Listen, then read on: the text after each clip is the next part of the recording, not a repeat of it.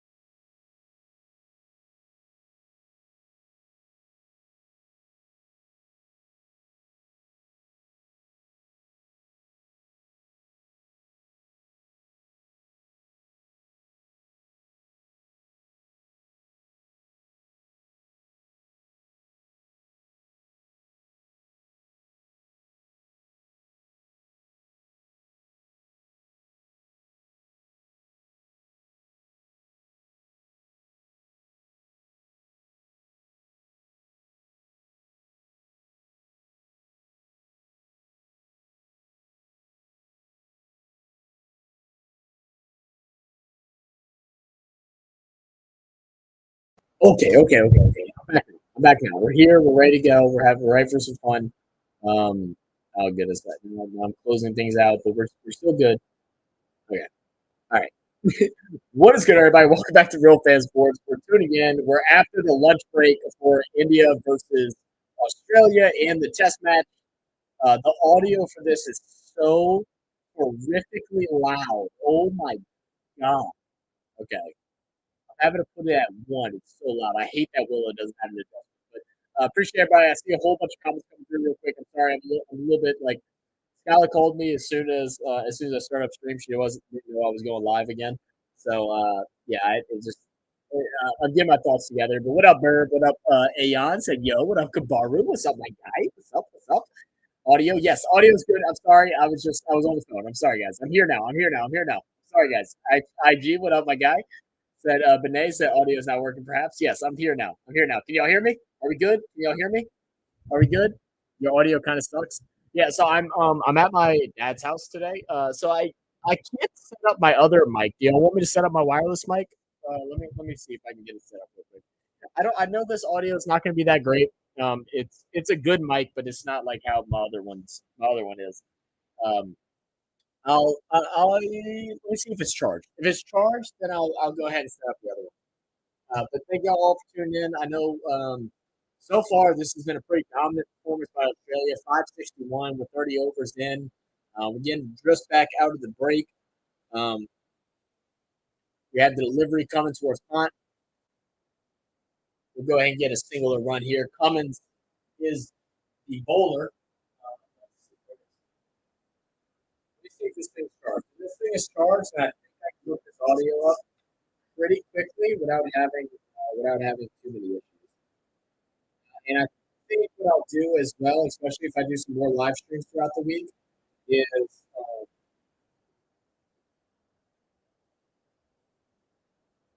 I'll probably set up my camera, and I also will set up some other stuff just so it's a better viewing experience. But yeah, like I said, right now in a peculiar situation, I'm doing some dog sitting for my dad at the moment. So I'm here, just handling business the best way that I know how to.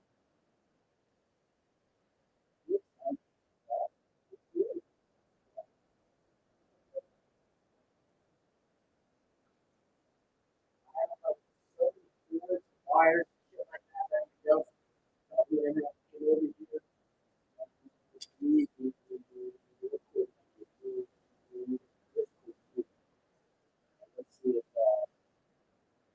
I'll see if my brother has spots to be able to plug this into. We'll check in a second. So do it, please, if you can. Okay. All right. Yeah. Just give me a moment. I got to remember how to do it because I haven't actually done this in quite some time. All right. I think it connects to Bluetooth. I don't need this recording. I think it connected to Bluetooth. Okay.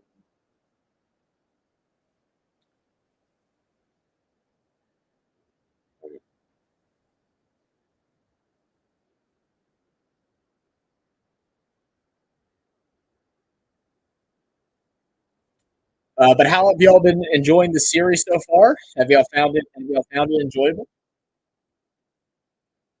All right, let me remember how to set this up. I know I did it once many months ago when I first got it, but I was testing it out. So let me see if I can figure out how to connect it now. Let's see. I believe there's a button I have to press on this box. You know what? I will just go ahead and Google it. Let me Google it, and then that way everything's good. So it'll be a little rough start, guys, and then we'll get back to like this full, play-by-play talking shit. I will go ahead and open up the lines in a little bit for the game. So if anybody wants to come jump in, I will drop the link if y'all want to come in and talk about the game. I'm planning on doing the rest of today's series. Hopefully, at least that's the plan. How to connect my DJI wireless mic to my computer. All right, let me figure out how to do this. Use USB or DJI mic mobile adapter to connect the receiver. Okay, so I got to connect that to the receiver. Okay. Okay, so yes. All right. Okay. All right. We're working it out. We're working it out. So I think I got to plug this in and then this into the computer. Okay. Let's see. Let's see if that works.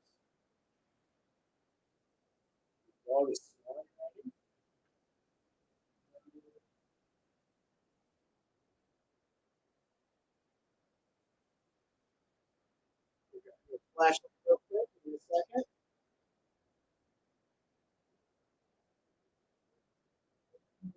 Okay, let me see what's available for me using this.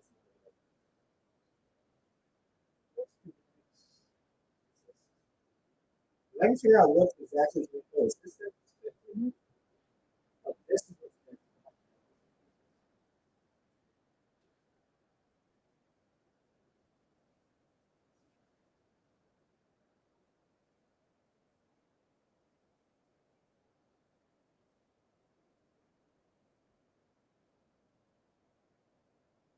all right. I'm gonna lose me for a second. Let's see if it works.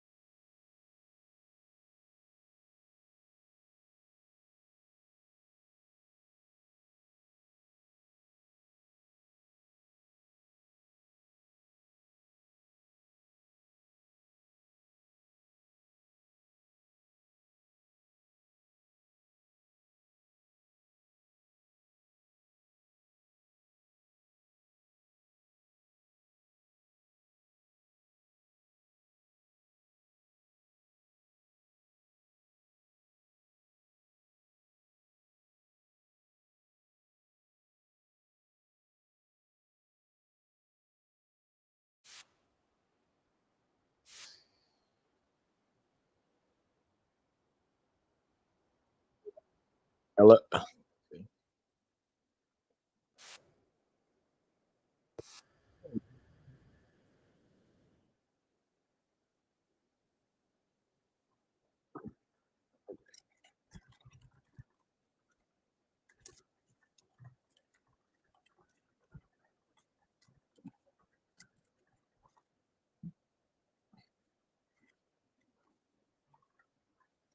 Okay. Are y'all able to hear me right now? Y'all can hear me right now? We're good? Okay, so this is using the old mic. I'm gonna switch to the other mic and see if that works out fine. All right, so I think it'll be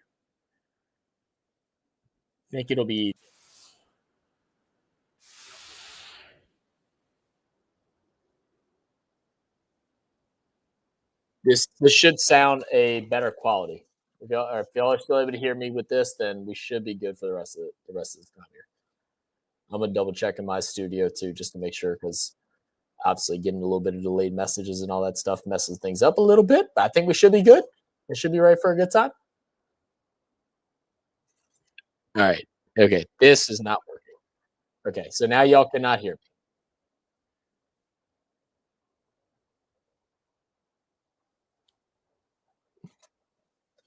me. Okay. Weird, weird, weird. All right. No, it says that mic's working. Why can't I hear it through my sound? Y'all okay, y'all can hear me? Okay. All right. Well, I don't know because I'm trying to actually listen. Uh I'm actually trying to listen to myself talk, and it's not working for me. All right, let me see what I need to fix then, because there's something on my side that's now jacking up. But it's always a new thing, guys. It's always a new thing once we set different speakers. All right, headphones need to be this.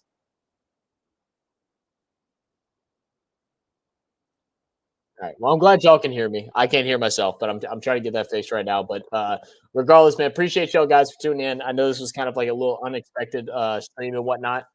Oh, my audio just picked up. Okay, audio picked up. Good. Am I loud enough? Do I need to turn this up a little bit? Because I think I can. Let me just put this little magnet down here. All right. All right. We should be good to go. All right. So, what's up, everybody? How's everybody doing? I know AB said I was so excited. I woke up at 7, disappointed. Yeah, this has been a tough matchup here for it's been a tough matchup here for India, man. I mean, I know, like you would think they would have came out with a little more enthusiasm, especially after their disappointing performance against New Zealand. Um, and then to have this today, day one of series one, just to come out as slow as they did. We had a couple of ducks. We had a couple of early wickets as well. It's definitely been a tough going here for India. All right. You mean the 46? Yes, I mean the 46. Hey, don't be rude to everybody. Now, like I said, I will open up the lines. The only thing I ask, if y'all were to join it, is to please make sure that you don't have any loud sounds going on in the background. Make sure there's no the game audio isn't being shared. So, preferably have at least some like Apple headphones or something like that with a mic. You don't have to have a camera, but y'all can come in and join and talk as long as y'all keep it respectful. And as always, if one person comes in and starts saying something stupid, it ruins it for everybody. So if y'all like to come join in, the link is right there. I probably should have grabbed one more beer before I came in, but that's okay.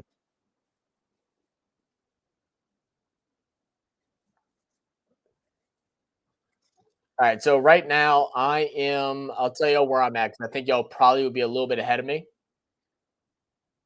I'm just now seeing the delivery that's leading to a possible review.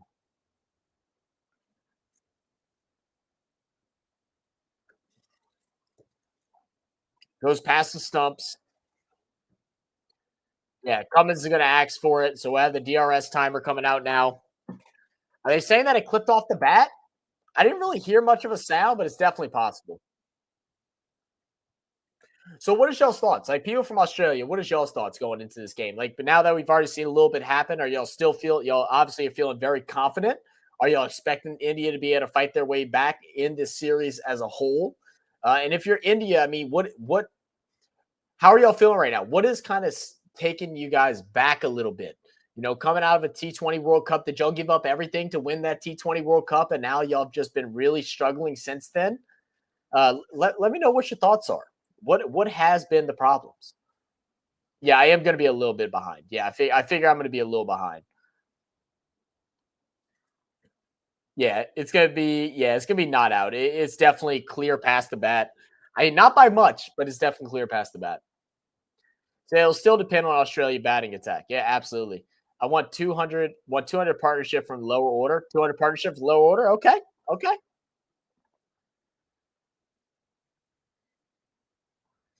Yeah, doesn't look like any sound off the bat here. Goes past, and then we're getting the sound once it hits the body, so it should be good. Totally different team and approach by players.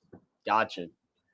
As a neutral, I'm hoping for a great match. Me too. Me too. This is my first time ever watching any type of test. I know it's a lot different from what we've watched in the past. Um, I think we did like tune. Did we tune into a test match like a tail end of one? I think we did a couple weeks ago. But like this is the first one that I'm gonna try to watch through and through for the most part. Like I'm not gonna say we're gonna be here for every single day for every single series, but we're gonna try at least catch a couple of hours. I'm actually in a good situation right now where I'm not having a whole lot of work and school going on, so I'm able to be a little more active with live streaming today. Like I said, we're gonna try and finish off the rest of today's match, and then tomorrow, who knows? I know me and Nan have to do some recording, so we'll do some recording tomorrow, and then after that, I might come hop on and join for a live stream. And then I know in December I'm definitely gonna try and do a good bit. Pont is the hope here. Pont is the hope here. In my opinion, the key players are out of the form. Key players are out of form. Yeah. So why is that? Do you think is there some reasoning? Because I don't understand like the mental part of the game yet to be able to like try and dictate it. Why do you feel like they're out of form? Are they ill prepared, or maybe they're still like mourning on the loss to New Zealand? And they just haven't found their rhythm back yet.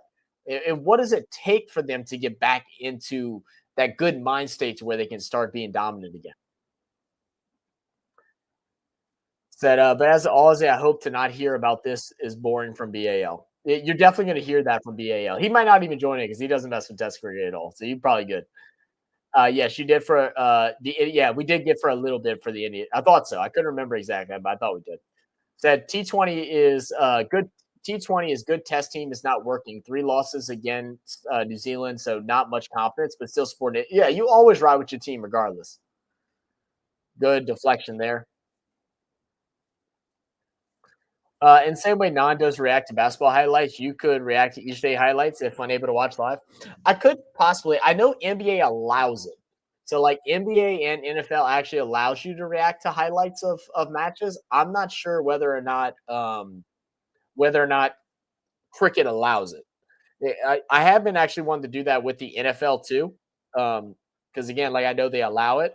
I'm not sure if India does or not. Excuse me. Here comes the delivery. Just off the line of stumps. Uh, Jatu and Ashman and Rohit not in this match. Gotcha, gotcha,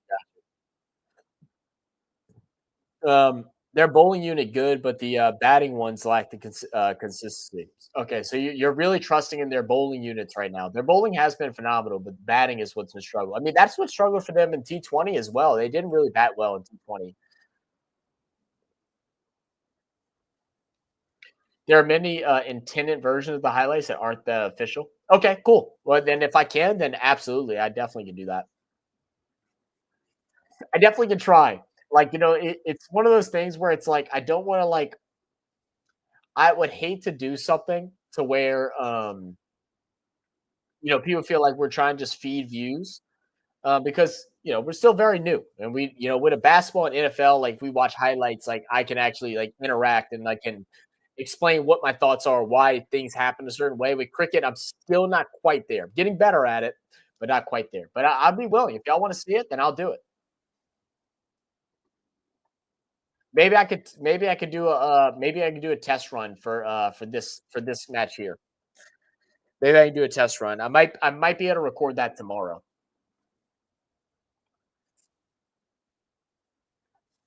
Varad and Rohit not performing well. Yeah, that'll do it, man. That'll do it when your two better batsmen are struggling. Whoa, whoa, oh, took a crack at that one.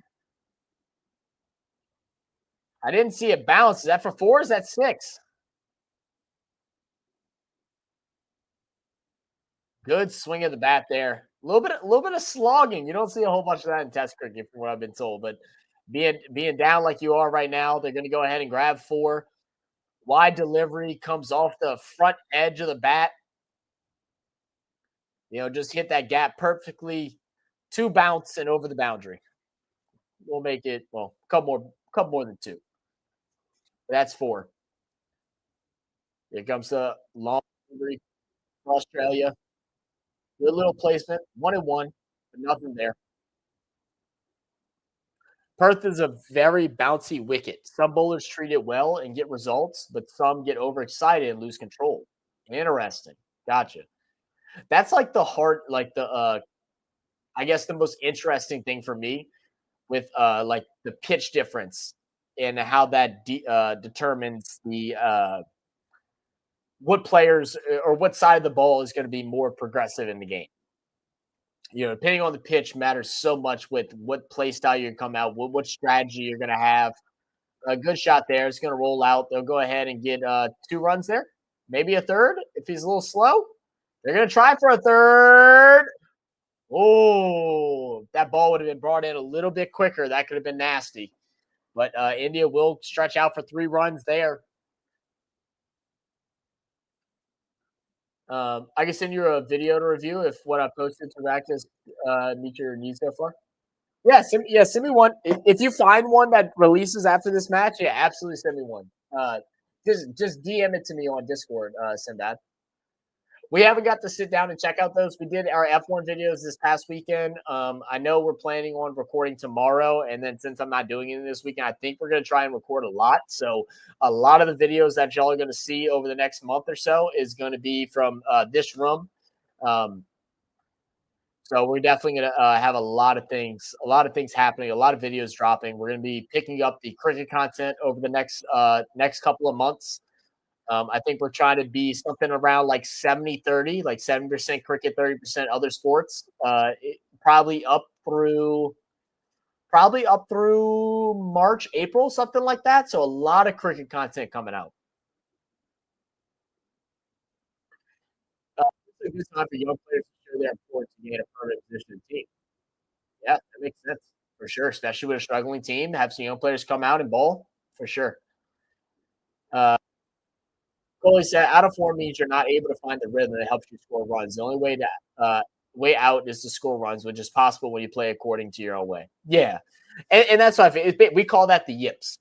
We call that the yips. Aaron Judge had a bad case of the yips in the World Series this year in the MLB. He just couldn't find a good rhythm at hitting the ball. He had one game where he able to get a couple shots, got walked once, had a couple, he had a double and a single, and everybody thought he was going to come out of that, but he just wasn't able to find it. A little bit of the yips, man. They got to figure out a way to kind of center themselves again and get back to their roots of what they specialize in. Said Nitish is debuting here. Nitish. So what position is Nitish? Is he primarily a batsman or is he a bowler?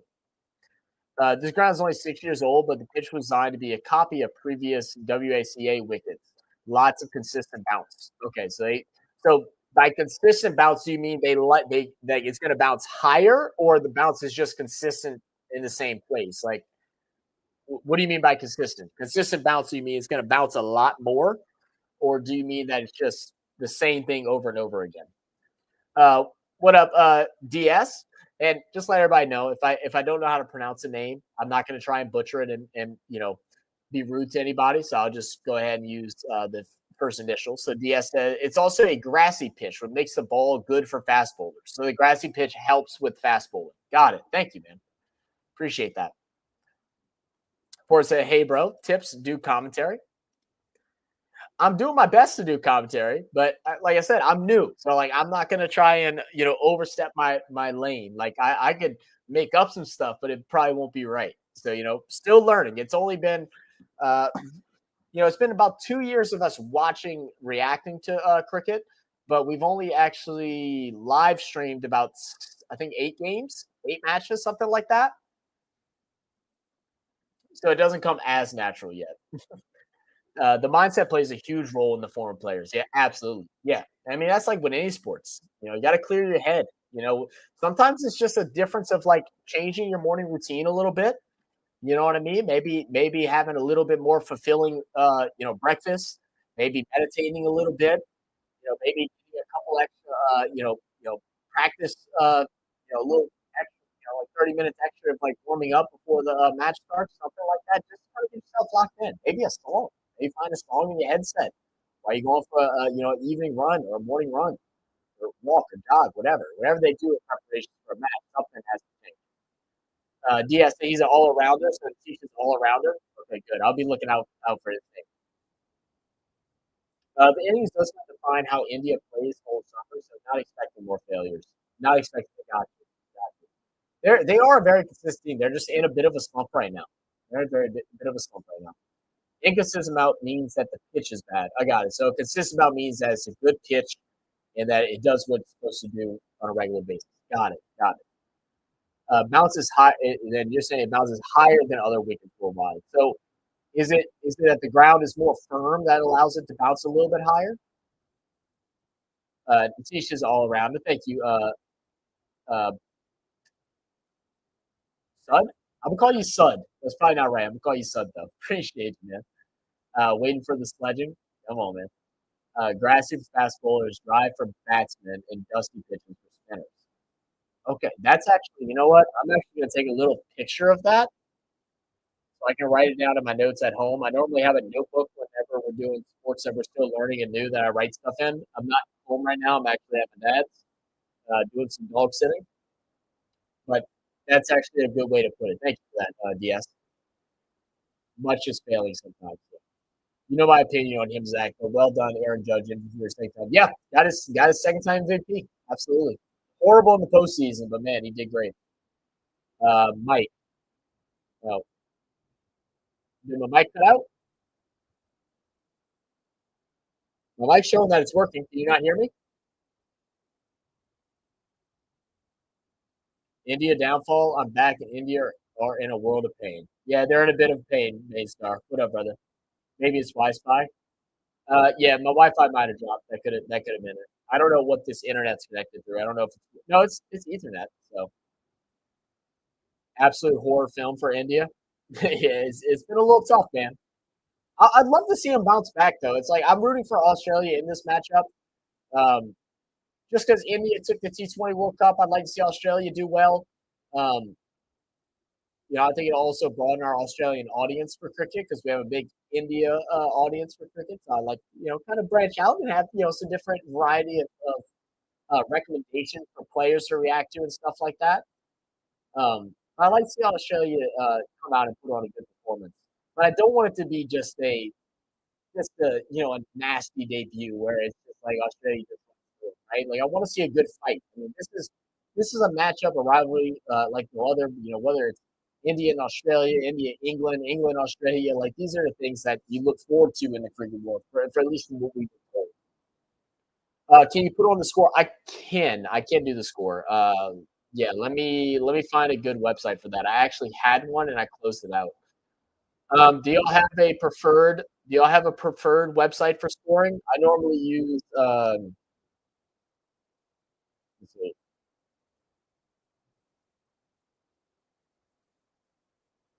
I know some of y'all like was it Quick Info, but sometimes I feel like that one is kind of weird, hard to beat. Um, let's see how Quick Buzz is. Yeah, I just don't like how Quick Buzz is. Good. Kind of difficult. Let's try Quick Info. See how Quick Info is. I guess we can do this. All right, let me. Let's see.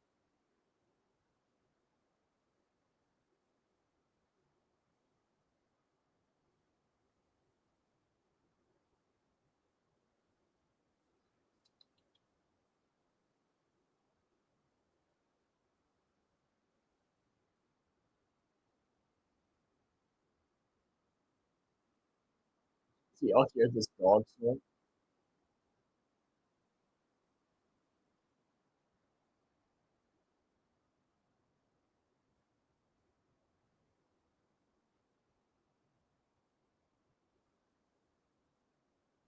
Work for y'all? Does this look good? Are y'all able to read this? Um, oh, wait, this isn't even the right damn score. This is what the hell is this? Why do you even get this? Okay, never mind. That's the wrong one. Let me find the right one. Why can't I find a good score for this? India versus Australia Test Series. Scoreboard. Let me try to find a better one. That did not work. That's not what I want. Sinbad or Mace or anybody that has me on Discord, if y'all have a good website to keep track of score, if y'all can send it to me on Discord, that'd be amazing. Because I'm not finding a good one. I see something called Live Pit. No, that's not good. Yeah, if anyone could help me out with that, I'd be.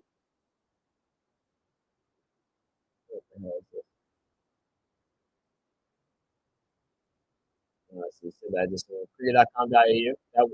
I don't know if that'll work for me, but I'll try.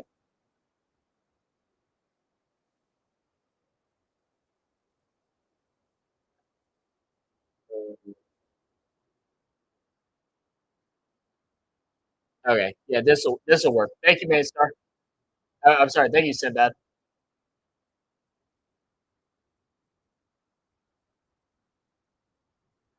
Does this look good for you guys? Does this work? Let me make it a little bit bigger.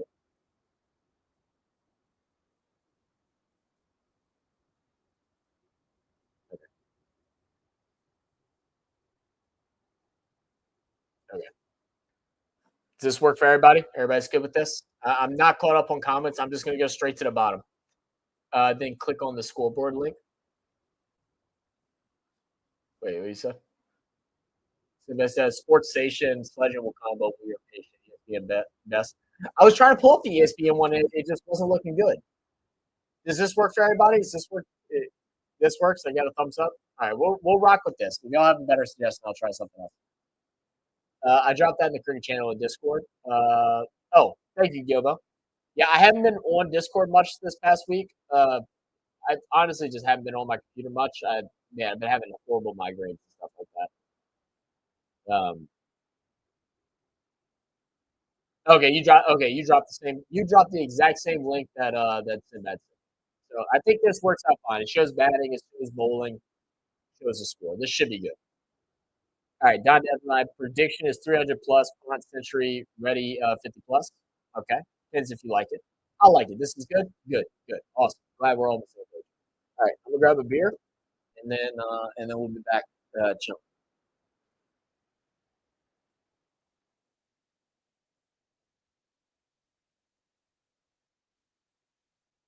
I'm just dog. I'm just grabbing a beer.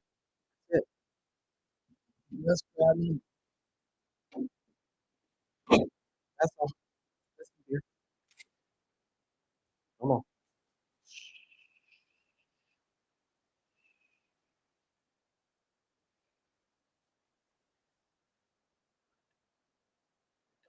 Be good. Good. Just be a good dog, and we're chilling. Yeah, just be a good dog, and we're chilling. Okay.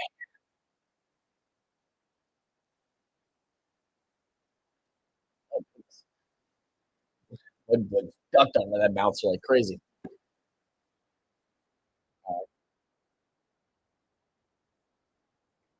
Give the dog a beer and they calm down. They're actually being fine right now. He was sleeping. I'm surprised I couldn't hear him snoring. And the other ones, I don't know where he went, but he was laying down. Hey, man, sorry, we got him watching Test Cricket. We win. Y'all win. It's out. Everybody knows now.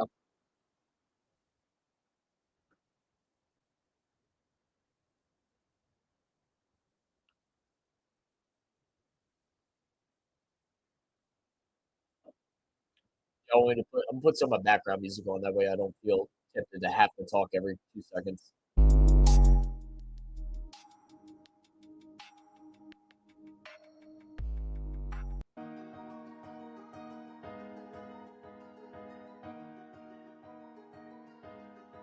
I'm Indian, but I live in Brisbane, Australia for work. Oh, that's pretty cool, man. So what's that like right now?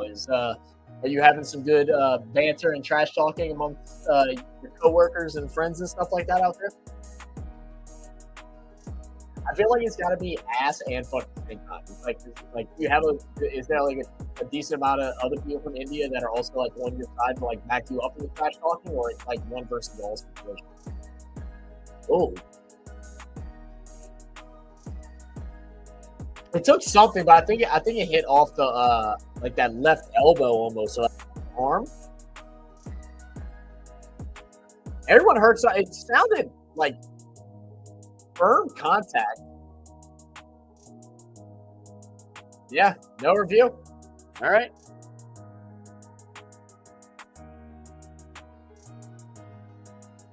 It hit something. It sounded like a bat, but I thought he hit the arm. Let's see if we get a review here. It looks like maybe off the glove. Yeah, it hit off the glove. It's the glove part. The glove's not part of the bat, I'm assuming, right? I don't know how it works. In baseball, the glove is part of the bat. I don't know how that works. So, like, if you swing, it hits your hand, that's part of the bat. So obviously not, because it would be an output. Yeah, he's throwing some speed at him. He's hit him right around the chest area. It's going to be a good run there by India. Marcus can't believe this call. Are we going to burn all our reviews? What you mean? Winners SB and got him running also. Yeah, dude, I need to go run tomorrow, actually. I'm trying to find, I don't know where to run out here. I think their neighborhood's pretty nice. I might there's like a really nice neighborhood like right across the road. I might just go take a run I don't know. We'll see. I don't know how big the neighborhood is. I'm gonna have to like get like a little tracker. I'm gonna try to do, I don't know, probably like 3 miles, I guess, is what I'll go for. Glove out if they went to review. It would have been out if they went to review. Wow, gotcha. That's crazy. Do you guys think India can play WTC finals? That's cool. Glove is out. Oh, so glove is part of the bat. Oh, so it would have been out. Wow, that's crazy. Yeah, I heard that elbow. How did that not hurt him? I thought he hit the elbow. It looked like it just went off the glove, though. Yeah, the elbow would have been painful. This last batting pair, if one more wicket falls, then tail enders will come to bat, which are bowlers. A lot depends on these two here. Okay, so this is where we got to really lock in. So during these test series, will they fill out these stadiums like come like later days, or and since it is such a long event, do fans like come in and watch and then might go leave for lunch or something like that and then come back in? I feel like I've seen like test videos where I've seen stadiums be sold out. Obviously, Optus Stadium, very nice stadium, very big. I like. It almost looks like a wood around the outside of it. It's really nice. It's crazy that y'all are too poor to build a roof over it. Just like y'all are too poor to build a roof over it. Let's see. Watch for Stark bouncing next over. He will be putting pace on. Stark, okay. So which NFL team do you support? So I'm from New Orleans. So I'm the same thing. Born and raised, and then if you're new to our channel, DS, if both me and my co-host NONPFIXION, Non from East Oakland, he's the biggest Raiders fan. Not that he possibly will join us a little bit later. He's got a couple of videos that he has to edit. He said he might come join in, or he might just go ahead and have to chat up and come type in. I believe he's been doing a lot of Warriors reviews right now for the NBA. I think he's editing a couple of those, and then I think he's doing some videos for his channel as well. So, shout out my brother NONPFIXION. I'll drop the link to his channel below. They need to win 4 tests here to qualify. They need to win So what are they trying to qualify for? They said, I'm brand new. I don't understand everything. What do they need to qualify for? It's only Friday here in Australia. Saturday and Sunday will be full. I got you. Friday and Saturday will be full. Got you. Or Saturday and Sunday.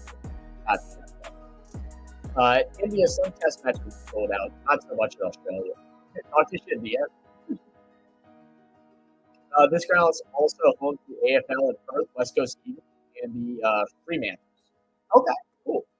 Yeah, I knew. I think you told us that they use the same fields for AFL and Perth.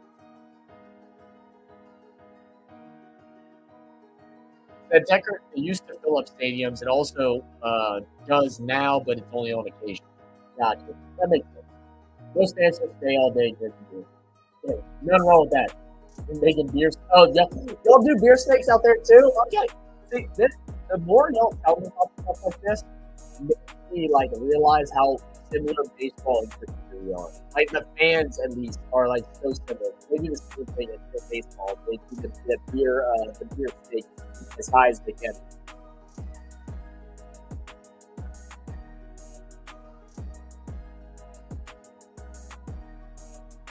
Beer and hot dogs, little hot dogs.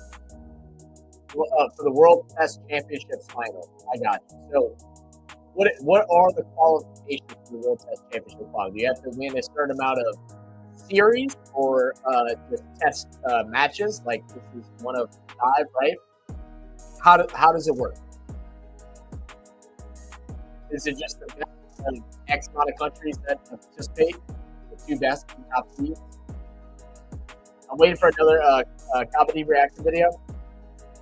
Yeah, we want to do some more. The hardest thing with doing comedy is the fact that it's just really hard for us to find videos to safely and react to. And so the thing with it is if we upload a video that is blocked in our country, then it will get blocked because we're uploading from our country. So that's where like our issues are coming in. That's why the ones that you have seen have been from like 8 years ago. I know Cody wants to do some live reactions to some Kabaddi this year. I think y'all said it will be on Willow TV. I actually can check this after today's game and see when it'll be. Maybe we can do some live streams for Kabaddi every now and then. Yeah, that will be part of it. Like right now, we've been having a lot of big events going on. We had Bathurst. We had the AFL Grand Finals, NRL Grand Finals, now Test India Series. We had the Melbourne Cup. We have F1 on Saturday, so 2 days from now. So we've been trying to like pile up videos that are related to those live streams to try and get some people to come and join us. And then once like December hits, is once we're gonna start like just kind of pondering in a little bit of everything. Like I said, we're still thinking about probably about 70% cricket. I think is our game plan. We'll get some comedy in there, like at least every 3 weeks, something like that. Get some AFL, get some NRL, get some rugby union. We haven't done that in a while. Let's get back to that as well.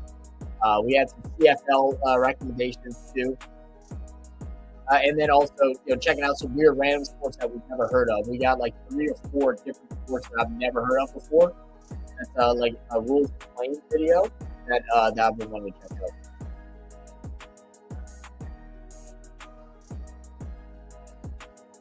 out. To qualify for the World Test Championship, that's what WTC stands for. Okay. Y'all using acronyms that I didn't understand. I had no idea what WTC stands at all until y'all just said that. Browns beat Steelers. Yeah, what up, Kidder? Yeah, they beat them 24-19. It was a fun game, man. Snow game. Love those. Magic effing came back. Did they come back and win after being up and trailing? That's crazy. Test matches points are counted. Oh, that's interesting. There's a 2-year cycle where teams play certain test years to qualify for the top 4. Got it. I like that about cricket. I guess it's kind of ass in a sense of like you don't get a championship every year, but I think it stretches out, so it keeps you locked in. Every series matters because it goes over that 2 years time. So every series, every game, really is really important. I'm also really excited to watch the Ashes next year. That'll be a first for our channel. I know we talked Brother Blaze over at PKR. He doesn't do a lot of tests or a lot of cricket on his channel, but he does do the Ashes every year, and he was telling us about it, and I know he really enjoys it. Yeah, I know we want to do a bunch of different live streams this year for cricket. Depending on time, because time difference does make it hard at some moments. But I know we're hoping to be able to do some IPL games. Like I don't know which ones or how many. I know we want to do BBL. I need to actually set up the BBL league. Maybe we can do that this weekend. Maybe you can help me. I don't know what you're going to plan this weekend, SP. Before the games. Matches start, maybe we can get together and like try to get that set up. I know you sent me instructions and stuff, but my ass is real slow, so I'm still a little confused. I know we also were told that we need to do the SA20, so maybe we can check out some of that as well. It'll be fun. Win highest percentage test match you play. Got it. You can probably look for points table online. Okay. Look, you said search WTC points table. Big shot high, could be out, and he just drops it. Oh, the sun got in his eyes. I feel like he took horrible positioning on that ball there. He's chasing it over the shoulder, but that ball was high enough where he probably could have backtracked, couldn't he? Could he have not backpedaled into it? I guess he didn't want. I guess you don't want to like run this way and then turn your head around and then possibly lose it in the air. I mean, it's a tough catch regardless. I think he probably could have like ran forward and turned and then got underneath it this way. It might have been a better opportunity, but it happened. All right, so WTC points table.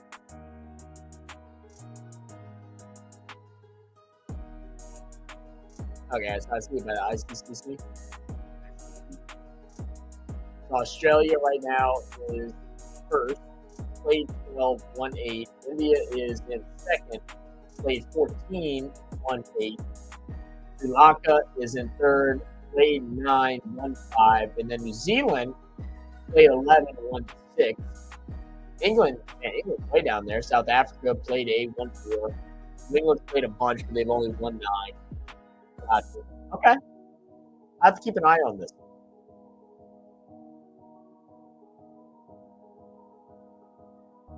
Oh,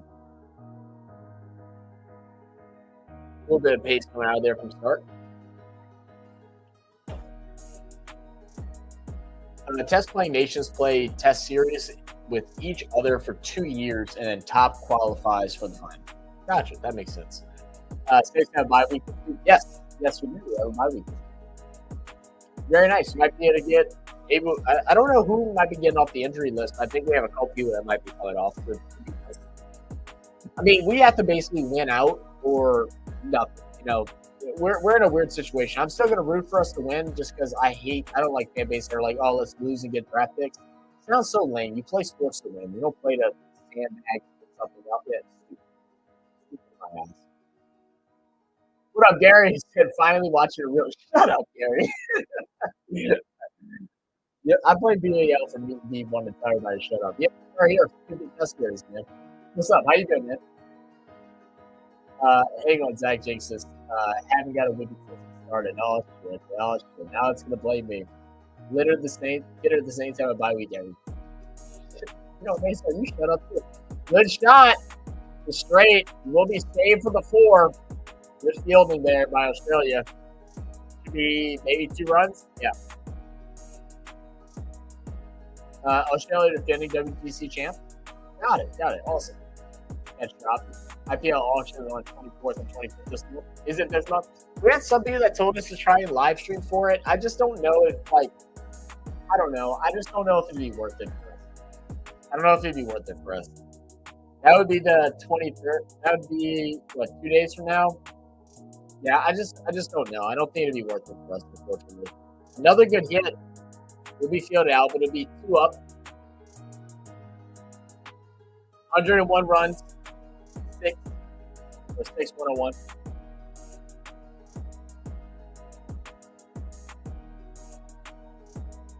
I just received the artwork I bought. Main Star will like it. Check the music Discord, Main Star. There you go. Check the music Discord, Main Star.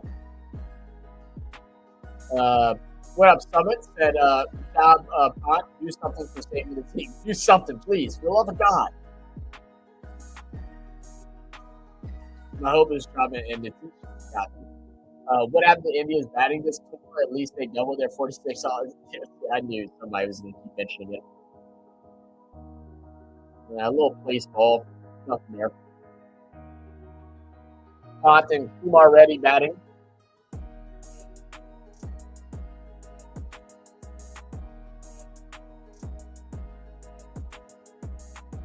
Will do, Yabo. I want India to in Bumrah's captaincy. I'm a big fan of Bumrah. Bumrah's awesome, man. He's got, man. You know what I like about Bumrah is like he does, at least from what my experience of watching his videos and stuff. He doesn't come off as a super cocky player. You know, he just goes out there and handles business. His delivery is super smooth. It's a little unorthodox, but it's super clean, very consistent, great accuracy. That's the 4 there for India. Ready. And I really fell in love with Bumrah after we watched the Michael Parsons video where him and Bumrah got together and did a little versus competition. I forgot what it was called. It's on our channel if you want to go check it out. They had Bumrah do some football drills, and they had Michael Parsons do some cricket drills. It was just really fun. I love this personality, man. He seems like just a fun, you know, dude. India have never won a test match with Perth stuff. Oh, really? That's actually history like that. Really, they've never won. How many times have they played you? Both the bats have their eye yet. No, they're not good now. Good morning session test cricket. You should score at least 100. Australia well and truly a top. Yes.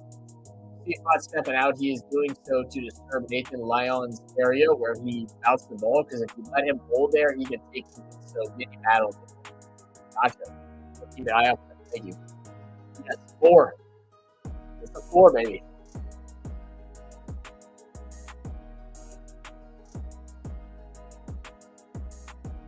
They'll take the run there.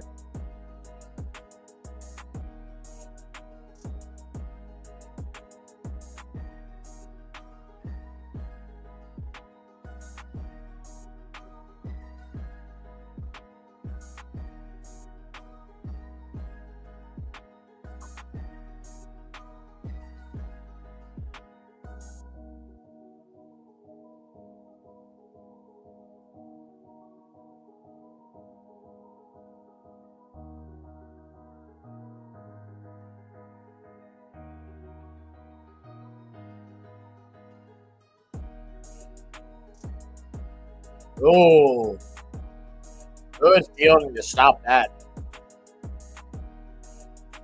Have you ever tried playing cricket? I have not yet. I actually was invited. I need to reach out to him again because I feel so rude.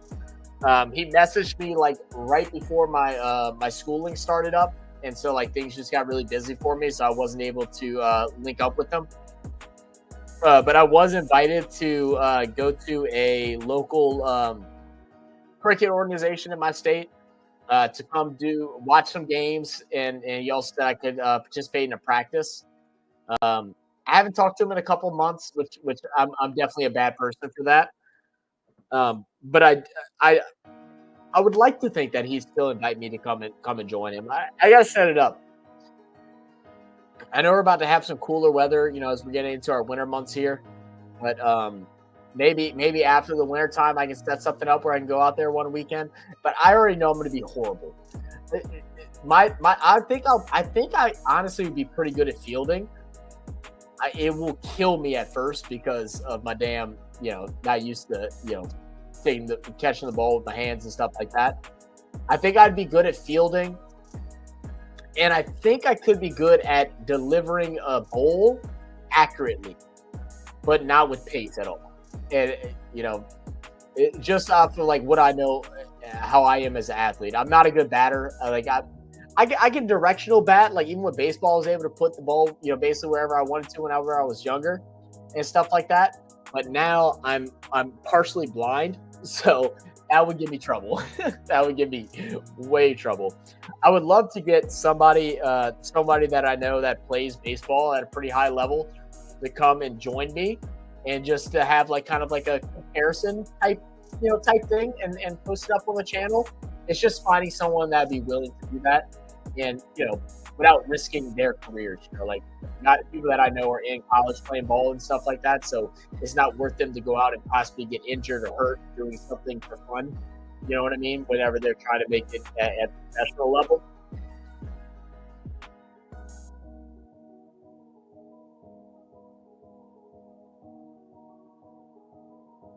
I do want to just go and learn, though. Like, I don't want to go and try to be like good or anything like that, but I would love to face a decent bowl, face a couple spin bowls, and then try and deliver some. I really want to do that.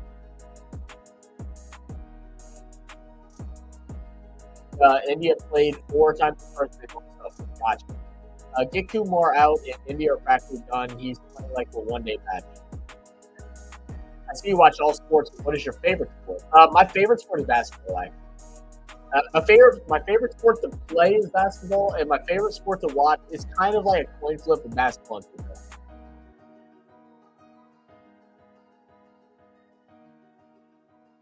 Yeah, I know. That's what they were telling us earlier. It's summertime now, huh?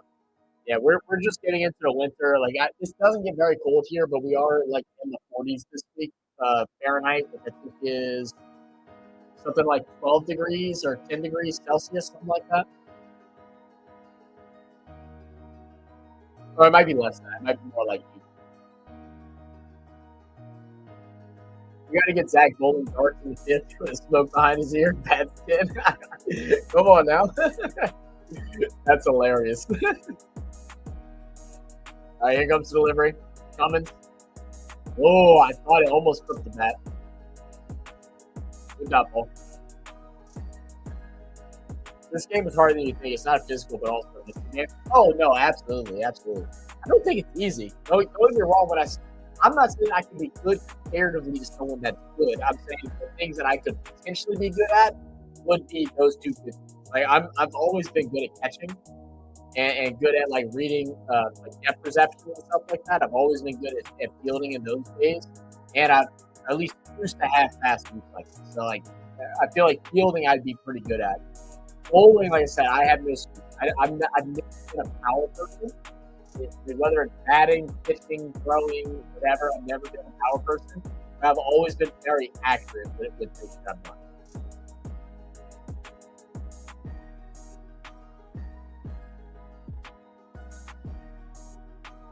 Any bad ball sport, I'm not that good at, which kind of is a shame, because my dad is a very good baseball player. He played minor leagues and stuff like that. Had college recruits looking at him. He's just a jackass. Who's why he didn't pursue it, but he holds records.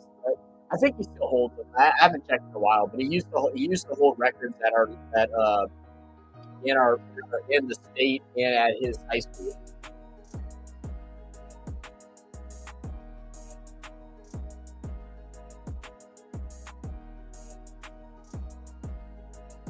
What would you be? Is that a spinner or a fast bowler? I'd probably be better at a spinner if I had to guess. If I had to guess, I mean, I have no idea. Like I said, I don't have pace like that. I don't have speed like that when it comes to like throwing a ball or hitting a ball. So like, but like accuracy and like technical stuff, I think I'd be good at that. I was able to. I know it's different sports, obviously, but I mean, I had a pretty nasty curveball, slider, and stuff like that. Whenever I was like not even playing like for a team, but just playing with my friends and stuff like that. Uh, I always create a lot of in my delivery or my pitches when I play baseball. Scoreboard looks R. R. What does R mean? Score looks terrible, but with the best bowlers now resting and resuming, we give this. Yeah, fair enough. 12th man from that. That'd be me.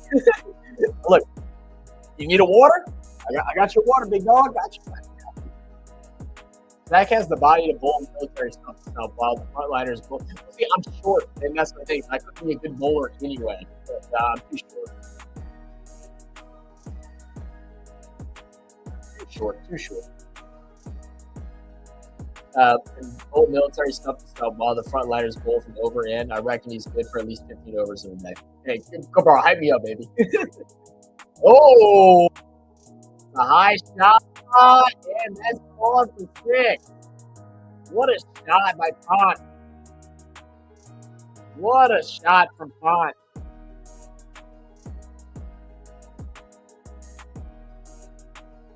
Natish and Cummins both are play same time in IPL. Gotcha. Other.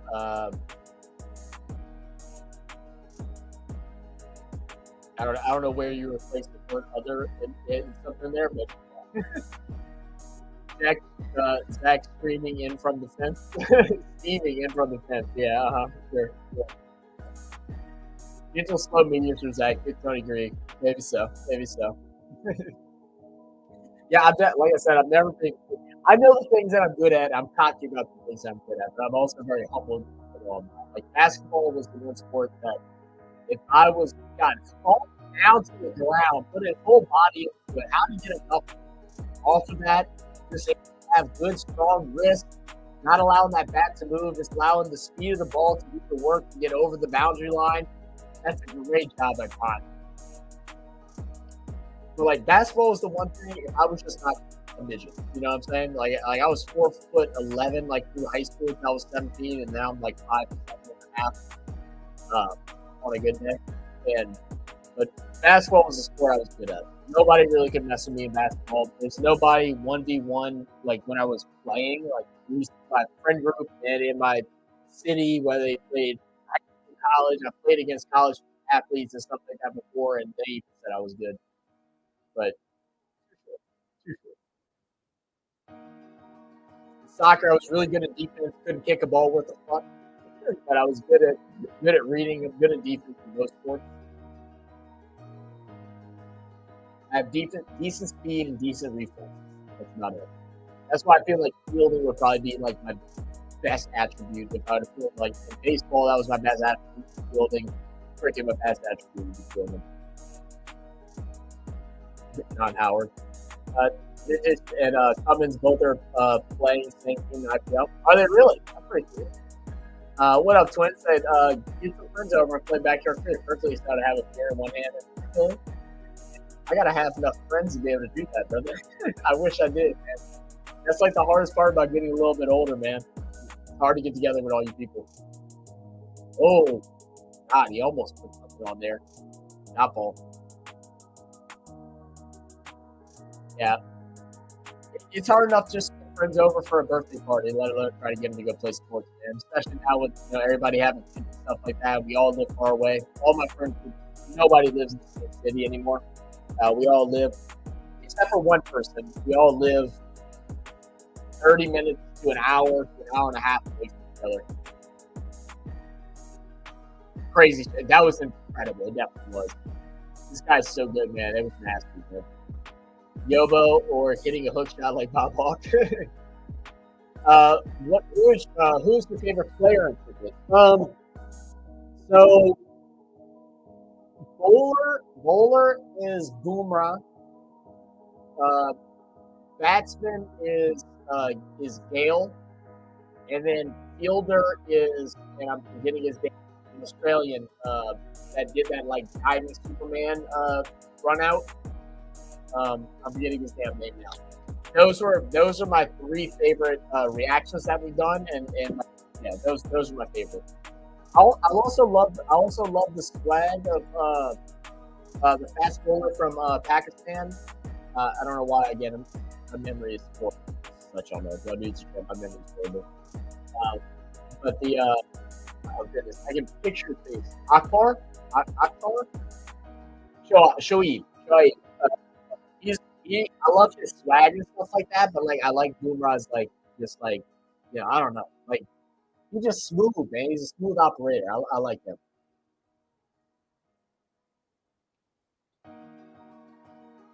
It's just rhythm. Zach practicing that rhythm. Okay, fair enough. It's 1 year we haven't forgotten World Cup 23. Australia's only fear the pond. Pratt Maxwell, Travis, who finished the final. Pratt Maxwell, that was actually a really cool video. That was that was a top video too. That was a top video too. Ooh. 118 for 6. Exclusively bumpers. He knows how to stretch in the back to get that Wagner man. You know what? That's literally what would be. I wouldn't try to hit for nothing, bro. I would just try to see. I'd probably be better at testing. I wouldn't be able to get no power behind it. But I think not now, but back in the day with hand-eye coordination, with amateurs, like extreme amateurs, I think I could place the ball where I want. I think I'd be pretty good at it. Obviously not against people that are throwing, fast deliveries, 99 miles per hour and, crazy spins that are going between gaps of like 6, 7 feet. Like, obviously. Let's see. Maxwell is Shohei Ohtani. No, it wasn't Maxwell. Maxwell wasn't the fielder. No, it was hold on. I'll go back. Hold on, give me a second. I'll find it. It was I'd better go to my list. Hold on. I'll tell you who it is. Oh, stupid computer.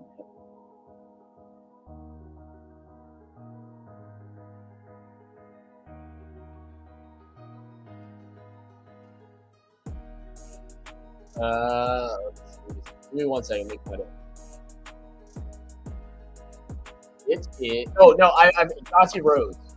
Is his name Dante Rhodes? I think that's who it was. That was my favorite fielder reaction video that we've done so far. And then obviously MS Dhoni as a wicket keeper. I mean that's just different level shit. Yeah. So Dante Rhodes is a fielder. Wicket keeper MS Dhoni.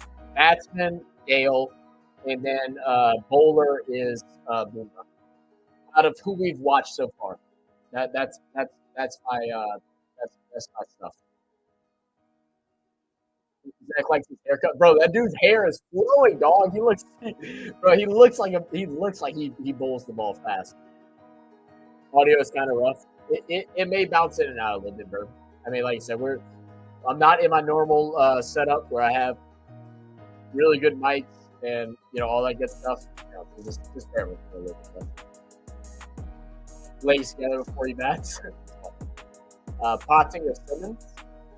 I have no idea. Oh, he's South African. Oh, okay. I messed up. He's South African. You're right. He is. You're right. That's my bad. No, I'm sorry. Sorry. John C. Rose, South African. My bad.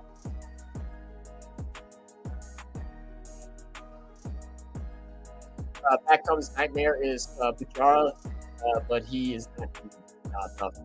Next time someone asks who is your favorite, tell them Ashok Ninda. Oh, is that you, Coley? Is that you?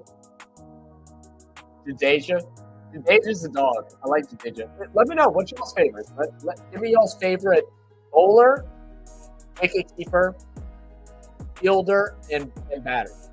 Give me y'all's 4 favorite of those 4 categories. Let me know.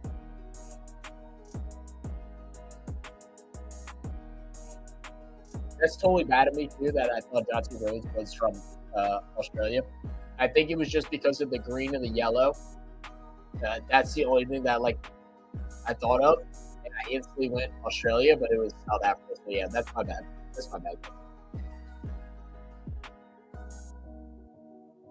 Don Sib says bowler, Virat Kohli, batsman, Virat Kohli, fielder, Virat Kohli. Virat Kohli's a beast, man. He's a beast. And I like Virat Kohli too. It's like no hate towards it. It's like the big hitting of Gale reminds me of my favorite baseball player, and so I think that's why that recollection with Chris Gale. But Virat he's got some swag to him, bro. I like his trash talking. He don't everyone say he don't start it, but you start it. He's gonna go ahead and make sure he finishes it. So I like that about him. The question is, give me your favorite batsman, bowler, fielder, and wicket. So those 4. Batsman, bowler, fielder, wicket keeper. What's up, Hayden? Said, hey, mate. What up? What up? Said Bowler Warren. Ooh, we haven't watched a lot of Warren. We did do 2 videos, and we did a recent video of Warren's stuff, and it was incredible. It was incredible. I think Boomerang like gets the notch for me just because I got to actually watch him live, and his performance during the T20 World Cup finals was just like, man, that's sold it. It really just sold it for me. But yeah, that is a very good answer too. Batsman is Ponting. I've never heard of Ponting. Never heard of Ponting at all. Is that someone that we should check out? Dinda is the greatest bowler of all time. Is he? Really? Okay. Well, shoot, I've never heard his name. Look, guys, so we do have a Discord, and I know we have a link that's in, I think it should be in this video as well, but it might not be, for request for RFS. We also have a Discord channel where you can put React recommendations on. We have stopped reacting to everything that everybody sends because it just became overwhelming. I don't think we expected the growth that we got when we did. It got to where we had like 230 request videos, and it was like, we normally try to do 2 to 3 videos a week. It would take us over 3 years to be able to do all of those. So we do kind of pick and choose a little bit now, unless you're a member. If you're a member on the channel, then you obviously jump to the forefront. But but we are looking for some more React recommendations. We're going to be doing a lot of recording this weekend, and over the next couple of weeks, we're wanting to do a bunch of uploads in December. We're hoping we're a little behind what we want to be at, but we're hoping to do an upload almost every day in December. That's kind of our game plan. Trying to make a grind out towards 25,000 subscribers. But if there's any new names like Ponting, I've never heard of his name before. Maybe that's something, a highlight that you have to is. If you can send it to us on the Discord or on the request link, which I can actually post it out of there. Post it there, that'd be great. Let's see. Burb said bowler, Boomerang, wicket keeper, I don't know, batter, Travis Head. Travis Head's a dog too. Yeah. Mike Hussey for all of them. Fair enough. Mike Hussey. That's a crazy name, Hussey. What was not normal, man? How can someone spend, dude? We did the reaction video the other day to his 10 best wickets, and the way that he delivers the ball outside of leg side and then curls it back in behind them, where they're just in there like, oh, nothing to worry about. It's behind me, and then they just hear the cut. It's just like, what? Yeah, it's insanity, man. Insanity. Definitely get into the Ricky Ponting feeling highlights. Agnomus does translate into highlights this night. Look, like I said, please in the Discord, because it's not that I want to forget, it's that I just will forget you telling me about this. Please, in the Discord, join it. There's also a bunch of categories and stuff like that in our Discord. You can chat. We have a lot of people that join us over there. It's actually been really active and fun the last couple weeks since we've really launched it. Please send us some videos of him. Send us your favorite fielding highlights of his, and that way we can react to it. We're actually doing recordings tomorrow, and I think we're mainly doing cricket recordings tomorrow. So send us some. Twin said, I'm an absolute homer, so Glenn McGrath for bowling, Ricky Ponting for batsman, Andrew Simmons in field, and Gilchrist behind the stumps. Okay. So Twins, where are you from? That's English players, right? Do not yell at me if I'm wrong. I feel like I've seen a couple of those names, and only from people that are from England. Are they English players, or am I just like totally ass backwards and I'm stupid? Y'all can call me stupid. I don't mind. Someone said my favorite bowler is Brett Lee. Okay, and Boomerang and Danley Stein. I've heard of Danley Stein and Brett Lee and Boomerang. Okay, batsman Rohit Sharma. Okay, David Warner. Okay, MS Dhoni is my favorite keeper, and then fielder Asia. I like that. It's a good list. Fast bowler McGrath, spin Warren, batsman Hussey, keeper Gilchrist, and then fielder Ponting. Okay, so it must be Australian. Now that everybody else is saying Australian, so y'all already called me stupid before I spoke on it, so it's fine. I just want to say it. Sorry. Bowler, Shug, Akhtar, batter, Alistair, Cook. Chauncey Rhodes in my face. Okay, I like that. I like that. I've never heard of Cook. Cook is a new name for me. Best Batman, Yuzni Chahal. Best Bowler, Ashok Ginda. Best wicketkeeper, Kamran Akmal. And best fielder is the entire Pakistan. Fair enough, man. Fair enough. Is spotting captain Australia 1-4 or 5 World Cups? Good question. Someone can answer that? I'm yelling at you. I know you are. I know you are. I'm sorry, guys. I'm sorry. I'm still like very ignorant, right? Like by the literal definition of ignorant, where I just am not knowing. So I'm making some guesses. So I am sorry for assuming. I will apologize for that. The banana crew out in the field. So that is on me. My bad, guys. They start. Oh, they're from Australia. My bad. My bad. I'm sorry. I like truly. Okay. You don't hear my dogs snoring? I just have my headphones. All right, I gotta run to the restroom. So we're gonna get cheered on. Those that are regulars, how excited we are to see the share. I'm leaving my mic here, so we all how we do it.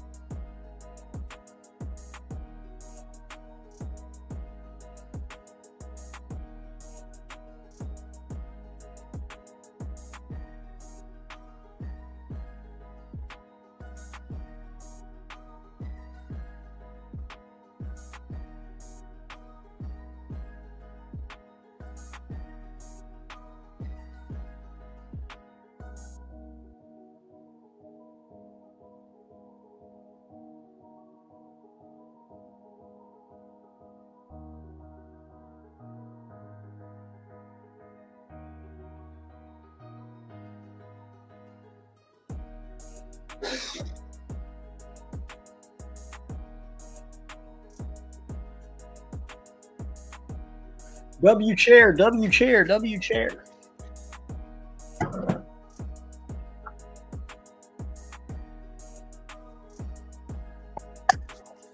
Okay. Make sure his battery's still good. Yeah, it looks like it's still fine.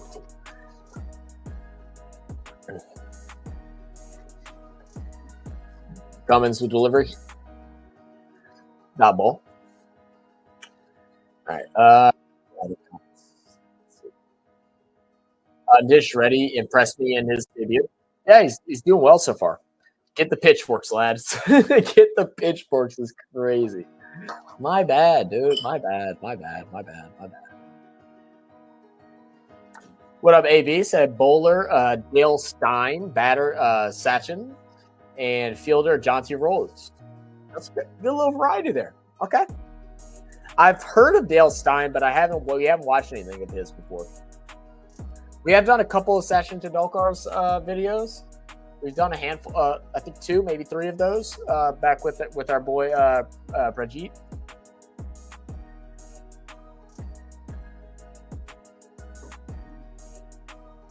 I haven't heard from Prajit in a while. I need to reach out to him and see what he's doing. Actually, I didn't even think about reaching out to the other guy to see what his plans were. I need to message him because I know he was wanting to start up during the test series to see if he'd like to come join. Let me see what he's doing right now. Let me send him an email. I think I have him on Instagram too, so I might be able to message him there. Let me see. I think his name is Nav.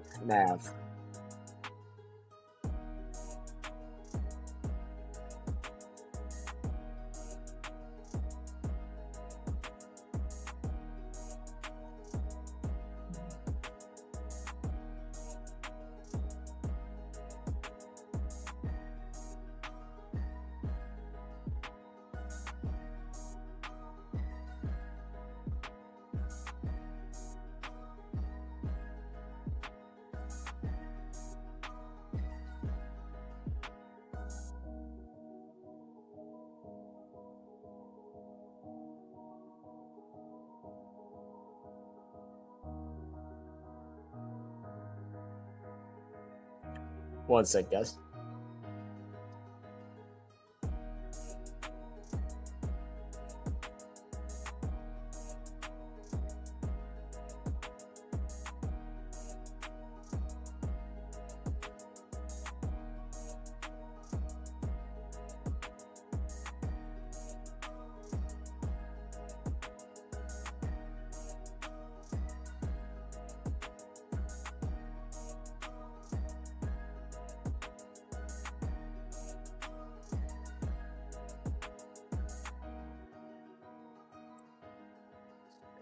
I don't think he started his channel up yet. But just send me an email, see if he'll come join me. Go. I literally look down and that. I totally look down at this. I'm a horrible streamer, bro. What a horrible streamer. All right, let's see. Anyone a fan of all cricket? Check out the React recommendation thread on Discord. I've linked a whole lot of videos there recently that highlight successes of various countries, except for England. We haven't had any England we haven't had any England recommendations yet, which I'm kind of like, not that like I know y'all may not give a shit about, but like I have kind of been upset. So like, if y'all have any good England players and stuff like that, that's very popular, we want to broaden out this audience, guys. Like that's been our main goal of our channel, is to broaden out our audience and have people from all over the world to come tune in, join in for sports. And we haven't had any England recommendation, any players, no matches, no nothing other than like Ashes, but it's all been recommended from our Australian viewers. So if y'all know any good England players that y'all respect and feel like it'd be a good reaction to check out, please send it to us so check that out as well. We'll kind of diversify everything. Do you know that your fast bowler, Netravolker, has registered for IPL? Has he? I hope he gets in.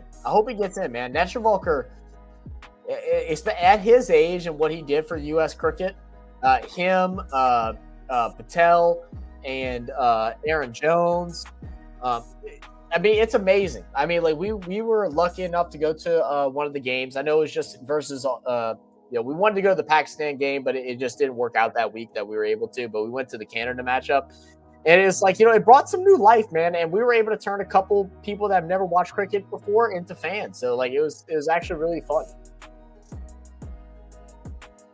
Really enjoyed it. What is the time in the U.S.? It's almost 1 a.m. for me right now. India getting pants so far. What up, Mark? Man, you're getting pants. A non-Australian list would be Tendulkar at bat, Curtly Ambrose. I've heard of Curtly Ambrose. Never watched any of his, but I've heard of him. I think he might have been in some like mixed videos where it's like top whatevers. Judge Rose Fielder and Alan Knott with the gloves. Alan Knott. I feel like I've heard that name, but I can't remember for sure. Racked on Alistair Cook on the best test player. Alistair Cook on the best player. I'll tell you, like I said, saying it here is awesome, but I promise you I will forget, and I don't have my notepad, and I don't have any way to do it. So that's why I'll keep spamming the Discord. Join it. It's free. It's clear. It's all good. And there's a little list. I guess I can share screen for it. It's gonna be a 4 there. A little boundary for Rana. But I can show y'all it, and y'all can get an idea for what it all is about and all that good stuff. Done the 4 Horsemen video yet? We haven't done a full one, no. But it's because I think we want to do a live watch along. I think we want to do a live watch along for the whole entire show.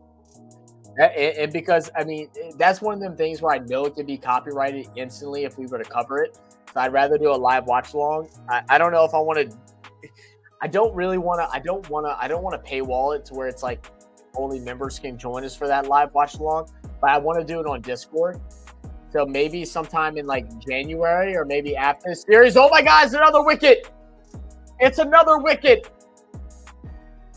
The point man dives for it. He's going to get the grab, and that's going to be another out there for Australia. 128-8 over 46.4 overs. What a grab. What a grab. Hazelwood with the delivery. Spins in. Gets off a little bit more on the inside of the bat. Dives forward, bobbles it once, but ends up right into the hands of 33. And I'm trying to catch his name. Great reaction time there. The only highlights of England that I enjoy are the ones where they're losing. Down bad, bro. What a yeah, absolutely what a catch. Absolutely what a catch. All right, let me go ahead and let me show you all the Discord. I'm gonna stop screen, share screen. Just sit. Oh, it's not letting me share the Discord. Application window? Oh, Discord. Here we go. Okay, I gotta do this way. All right. So this is a look at our Discord here. If y'all like to come and join it, all your standard welcome rules, announcement, leveling up, and stuff like that. Here is our live video. We go live. We video. We're covering the F1 Grand Prix Saturday. And this is the reaction to so you can go ahead and take a link to the video. We actually drop the link and we give us some type of explanation of what it is. That way we know what we're clicking on. That's very we have a live sports channel. Every now and then I will do live sports here where I'll show the games and stuff like that. And we'll just talk. Everybody can have their mic on. We'll just hang out, open mic. And just easy to use for anybody. I had this watch off. But open mic, all the stuff, you go in, talk, whatever. They have gaming here, like games with Overwatch, with their football. Our RFN regular chat, whatever you feel like speaking on, sports betting, fantasy football, college sports, NFL, NBA, WNBA, MLB, soccer, NRL, AFL, our channel, which we can all be listening to us in. Y'all share links to articles, share links to videos, or talk about what's going on in F1 racing, all that, horse racing, all that, and then the sports page channel, and then just general deal. Movies, drink, food, music, games, gaming, fitness, doesn't matter, y'all can do it there. So, yeah, please, guys, if y'all like it, go join it. I think it's done pretty, I think it's done pretty well. I hope to hopefully keep growing it. We hope to keep growing it and making it fun for fans of sports all over the world.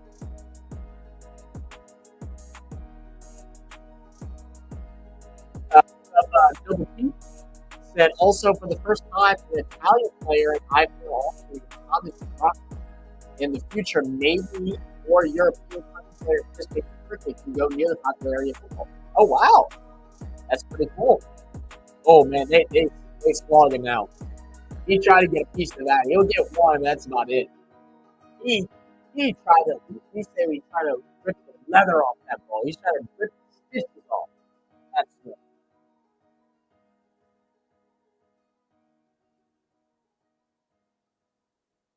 It's Hazelwood. Yes. Umrah is here with chest pad, elbow guard.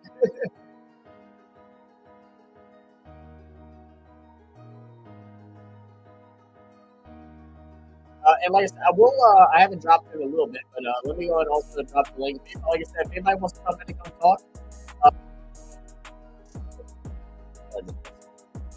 if anybody wants to come in and join in on the chat, feel free to enter. Just make sure that there's no crazy audio in the background. Preferably have headphones on with a mic attached or a physical mic. If you'd like to come in and join us for a little bit, more than welcome to hang out. I think it is. Nothing else, either.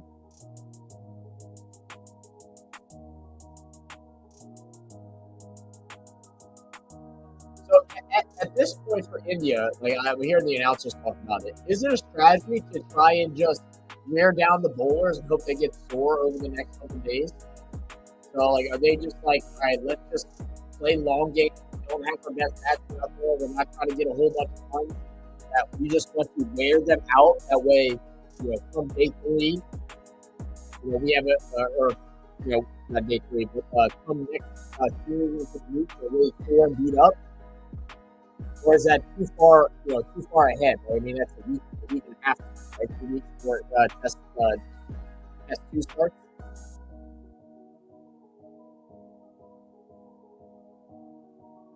Oh.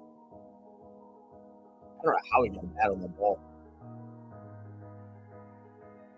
It's been a while since Indian fans aren't in F. Yep.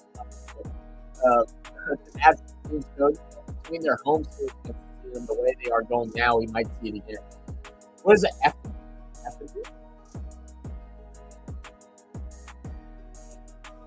A sculpture or a model of a person. So it's Wall Street Indian fans. Oh, okay. Got it. All right, that makes sense. Yeah, never. Interesting. So you think they'll riot is basically what you're saying, that if it continues to go back to riot?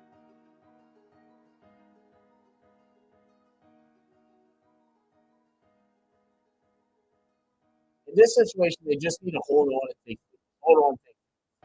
Wait along. Got it.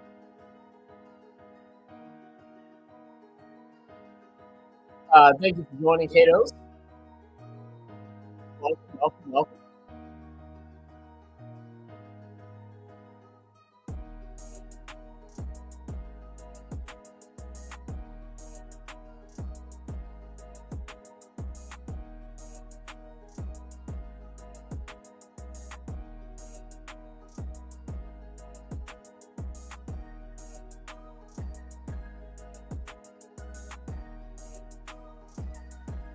Probably prepare for his sixth delivery. Think it'll be a bouncer. We're about to have another tea break, and then we'll get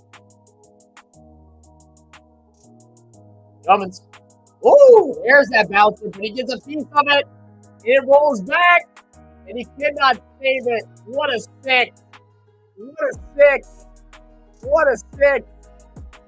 Come on now. Ready with a shot. That one. My goodness. He exposed that bounce in there. That was nice. Zach's mic is giving out. Do I need to pull up my live stream and stuff so I can check some audio going on?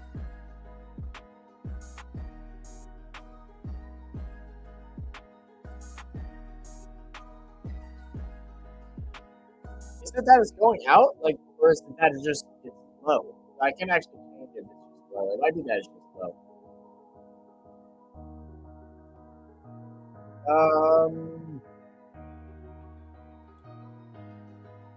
All right, is everybody else having issues with my mic cutting out as well? I mean, I can switch to the other mic that's a little bit not as bad, I guess, poor quality and stuff.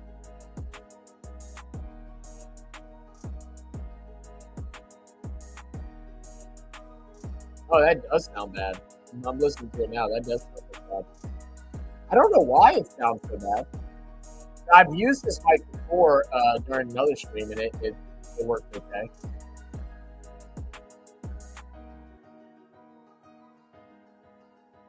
Bro, your audio is weird. Is the audio being weird? It's kind of grungy. Is it really? Okay. I can switch to the other one. I don't know why it is. Like I said, I'm not in my normal setup today. I'm actually at I'm at my dad's house doing stuff like that, so I can switch over to the other one. The quality, it won't go in and out as much, but it probably will be a little bit not good. It won't go in and out as much.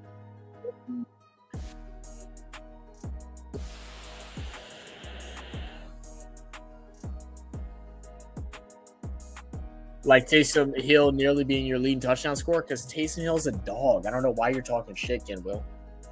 I don't know why this is doing bad either. It could be something to do with whatever port this thing is plugged into, if you want to be honest with you, but the audio should be fine. All right. So I'll try this out for now. Yeah, sorry guys. I don't have my normal equipment. I brought everything, but I wasn't bringing my mic over because that was going to require me to bring like a mic arm, a mic, like 5 different cables, another XLR splitter, and all kind of shit like that. I wasn't doing all that.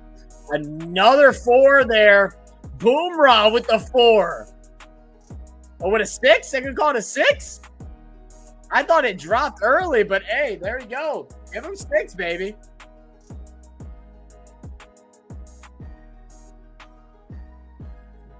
I'll try. I'll run some. I'll do some test runs tomorrow. Whenever I got here and I literally jumped on stream as soon as I got here, so I'll do some test runs tomorrow and figure out why the audio is not working the way that it should be.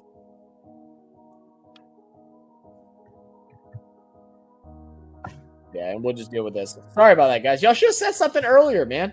Especially y'all that know that my voice, my mic quality isn't normally that bad. Yeah, next time let me know earlier. That way I don't.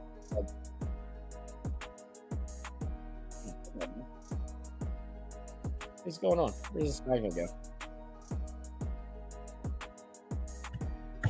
Okay. Yeah, I'll try to do some tests tomorrow and see if I can get it fixed. If not, I'll just have to use this mic. It'll be okay regardless.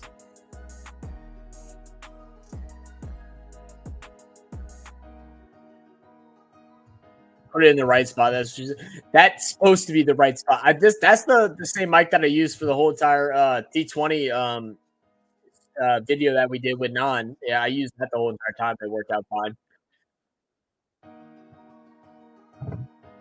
I gotta do this now. I don't hear myself double. It's giving me a headache. I think it's something to do with I'm using a USB splitter, and I think that might be what's causing the delay. That's the only thing I can think of because it shouldn't be giving me any problems. Hey, you want to turn off the background music? I can turn off the background music. Some people like it, man. I'll turn it off though. Oh, there he goes again. Boomerang's gone. Boomerang's gone. He got his 6. That's about all he's gonna get. Oh shit. He's out. 9 wickets.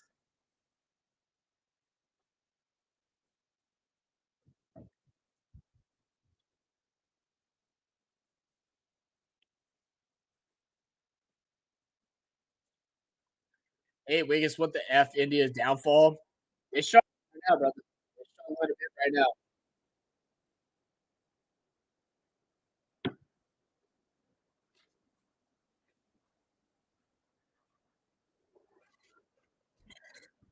I lost my vaporizer. It's gone. It's gone. I found it. We're good. The Bush horse has bowled so well today. Doing his thing.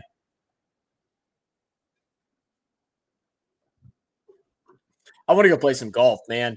I was so mad I wasn't able to do the golf stream last weekend.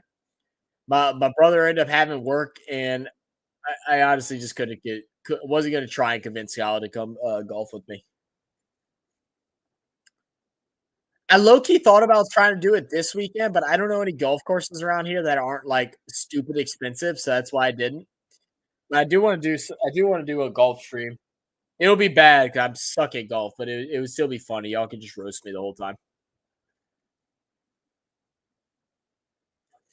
I'm just letting y'all know. First hit off the tee on the first hole is going to be either a slicing right or a ground ball to left. It's one of the two always.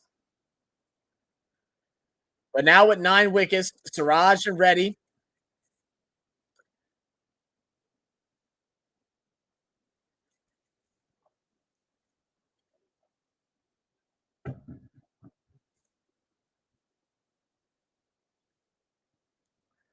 Cummins.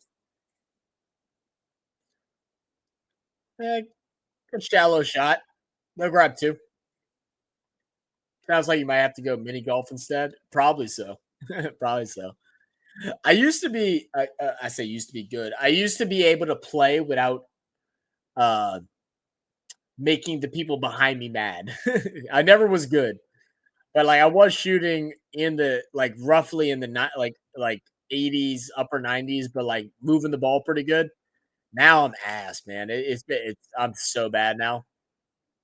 I want to get good again. It's just so the hardest thing with golf is that it's so expensive to practice, right? So it's like, every time you go play, you're looking at $40 plus balls and the whiff, the whiff. Oh no. Oh no. That was bad. That was so bad. Gotta catch that. I know that sun's bright, but you gotta get that one. Drop the dolly.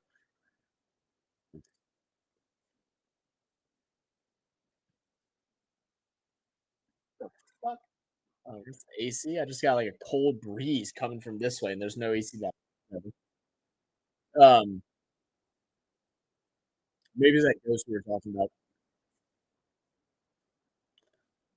Cummins. What is that? Be a boundary. But yeah, I got to where I was shooting like pretty okay or hitting pretty okay, but now it's like, dude, I'm down bad. I'm down bad. I think I haven't. I've broken 110 once since I started playing again, but I don't play often. But it's like every time you go play, it's like $30, $40 to go on the course. And the course that I normally play at just did a big update, so they went from $30 to like $45, sometimes 50, depending on the time, which is ass. Another opportunity, and that'll do it. That's the wicket. That's the wicket. Good grab to close it out. Good grab.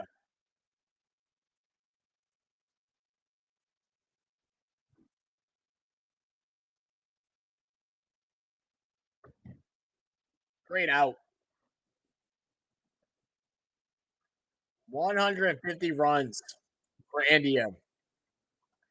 Looking like a T20 score. I ain't gonna lie. I ain't gonna lie, fellas. Looking like a T20 score. Probably just a Fremantle doctor. It's just a Fremantle doctor. Please go. First inning over. Call it a wrap. Australia by inning from here. So so now again, I don't know how test works. I guess I'm gonna figure out in a second. Are we gonna get to see Australia bat today, or is that it for day one? Or is Australia gonna come out to bat today? I'm assuming they will because we still have what, like 2.5 hours left.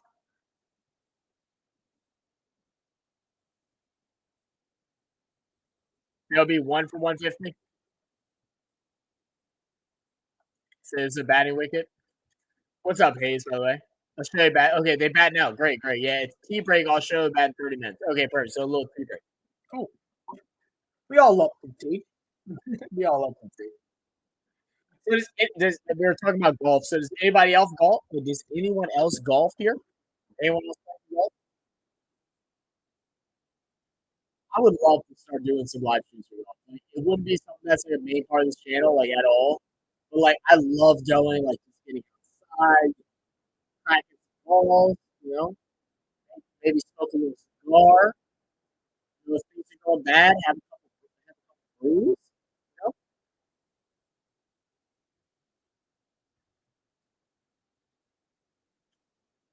Golf, how to ruin a good golf.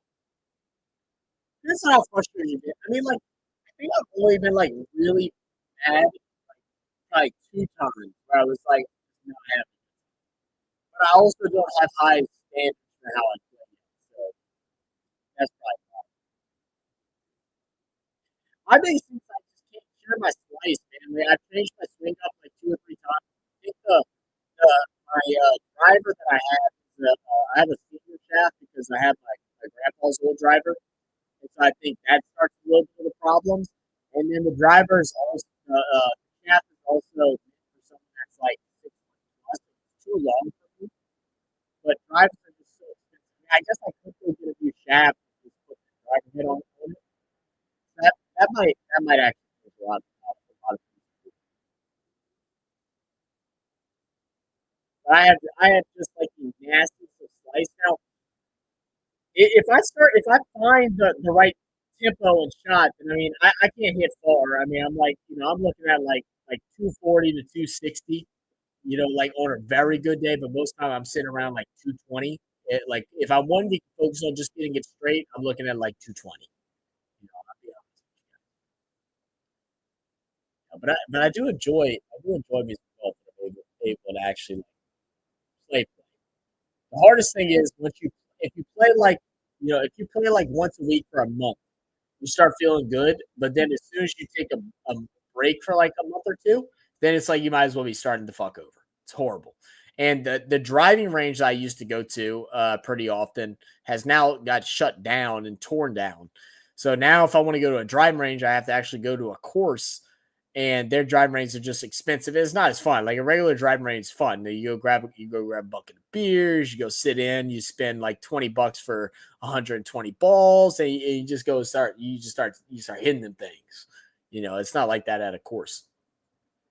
The mic is shit again? Really? The mic is shit again? I don't know what's causing that then. I have no idea.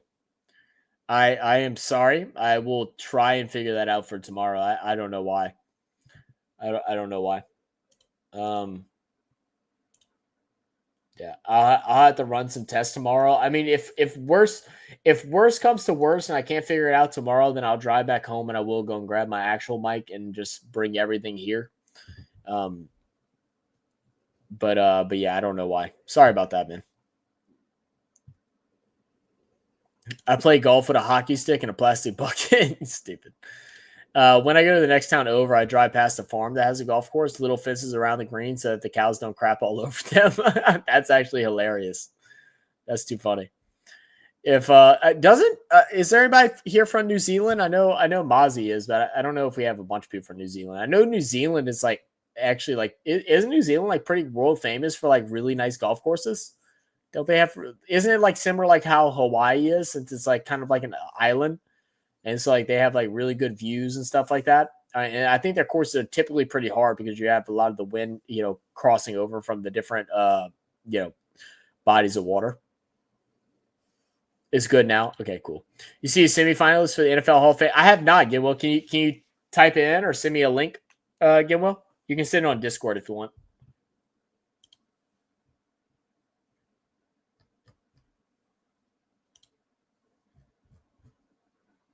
It says I have 2 new chats in here, but I don't see the 2 new chats. This thing shitting me? Like, what's going on?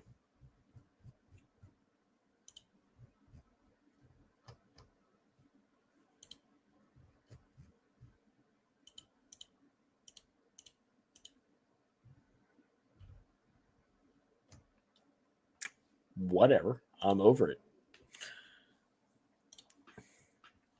All right. Tea break. So I think that means restroom break and maybe a beer refill. Maystar, you good, brother? Well, first off, SB, are you good, brother? You I know you having some beers tonight. Are we having a good time? Has anyone cracked open a cold one? I know it's Friday for you guys out there in Australia. Have y'all cracked open a couple beers, relaxing, chilling for this test series?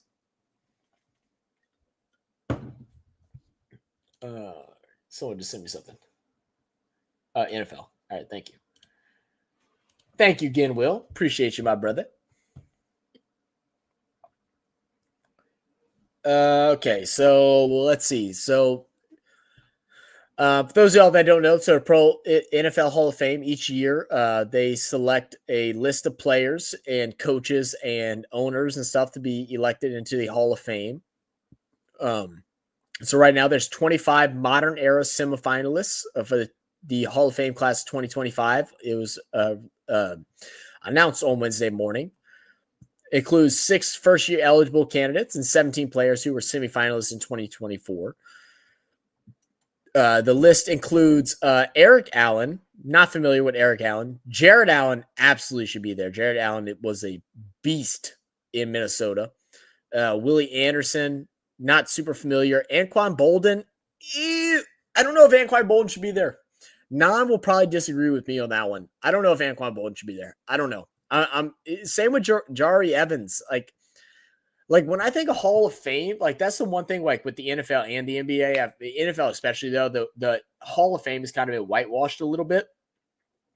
And these are some of them play, and like Jari Evans, he played for the Saints. Like I like Jari Evans, but like it's not someone that I think is like, man, the best of the best. Like, and this is coming to the times where I grew up watching football, and I'm like, yeah, Anquan Bolden was really good, but I don't know if he like I don't know Hall of Fame, like maybe over some other players. Like we'll keep reading.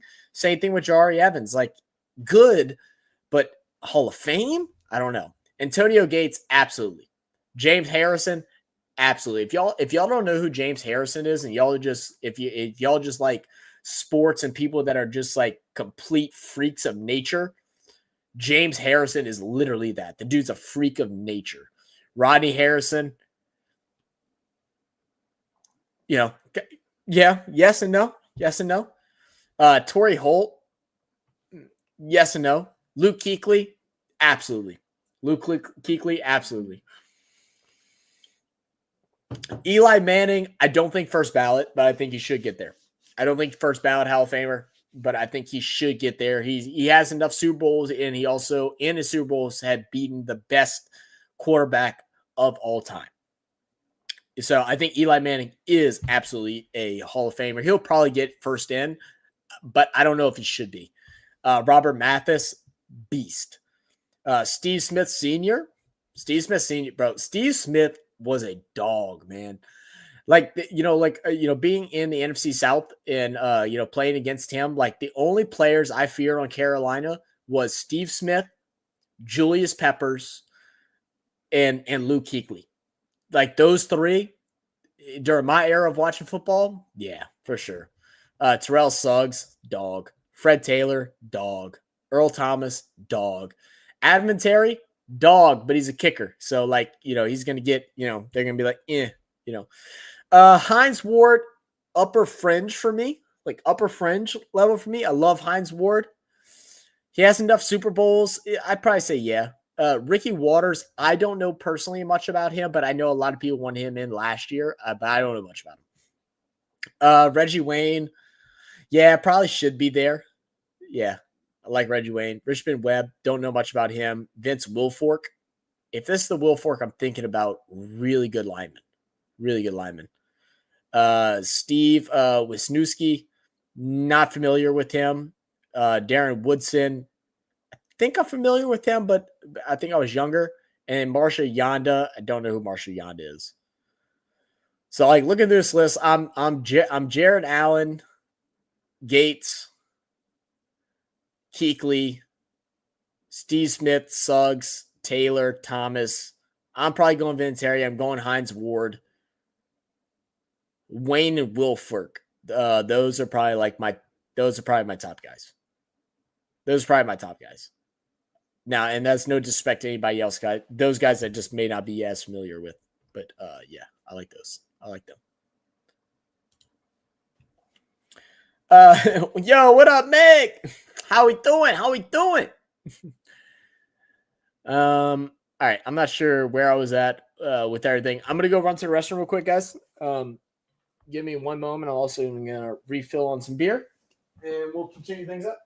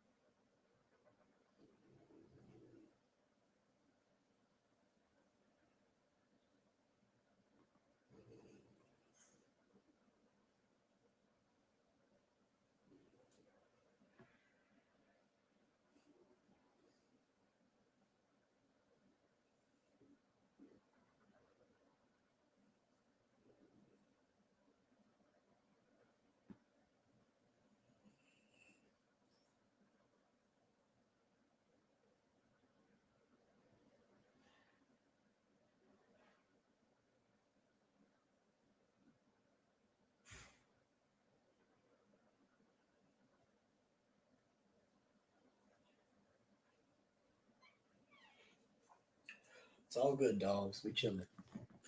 We chilling, dogs. We chilling. All right. All right. Let's see where I was at. Okay, got it. Now I'm staying sober for a bit. I want to change a bit. Hey, stay sober then, brother. Nothing wrong with that. I've been cutting off. I've been cutting back a bit as well. I've been trying to only drink like twice a week. This weekend might be a little bit worse, but I'm gonna still try to stay on top of it.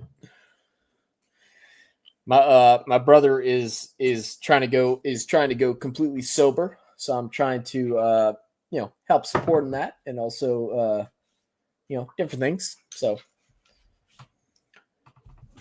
nothing wrong with that, brother. Twin Sun said 420. 420 stupid. Yeah, I made 6 p.m. on the East Coast of Australia, enjoying a beer. There you go, man. Enjoy that beer. 36 degrees in Melbourne today. Oh, that's hot. Is that hot?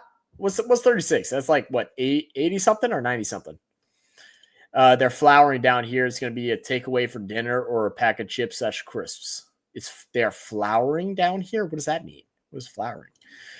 We call it golf hockey. You have to hit the bucket from 40 meters for 3 times in 16. So is that kind of like soccer, golf soccer, whatever the hell they call it?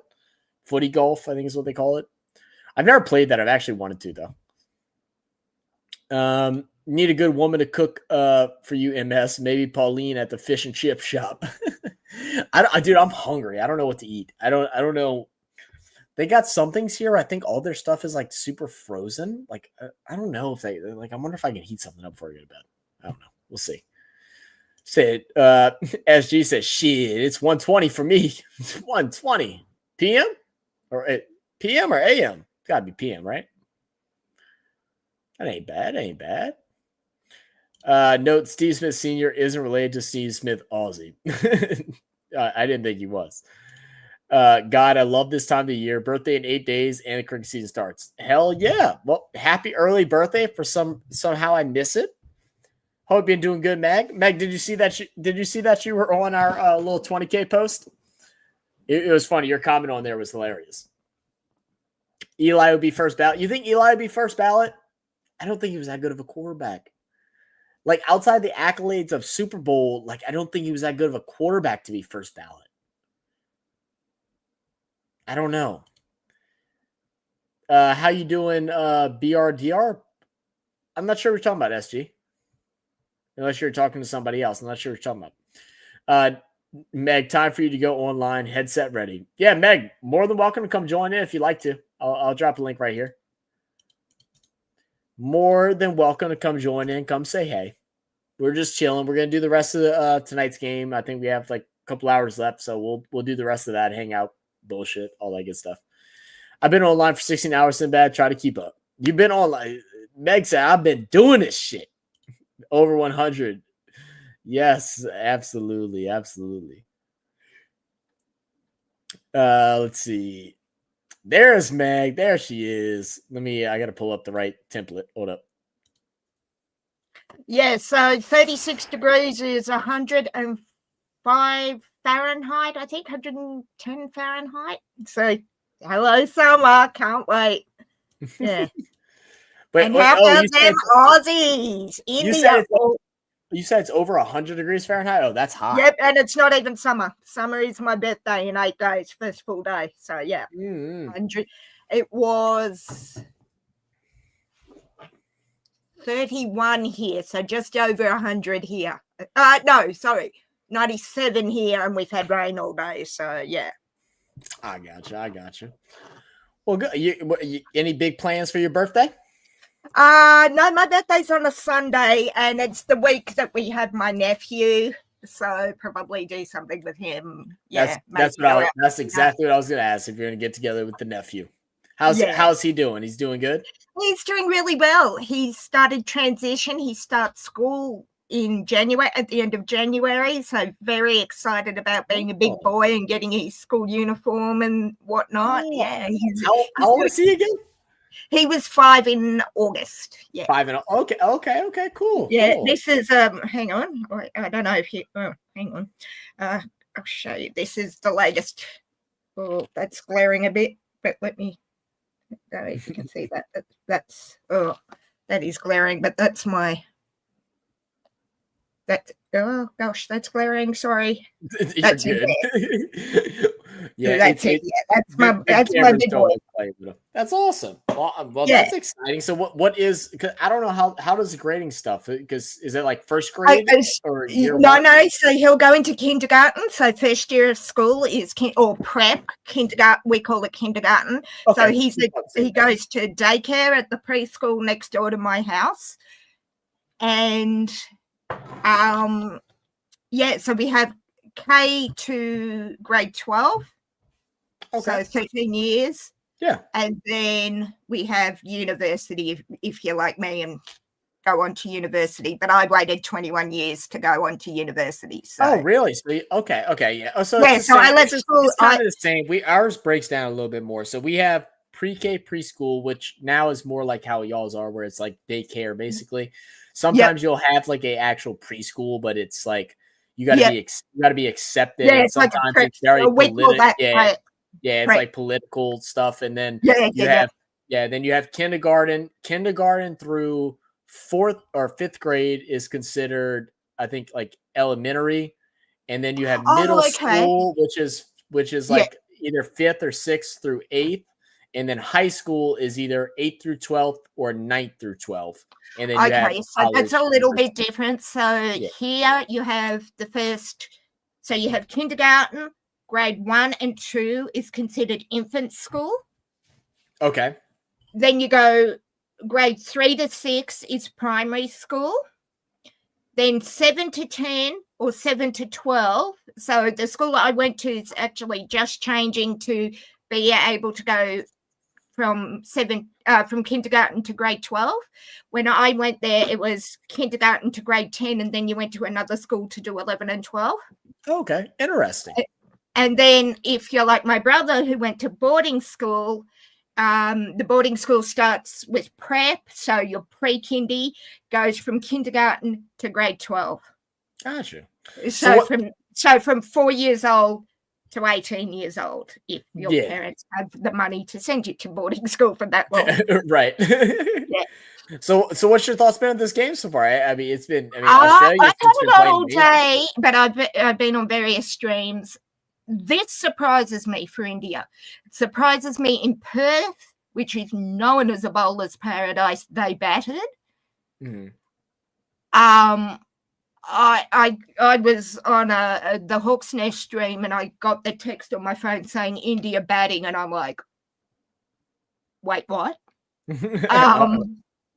I was very surprised and happy to see Kohli only got 5. I cannot stand that. I mean, he's a brilliant cricketer. I won't deny, but I just cannot stand that man.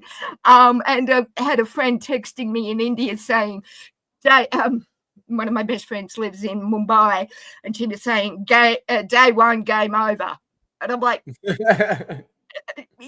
possibly this is what it was like, 5 for 63 or something, or 6 for 70 or whatever it was.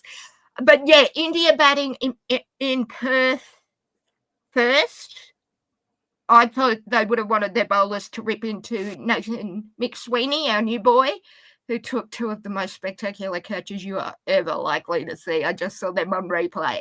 And Josh Hazelwood, who was born in a town 4 hours from me in Bendemeer. Love seeing Josh do well. I really, really love him. So, yeah. But why would Australia be panicking if India lose? Because Australia will lose the 2nd place in the test rankings. That will go to England, and that's like the San Francisco 49ers beating the Seahawks for me. Oh, wait, sorry, they didn't last week. I was waiting for you to give a diss. But that kind of thing. Yeah, it would cost Australia their test ranking, and they've fought very hard for it, and they don't want to lose it, particularly to England.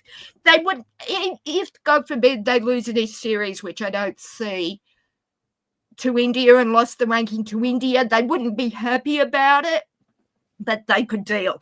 And given also that next year is an Ashes series, they sure as hell, an Ashes series in England, they're not going to want to lose that ranking at all costs. So that would be why, that would be the only reason Australia would be panicking. But I don't think after 150 all out within 2 sessions, they've got that much to worry about. Yeah. I mean, they look good. They're looking pretty good right now. I mean, some great bowling. They got, so a lot of early wickets. I think someone told us two duck balls, which is great. Yeah, 2 ducks. Yes, the glorious duck. One was a golden duck, which I think was the first ball. As I said, I wasn't watching it. I had it on radio, and I was listening as I was doing other things. But yeah, I'm really impressed that not impressed because Australia has been playing well, but they came this hard day 1 of a 5-test series. I didn't think they wouldn't, but I think I just expected India to come out with a little more intensity. You know, I mean, after having an upsetting test series against New Zealand, like I felt like they were going to come out with a little more. You should have seen me turning cartwheels when I heard that. Our chats were hilarious during it. Like 46 has been just the most funniest number. Good for there. Right out the bat for Australia. And Bumrah's had some pretty good deliveries. Are they going to call a dot ball there? No shot, right? Okay, no, it's 4. No shot, dot ball. I was like, what's going on here? I thought it was half Bumrah's put in some dangerous deliveries here early that could have resulted in some close wickets, but the 2 sixes is that the tail that was magnificent. I umpired cricket, not at this level.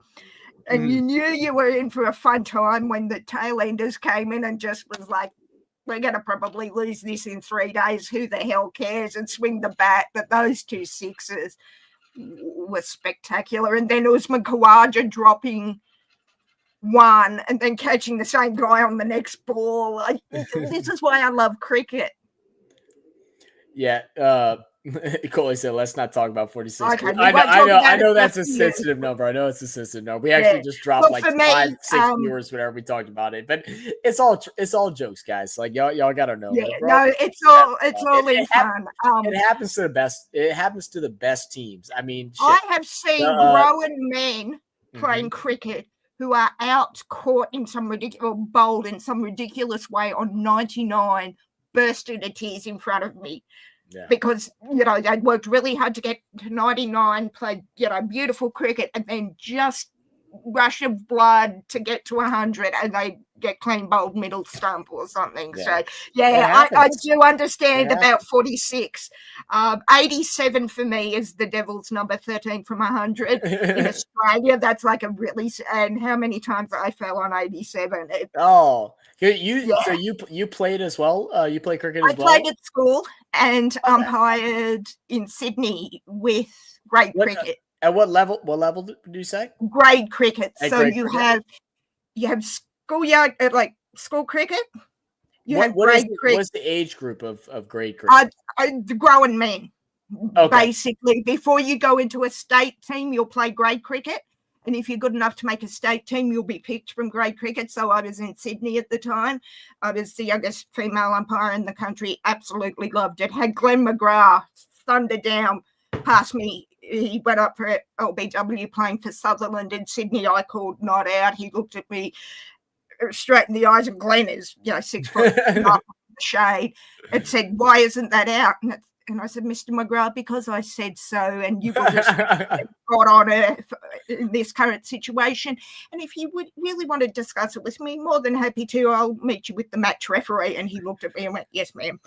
But Glenn's a great guy. I've met him a few times. He's a sweetheart. But it was like, "Yes, ma'am. Okay, I'll behave." So what is the dynamic of being a umpire? Correct is correct. Correct. Yes, not a referee. Okay, so let me say, I was going to say not a referee. So you have the match referee, who is in overall charge of everything, and that's God on earth. The umpires, the players, the groundskeepers, all bow down to him, basically. So then you have the levels of refereeing, of umpiring. So the umpires that would be umpiring this game are the elite level umpires. So they are best of the best. Then you have the international. Then you have your lower levels. So these guys are Richard Illingworth, who I adore. He's a pom, and you hear him on stump mic. He's got one of the funniest accents. And then you go down, and then in Australia you have your state, your Big Bash, which is national, and so on. So I was in New South Wales, so I was state, and got to sit in members' seats as payment for services, because you couldn't really be paid as an umpire. You got to sit in members' seats at the Sydney. So that was That's so funny that's what but I guess that's cool. I mean, if you're a true fan of it, it's like, damn, that's worth it. You know what I mean? It's currently to become a member of the Sydney Cricket Ground, a 43-year wait. Mm-hmm. And I umpired for 4 years. I got members' seats fielding there by India at the bar with the members, and you just flash your umpire, and it'd be like Moses parting the Red Sea to go to the bar, That's funny.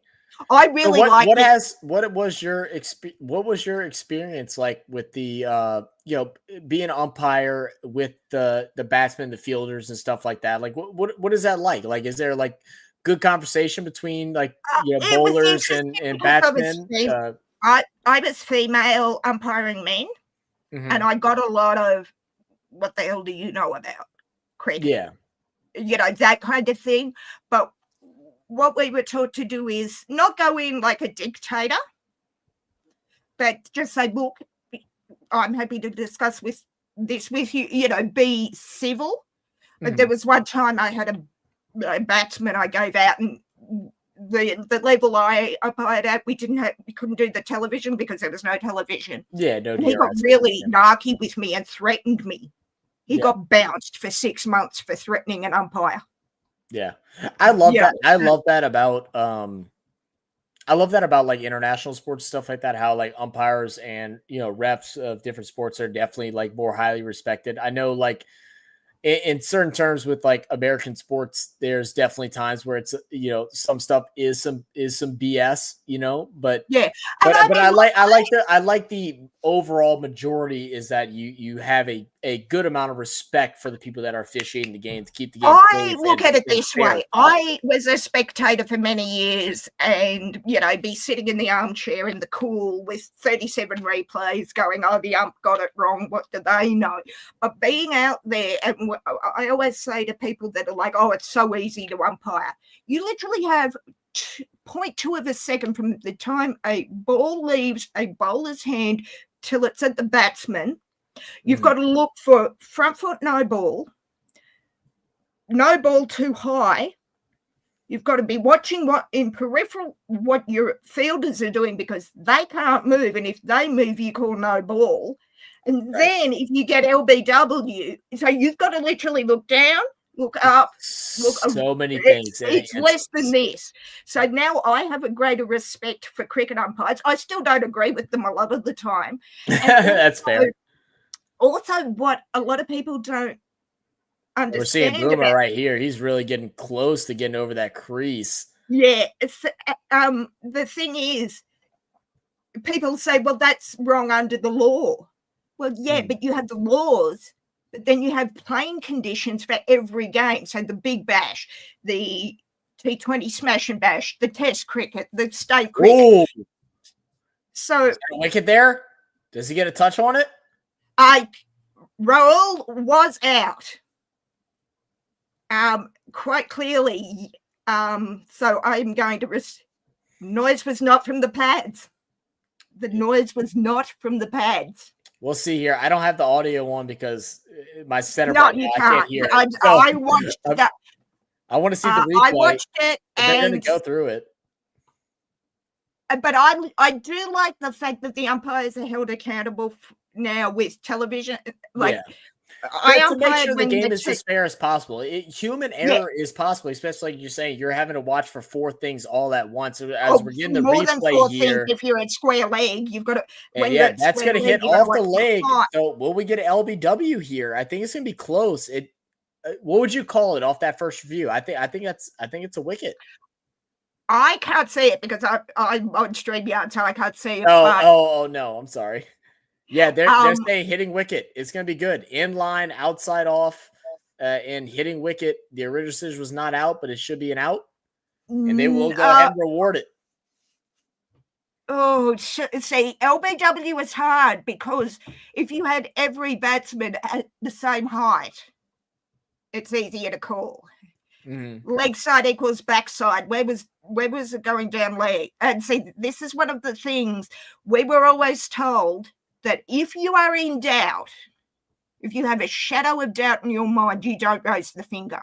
It can be then shown that you were wrong, and the television umpire will say you need to revoke that. But at first, because it is so much easier to revoke a no call or a not out than it is to lower a finger when it's raised.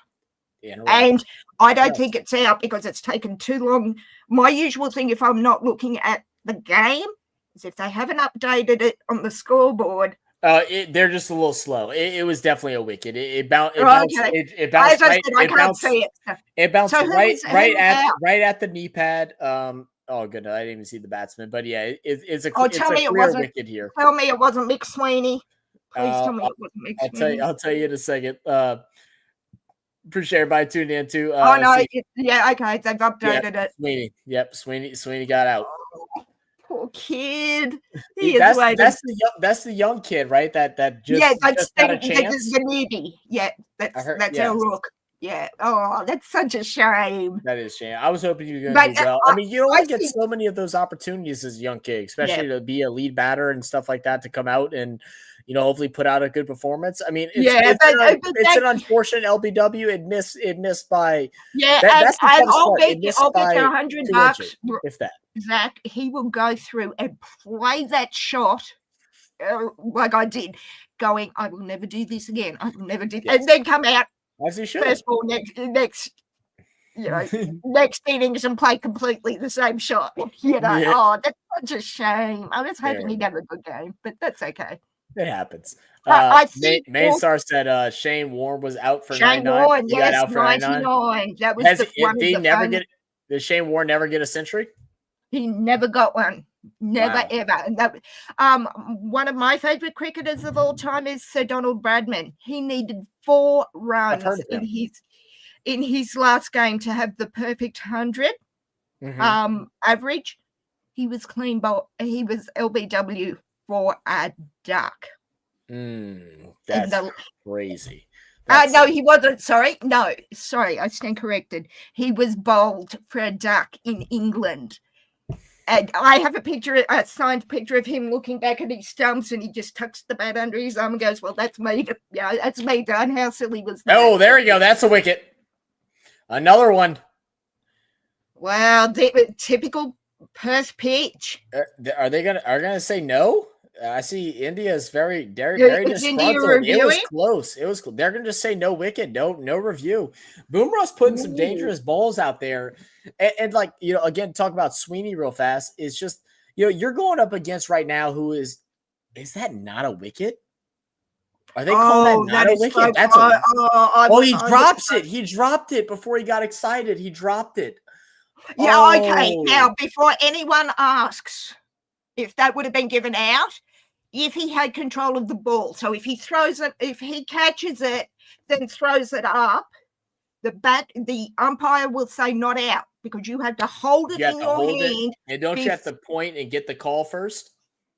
Okay, so 2 things. Yeah. One, you always appeal to the umpire.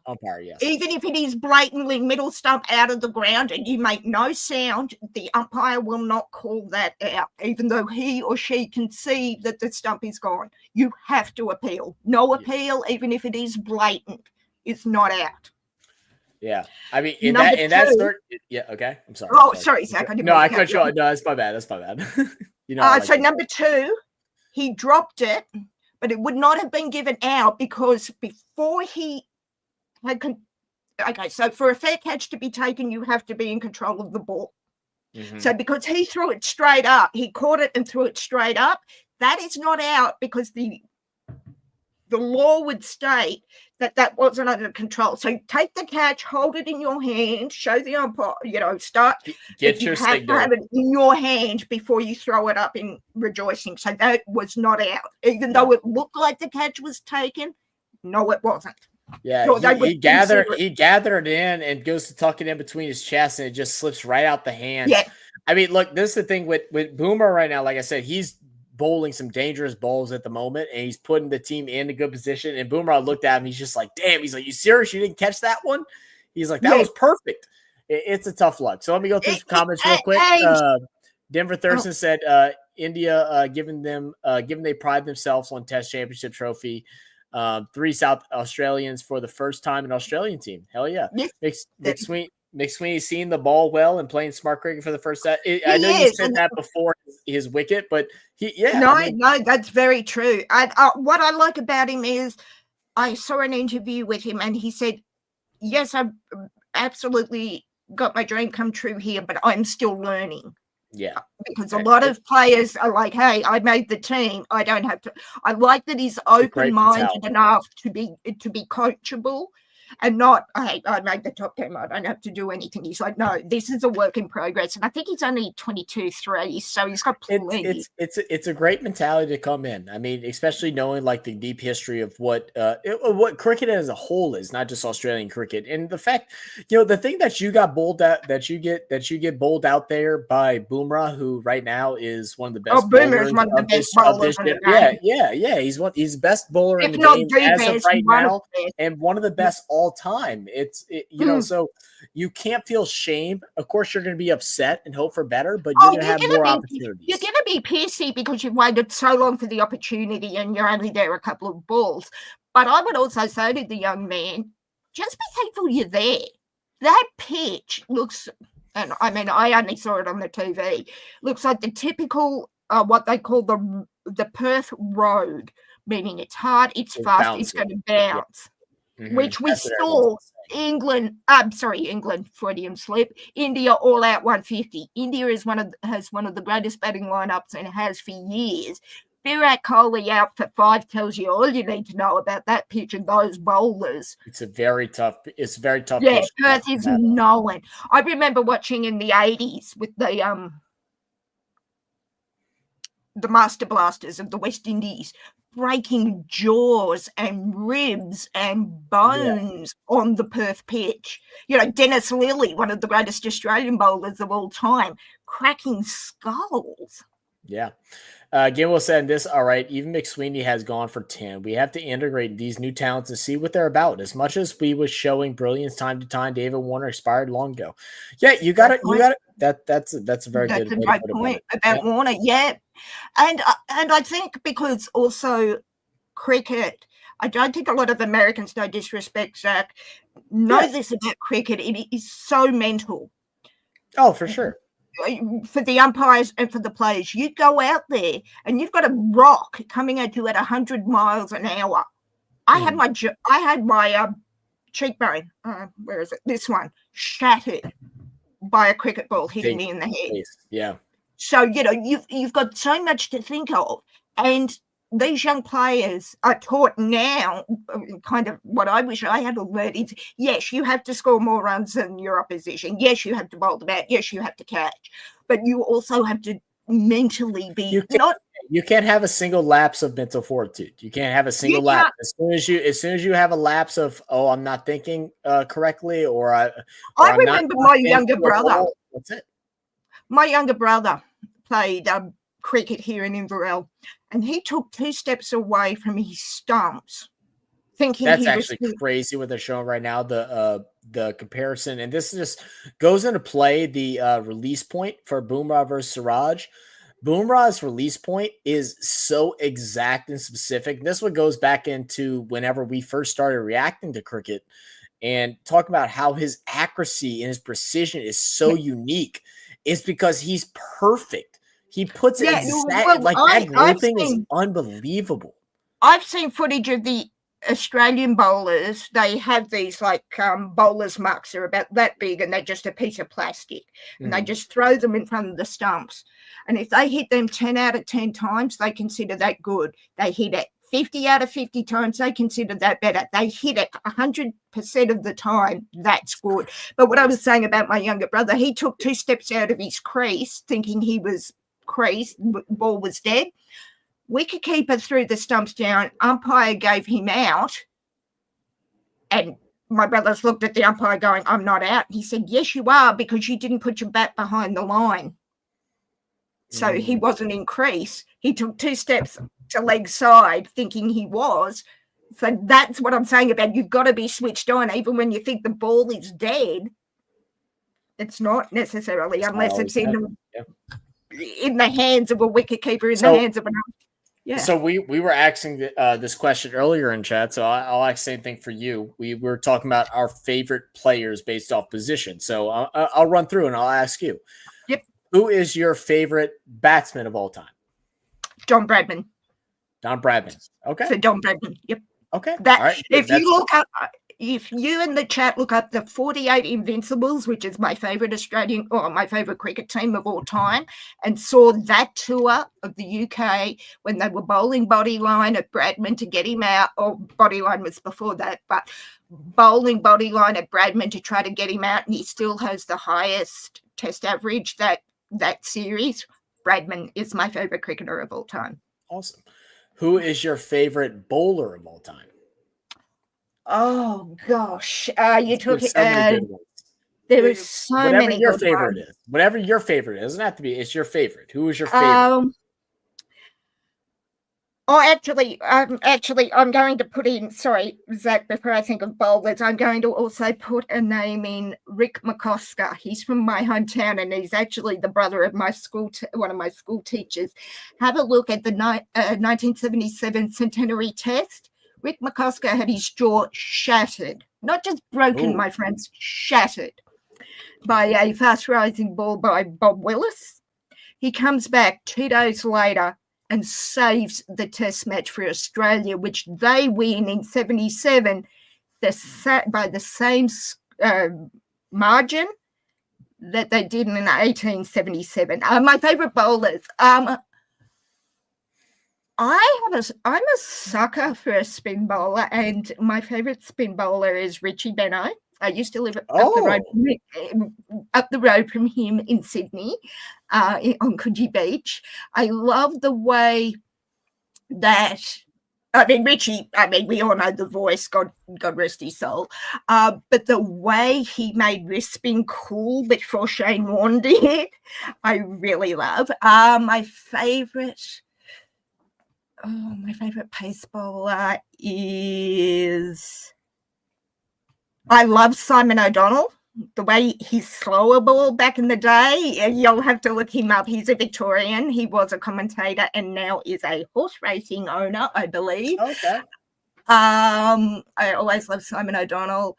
As I said, Josh Hazelwood. Because he is from the same part of the world, or 4 hours away from where I am.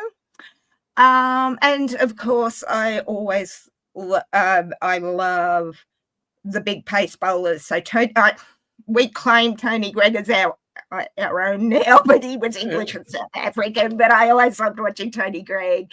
I was a little too young to really watch, Bold Lily Court Marsh. But I vaguely remember that. But probably of all time, my favourite bowler would be Richie Benaud. Richie Benaud. Yeah. Okay. I like that. All right. Who is your favorite fielder of all time? Oh, gosh.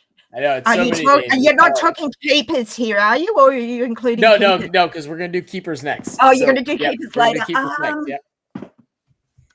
Are you talking Australian cricket? Because I have a South African. It doesn't matter. Whoever. Yeah, it doesn't matter. My favourite fielder, because he was so athletic and made spectacular catches, was Jonty Rhodes of South Africa. Yeah, we've had that a lot come up. Yeah, he's my favorite fielder as well.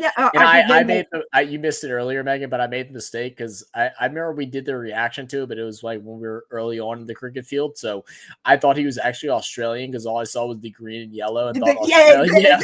And I thought it was Australian. Yeah. Everybody got mad at me. He was amazing. I remember I just finished school and my dad took my brother and I it was 94. So it was when South Africa came first back into cricket after. What's up, Road Rash? Welcome to the channel. Road Rash, yes, that would be mine too. And this guy just comes running down to the boundary where we were sitting and just leaps like this to take this spectacular catch down where we were sitting. And we just looked at each other and go, like, wow. My brother and I were looking at each other going, I don't know who the hell that Rhodes guy is, but we like him. And we went and got his cricket shirts the next day. Cool. My brother got the South African one-day shirt, and I think I got the South African test shirt or something like that. We don't know who the hell this is because we've never seen him before, but God damn it, we like this guy. Yes. That's cool. But Ponting was another good one. Steve Waugh in slips wasn't too bad.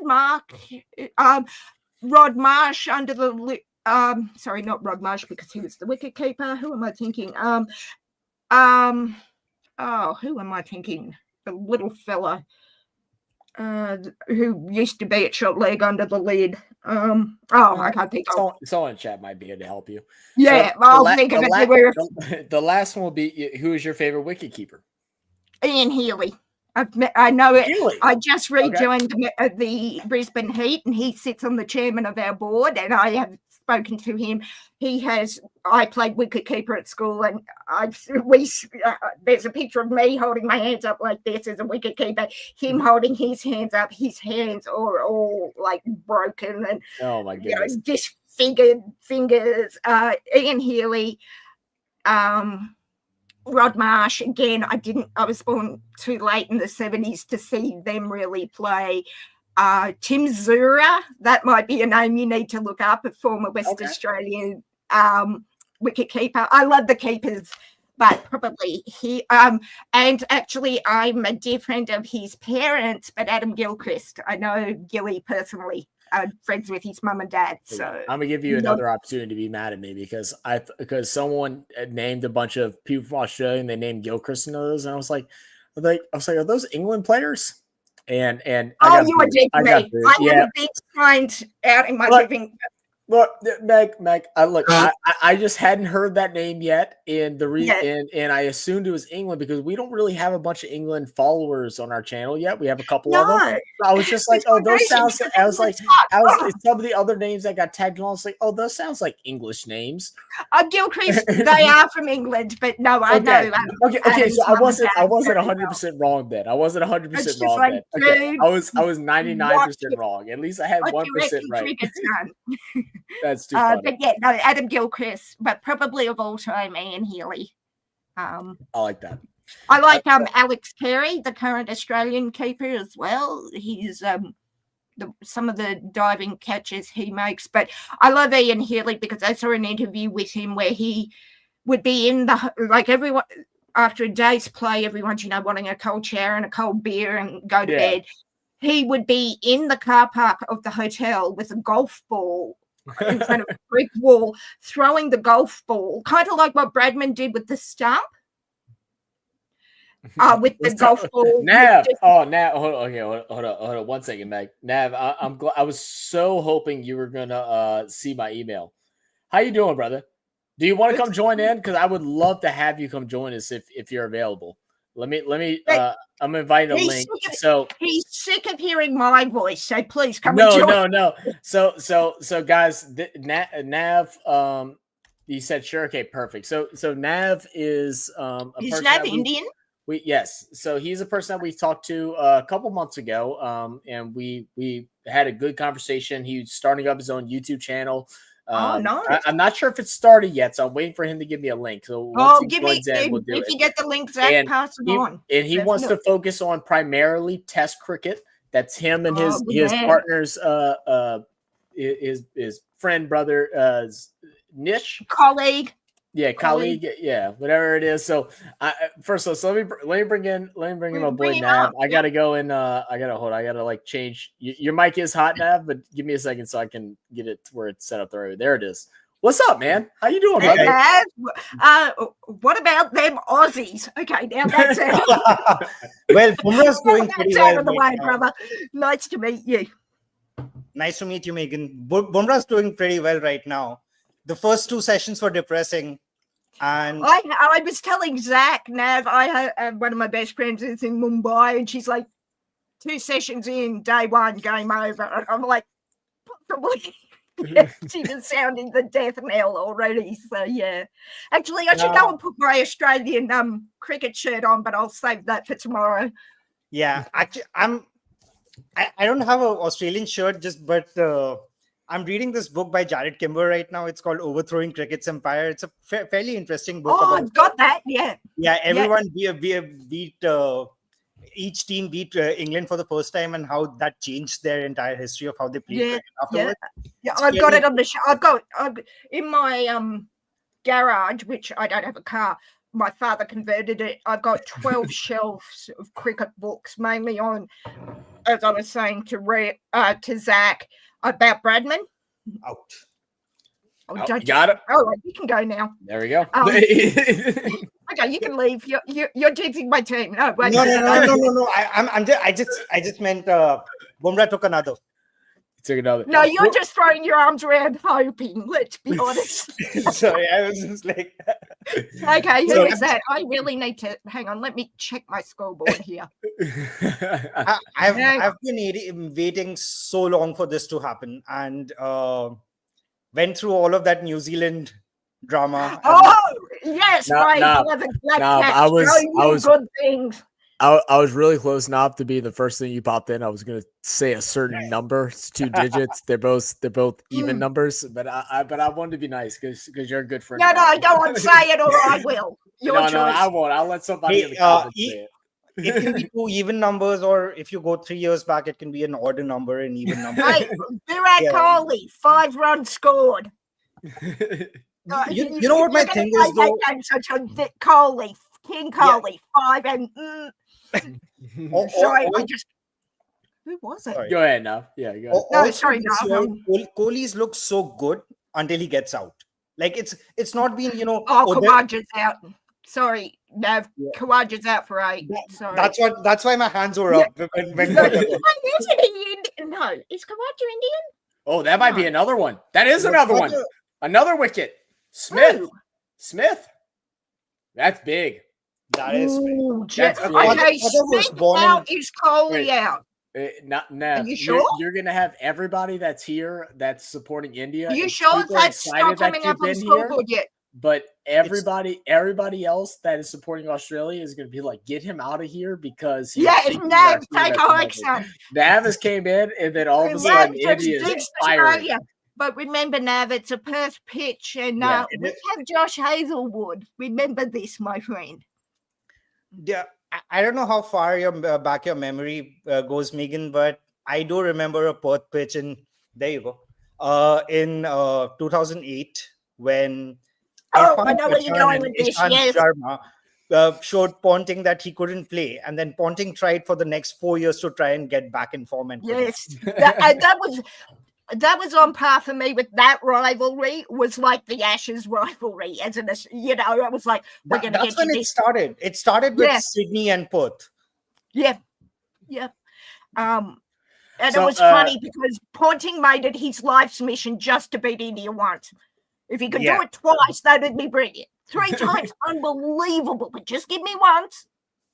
Yeah. Just give me once. Yeah. And it was really... So I want to ask some questions just to Nav real quick, just to give him a little bit of shout out. First off, Nav, have y'all started up y'all's channel yet? It's a YouTube, it's an Instagram page right now. Instagram page. All right, what's the Instagram page? I am about to publish my first video on YouTube. Let's go. My friend Atman, who's also a fellow cricket fan, and I, we're both just corporate people who stay up till like 4 a.m. to watch these matches for some reason. 4 a.m. I'm in the US West Coast.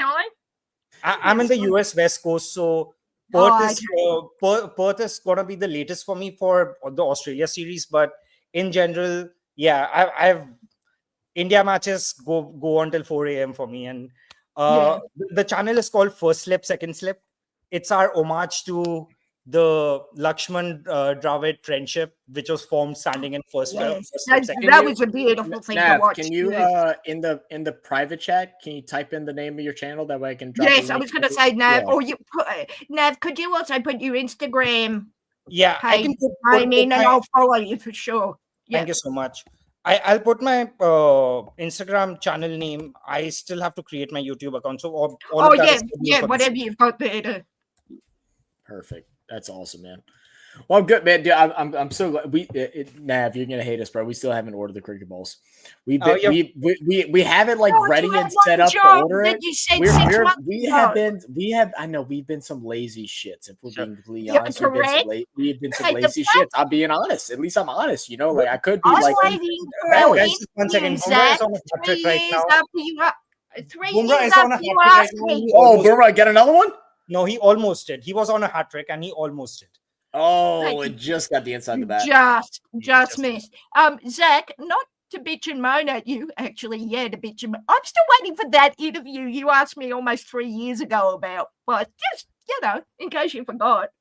I definitely have not. I feel like things have no things have gotten so fast for us, like out of nowhere this year, where it was like we really weren't prepared for it, and it's like we're trying to get prepared for it now, and it's like it's just trying to figure out the I know I'm teasing. I know you're teasing, but we genuinely feel bad about it because like we haven't forgotten. It's just like damn, life has just been kind of crazy, Yeah. All right, let me go ahead. I'm gonna share a link for you guys down below. That way y'all can go check out First Slip, Second Slip. That's Nav's Instagram channel. Eventually he will be having a YouTube. I'll definitely join. We'll eventually be having a YouTube channel, and is your plan still to be surrounded around like Test cricket? That's still the game plan? Yes, mostly Test cricket. Awesome. They need that. Unless there's a world tournament or something. I'm still one of those guys who grew up watching cricket in the 90s, and I don't really watch T20 that much. I watched the entire World Cup, but I like ODIs. Test cricket is what I stay up. I went to the first ever T20 game played in Australia, which was in Sydney at North Sydney Oval. It took me longer to commute to the game than the game actually took to watch. Nice. I am not actually kidding you when I say that. So are you in Australia right now? I am, yes. Nice. Yeah, I tried so hard to get to Melbourne for the Boxing Day one. Oh, I am hopefully going to Boxing Day this year, or if not Boxing Day, Sydney. Awesome. Yeah, because Boxing Day is like a life goal of mine, but it's mine too. This time of the year where everyone has plans, so I can never plan it with friends to do that.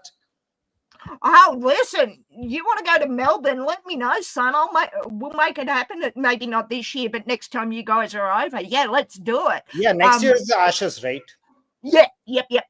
My birthday is in December, as I said to Zach, and my family would combine Christmas, birthday, and give me 5-day test tickets to Sydney for the New Year's test, and I really miss being in Sydney for the cricket. So yeah, I prefer ODIs to T20. As I said, T20 is for those with short attention spans, whereas I'm quite happy to for the next 5 days. I have told my mother, I have told my brother, I have told my family and friends, cricket's on, I'm out for 5 days, see you on the flip side. Then we've got like 3 days, then the next one. And it's like, from now till the second week in January, I'm do not disturb. I prefer tests, but each to their own. I said to someone today, I watched test matches at the feet of my grandfathers who are now both is that another deceased. One? So that's the nut shot that someone was talking about. Yeah. And ask me how I know what that feels like without asking me how I know how that feels like. I played hockey and got nut shots in hockey, which were less painful than getting hit with a cricket ball.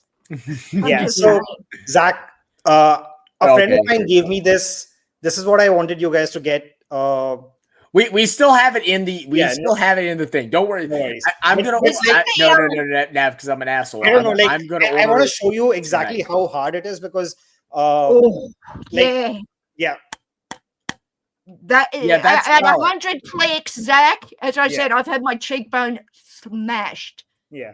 And I was wearing a damn helmet with face guard at the time. Yeah. I'm gonna see if I can order it. I'm not at my house, but I'm gonna see if I can order it tonight and get it done. Because I know we're supposed to have another package coming in that I gotta send out to Non, so it'll work out great. I can get the 6-pack and then send half of them to him. Because we need to. We've actually been having a lot of comments recently saying it's like you need to get your hands on a ball, and it's like I know, and I sit there and I'm like I have no good excuse because we actually have someone that was willing to buy us a ball, and we've just been a-holes that just haven't done it yet, and we're jerks, and I'm sorry. Correct. Now, let's throw into I was going to say get Zach balls, but that sounded so much better in my head. Damn, mate. Come on. Wow, I'm just going to let Zach, it's the thought that counts. I thought about it. It counts, okay? Fair enough. But, so, I've been hit I've nearly had 2 ribs broken with a wayward ball. I mean, that shit hurts. Burb said Boomerang about to murder Australia. He's having a night. You know what it is? Well, I think whenever it comes to sports, it's a thing where it's like someone has to step up. Right now, Kohli has been on a slump. He's been on a slump since T20. I don't know how he was in the IPL. I heard he performed well in the closing weeks of the IPL season, but didn't play great during the beginning parts. No, Kohli was the highest run scorer last IPL. But he's not as good as he was. Yeah, he isn't, right? And he's getting on in a few years. His birthday is in November, so he's gone like 36 right now. Right. Is he 36? So it's like the person in a bowler's favorite field right now. This is Boomerang's game. Boomerang needs to come out and play. And what Boomerang is doing is exactly that. And I was telling Meg at the beginning, as we started watching, whenever India took out the defense, is that Boomerang's deliveries have all been dangerous. Like we're at 3 wickets right now, but it could easily have been 4, possibly 5. Like he's bowling with intention right now.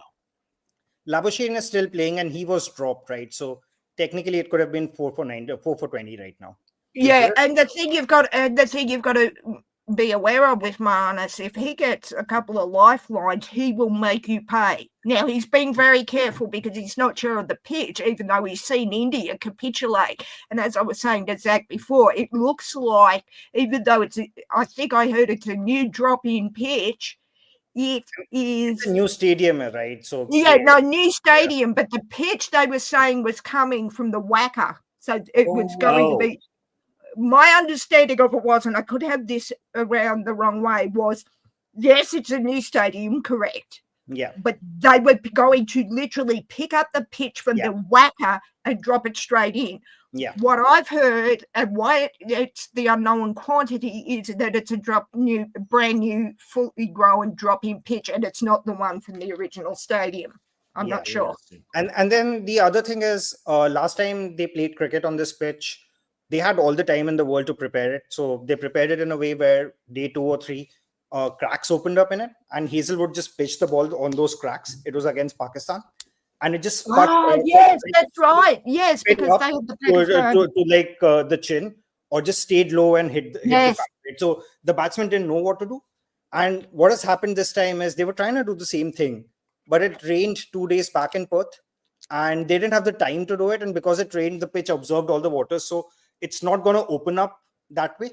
So it's going to be more consistent. So when we get to this time tomorrow, it's going to be much easier to bat, which means whichever team is batting this time tomorrow will have the upper hand. Australia has to survive if they have to do something, or India has to get them out by before tea tomorrow to be able to get advantage of that session. Now, do you think, though, that this will make 5 days? Looking at this, I reckon it won't make 3. No, I mean, it's 13 wickets in day 1, right? It's not going to make 5 days.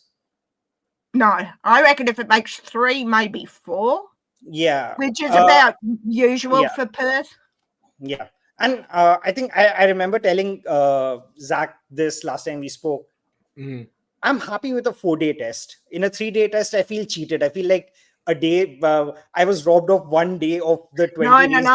Like I said, I used to get 5-day passes. I want 4.5 to 5 days because my old man would have done $75 in on the 5th day. I'm just saying. As I said, I have told everyone around me that I am out for 5 days. Now, I didn't say that I'd be watching cricket for 5 days. Let's just make this known. I am out for 5 days. Hopefully, we'll be watching cricket. No, I'm kind of the same. 3.5 to 4 days. Yeah, you think it's a game. Yeah. And I love my American friends. I was talking to American friends today saying I was watching cricket. There's a 4 there for Australia. they were saying it's so boring. I'd rather watch paint dry. Fair, but it's the only legitimate excuse I have to sit on my backside watching sport for 5 days. Yes, it can be boring as matching, my friends, but I have 5 days to myself. Actually, I'd love to hear Zach, your view on this, because I've seen you guys starting from reacting to Cricket Explainer for baseball fans video to starting reacting to T20 videos and all the way to doing test live streams in probably a span of a year. Yeah. I want to get your perspective on how are you liking this right now? Because it's hard to score. I will say right now there's definitely still a honeymoon phase. If we're being honest, there's still a honeymoon phase of where it's like it's new, so like every little thing is very exciting. Because we're especially now that we've came to a point to where we're able to semi understand the sport and respect the sport to a higher level as where it was a year ago. Really the months of like May, June, July, whenever we got to watch some of the T20 World Cup, we actually got to go to a game, which was an amazing experience. But which game did you go to? Well, we got to go to USA versus Canada. So it was a great game because high scoring. So I mean, anybody that likes sports, even if they don't like a certain sport, high scoring is always good. Because it's like, man, it ran up. Canada was running them dry. We were thinking we were about to be going home like after an hour and a half, 2 hours. We thought it was going to be a bad night. But then USA comes back. They put up what was it? It was 223 or something like that runs. 224. It was something insane. And the crowd was dynamic, so like that also helped feed the enthusiasm for the game. But as a first person watching it, it's like I like sports. So like I'm not someone that watches a sport and instantly like goes to be like, oh, this is boring, because I like the intricacies. So like once I've started learning like all the different things, I still don't know all the language the right way. I was going to say, I still don't know all that. If I say leg bye to you, or say bye to you, I'm not saying goodbye. What am I referring to? I have no idea. Run scored not off the bat. Some extras or some, things like that. And as an umpire, that's one thing I also want to ask you, Zach. Have you finished? With all the intricacies, I find it really hard to try to explain to an American or to anyone who doesn't watch cricket regularly. I think there's too many Americans, and like this is the one thing we said the beginning parts of us watching it was that like people that want that there are a lot of people that want cricket to grow in the US. Yeah. And I think there is absolutely a market for it. But the market shrinks significantly once they start comparing cricket to baseball and saying cricket's better than baseball. Because they're two different sports. Excuse me, it is, but that I do like. But that's opinion, right? I know what you're saying. Condescension, right? Like you can't talk down to an audience and be like the sport that you played since you were kids is worse than the sport that I like. You can't, right? Well, see, I've had, as I said, and Nav, I don't know what your background is. I started watching cricket when I was about 3, watching the Boxing Day Test. I think my grandfather. You're from India, right? Yeah, I grew up in New Delhi. Of course, I started playing cricket. My dad played for his city, not his state. So he basically gave me like a bat. I don't know, when I was 3 or 4 years old as well, right? Like that's what you grew up with. So it's in the blood. It's like in India, it's considered a religion. We're not that bad here in Australia, but it's our summer sport. And funny you say about getting that first cricket bat. That's what my 5-year-old nephew, is getting a cricket set off Auntie Meg Santa for Christmas this year because he loves cricket. Oh, it's awesome. But see, we would have Christmas with the family. We would have what we called the backyard Boxing Day Test matches for the Test match on the TV. So how y'all do? That's the same thing. And that's where like that's why I say like with just like how like if I were to come to you And like personally, I don't think it's either or, because like I just genuinely like all sports. Like there's not many sports that I don't like, but like and what I'm trying to say is that there's a cultural thing that goes along with it, and where whenever people try to speak hate amongst one to compare to the other, or that's saying, as you said, baseball's better, cricket's better. For me, baseball wasn't a thing that I like. Christmas Day, like we play baseball, we play football, but for non, it was they went into the backfield and they went and played baseball.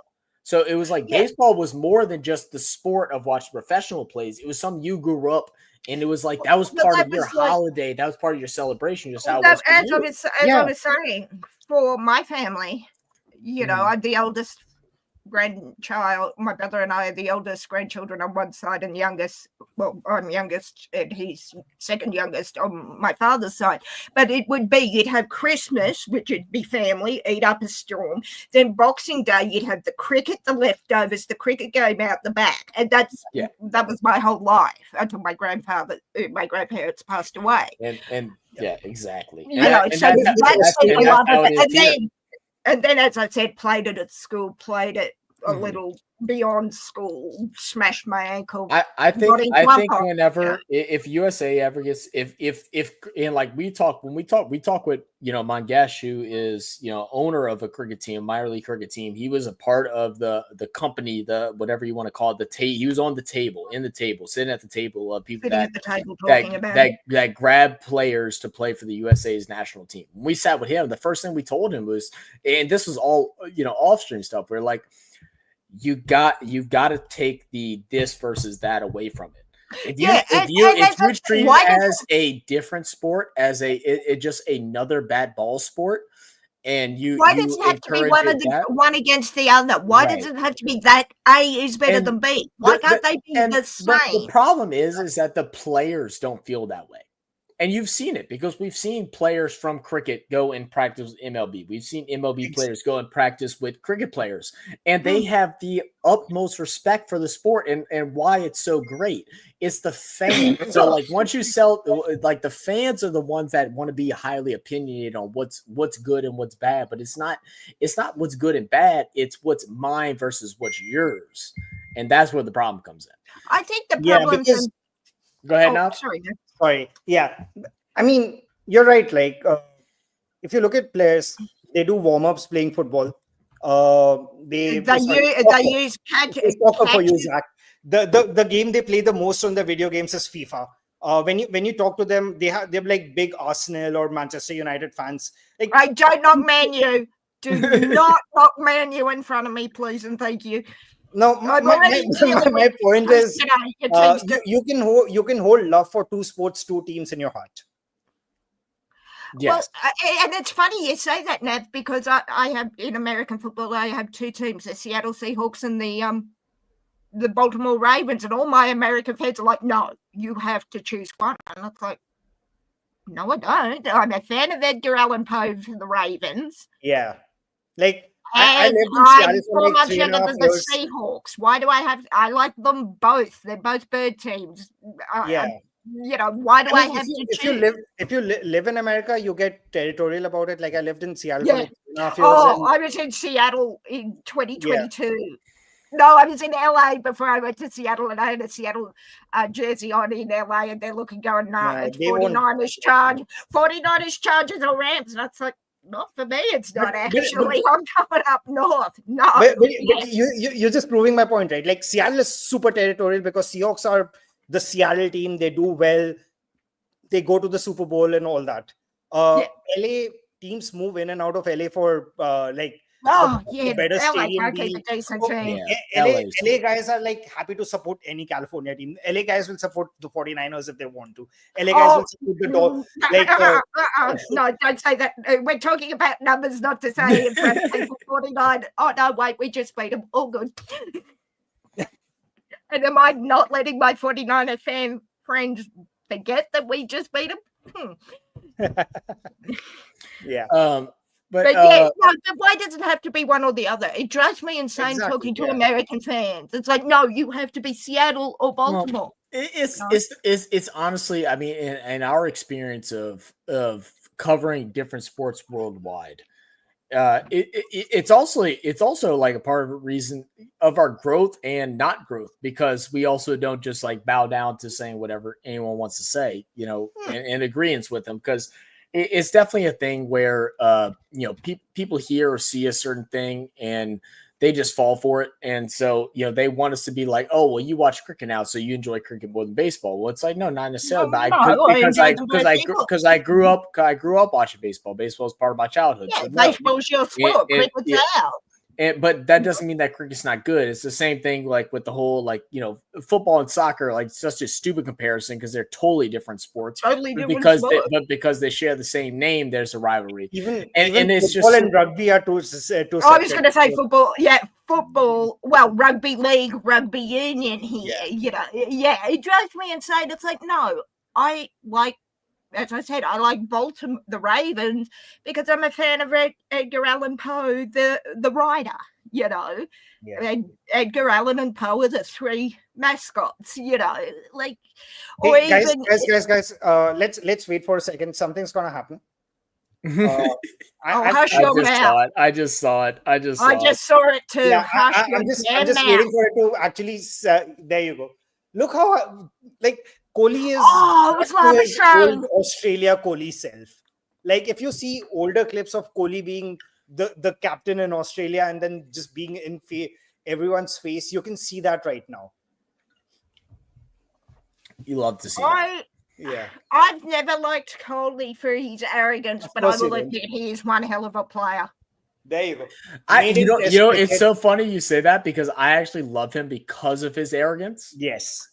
Maiden test wicket for Harshit Rana, and I mean he got head to play within. No, he got it. Was it head or Labuschagne? Hang on, boys. Who's out? If it's head.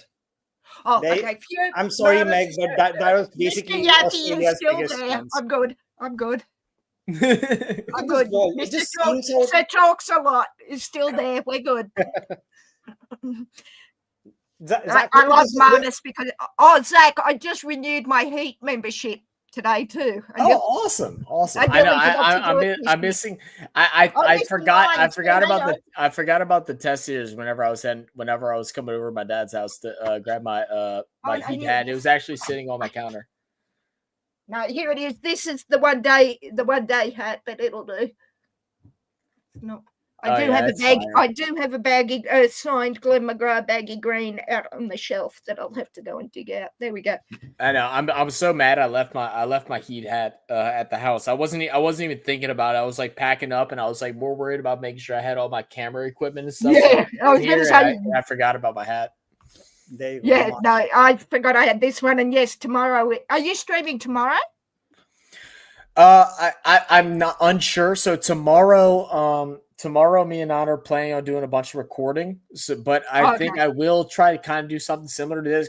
I'm at my dad's this weekend, so I'm dog sitting, and I have nothing to do. You talked about her like that.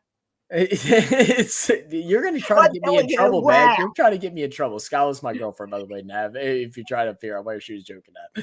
No. I was going to say I got to go to church tomorrow night, but if you're around, I'll be around. If you want to chat it up again, whatever. I think I'm gonna. I know I want to do because we were. I want to get Nan here too. I know we were wanting to do a couple of live streams with Nav and force his hand to get his damn YouTube channel started. Yes, boot in the butt. I'm at this point where I have this 20-minute clip sitting on StreamYard, and I don't know why I haven't posted it. I know I haven't watched it yet, but I know Nan watched it. He doesn't do anything he says he's going. I know. I should just do it tonight. One of my friends saw it and he said, "You don't have to roll the R in Pujara." And I'm like, "Oh shit! I've been in this country for too long." I'm starting to lose the accent. And get a new accent. I've been here too long. I'll tell you this right here now. YouTube is the same way as it is for like hip hop artists in today's day and age. If this is a translation for it, if you don't post it, you gain nothing from it. Yeah. post it. Exactly right. It doesn't. It is not going to hurt you, especially in the go ahead and do beginning, it. because maybe Yes. that one video you post, all of a sudden, I mean, it's the same thing for us. I mean, we had one video last year, which was our MS Dhoni reaction video, and that all of a sudden sent us into a trajectory that we didn't understand and we were not prepared for. But you'd rather not be prepared than to never not have it happen. Then we posted the And you Boomerang learn video from that's it. now at almost 1 million views, and it's And like you learn from it's it just like too. holy shit, we're not deserving. But now it's like, okay, well, now we have a mission, right? Post it. If you don't post it, nobody knows about it. Post it. It ain't gonna hurt. And the thing is, you've said yourself, don't roll the R. Okay, remember that for the next one. Don't worry about it for this one. This one's run and done. Yeah. Post it, then make a mental note or put a note somewhere on your computer or whatever. Do not roll the R's in that name. I will say, like, I haven't watched the video yet, Nav. Now I got some really good feedback from Non though. Yeah. Like I said, I haven't got to watch it yet. I need to go watch it. I'm not gonna lie. I've been lazy. Hang on, Mav. I'm doing my stick. I know. I've been distracted. We will watch it in 4 years if you're lucky. No, I'm gonna watch it. Just post it. Let's stop for a second because I wanted to explain this to you. Yeah, Zach, I don't know if you saw this, but the way Head got out, Rana, he's on his debut test, right? And this is probably his second over or something, or no, his third over. He pitches the ball in, right? So he gets the ball to angle in to Head, who's left-handed, and it's coming at him, and it pitches, and it just ever so slightly, the seam is pointing to the slips, so ever so slightly, it just moves 3 inches away from his bat. That's it. It doesn't have to move that too long, right? It doesn't have to like swing a yard. It just moves 3 inches away from his bat, and because of that, just misses the bat and hits the stump. It's just beautiful seam pitch bowling. Yeah, like because we get excited with Bumrah because he's just so good that we miss these other bowlers just being mortals. Yeah, very true. True. Josh Hazelwood is bloody Superman. Josh Hazelwood is probably my favorite non-Indian bowler, to be honest, right? Like, I don't get why Cummins and Stark are. I mean, I get it, but Josh Hazelwood is that McGrath model of bowling, and like I have childhood nightmares from watching McGrath. So, I don't know if you heard, Nav. I was an umpire with a game with Glenn McGrath, and he, you're standing there behind the wicket, nice, and he comes belting in. Not out LBW, and he gets in like this far into my face, and he said, "Why wasn't that out?" And I just looked and smiled and said, "Mr. McGrath, because I said so is probably something you told your children, and I'm telling you, if you have a problem with that, we will discuss it with the match referee, shall we?" And he's like, "Sorry, ma'am. Okay, not it." And he turned around. Jumping topics a bit, but Zach, if you ever want to do a reaction video on the most famous cricket sledges. Glenn McGrath is the one that you have to look at. There are some that it's difficult for me to repeat without having having a red face. But I can send it to you, and then you can decide. I was going to say, send him. What was the one with Warren? Something about your mother. No, the one was McCullum. Warren telling McCullum that. Warren told McCullum that I've been waiting for 2 years for to come here to get you out 5 times again, and then McCullum turns around and says, "Looks like you've spent those 2 years getting fat."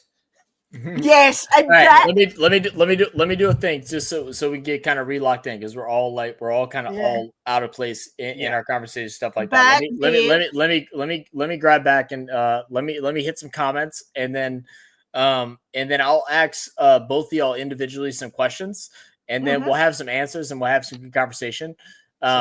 Just going back. I'm gonna put on mute for just a couple of minutes to go get a drink. Do you think, brother?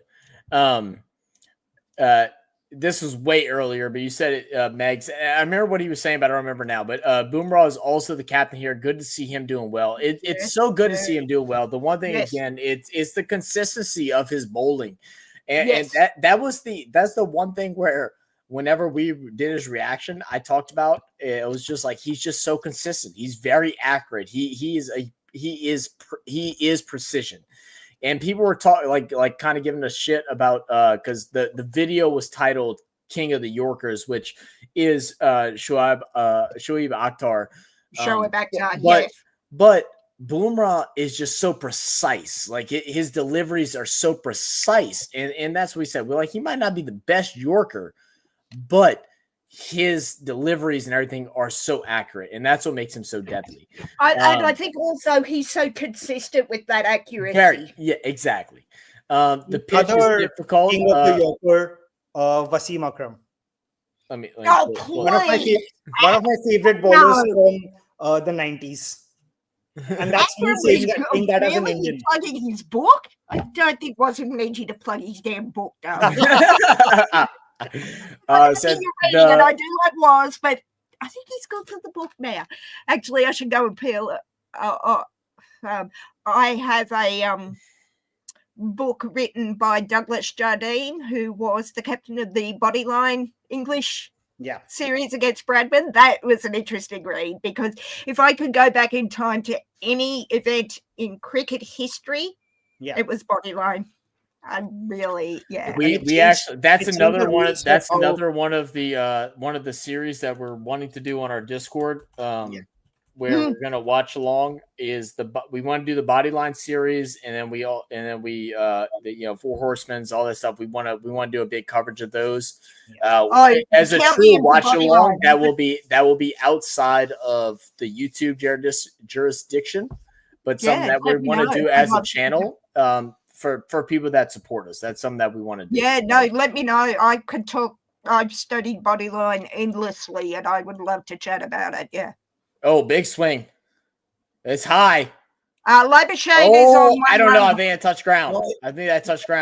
They're going to call it a wicket. That was close, though. Did we get a replay on it? Did they call it a wicket? No, they didn't. The coverage I'm seeing is showing Indian wickets right now, so I don't know if you're seeing you're a couple of seconds ahead. Was that Labuschagne? I might have been seeing a replay. It might have been a replay. I didn't think that was a wicket though. But let me go through a couple of these. Zach's first AFL game was a classic. Second was way too one side. Yeah, the first AFL game I watched was like one of the most amazing things I've ever seen. It totally had me locked in. I've been lucky enough. Me and Nan have both been lucky enough to where the first time of us viewing different sports have been something that's extremely memorable. And that has definitely helped our engagement. In India, many children start playing cricket at early ages. Shubman Gill started at the age of 3 years old. Yeah, that's very similar to the States. 3 is a little bit young, but normally you start getting your children active in sports somewhere between 4 to 5 years old is normally like the normal age. And then you also have like really good players that will start a little bit later on in life. And I say later on, but I'm saying like still like 7, 8 years old, it's still not like, 13. My goddaughter lives in Seattle and she's just turned 12. Oh, she was 12 in May and she's playing under 15 development hockey for the Seattle Kraken. Nice. Shout out Craig O'Brien for subscribing. Thank you for being here. Thank you, Craig. While a pitch might be too tough, I think the pitch might be too tough. Yeah, the pitch is very hard. It's got a lot of bounces. This one is going to go a little bit high for Rana. It's supposed to be. Perth is traditionally the hardest pitch to bat in terms of bounce in cricket. They call it either the highway or the tarmac, the airport tarmac or the highway. AB said never watched Glenn McGrath bowling. You missed it. you missed one of the greatest bowlers. I've had his name come up quite a few times. We need to check out One of the best. Dale Stein, Brett Lee scared me. Brett Lee was a Brett Lee was frightening. The one with Brett Lee that I learned, we haven't done a reaction on him, and we haven't done a reaction on Dale Stein, but we've heard of him. With Brett Lee, we did a video that was dropped not too long ago, which was his fastest bowls of all time. The thing that impressed me with Brett Lee was the amount of speed that he was able to consistently have.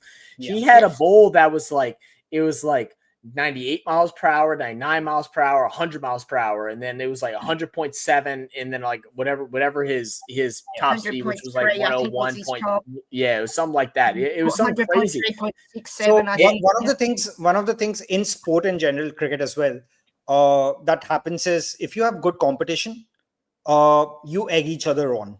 For Brett Lee, it was Brett Lee, Shoaib Akhtar, and a New Zealand guy called Shane Bond. Three people. Oh, Bondy, competing for the fastest ball every match in the same time frame. And Shoaib and Brett Lee were maybe slightly quicker than Bond, and they just pushed each other. One match, Shoaib had the record. One match, Brett Lee had the record, and they just kept making each other better. Back and forth. Akhtar and Lee were quick, but Bond was up there. Bond was out there. Yeah, that's why I mentioned him. He was up there. Yeah, he was a police guy. He was a policeman by profession before he became an international. That's right. Cricketer. And his name was Bond, so there were a lot of memes and there were a lot of Bond Shane Bond jokes that I remembered. Yes. SB said, Brett Lee's birthday video on Discord. You're talking about oh goodness, I already know you're talking about too. You're talking about we did one Akram video, I believe. You sent to us a while ago, SB. I'll be on the lookout for that one. We have checked out Akram video. Just on Brett Lee. Brett's birthday's coming up because his birthday is 6 days before mine, so his birthday is coming up. And I actually knew him in Sydney. Right? I knew Brett very well in Sydney, and his brother Shane as well. Nice. That's really cool. Yeah. Coley said I started right from the womb. Coley already probably did if you're Indian, Coley. Coley said I came out the thing like you know what I'm saying? My best friend has her little boy who's 18 months old and picked up a cricket bat. I'm so proud of young Keenan. This is actually a good question for everybody. So we'll ask Meg first, and it's directed towards you, and then we'll go to Nav, and then we'll go to everybody in chat. What is your earliest international cricket game you went to? What is your earliest? So that was when I left. So I graduated school in December 94, and it was just when South Africa came back after the ban with apartheid. Yeah. It was a one-day match between South Africa and Australia in Sydney in January. I just found out 2 hours before that I had passed my exams, my final exams at school. So my father was taking my brother and I to that game just as for a late birthday gift, and got the post because I had to get the post redirected from my house here to Sydney, which took a few extra days. So it was South Africa versus Australia, the first one-day international that South Africa had played in Australia in January.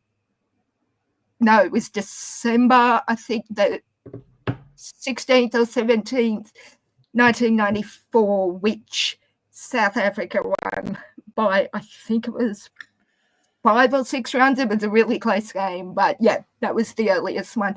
The earliest ones I watched were the West Indian Master Blasters in the early 80s with my grandfather.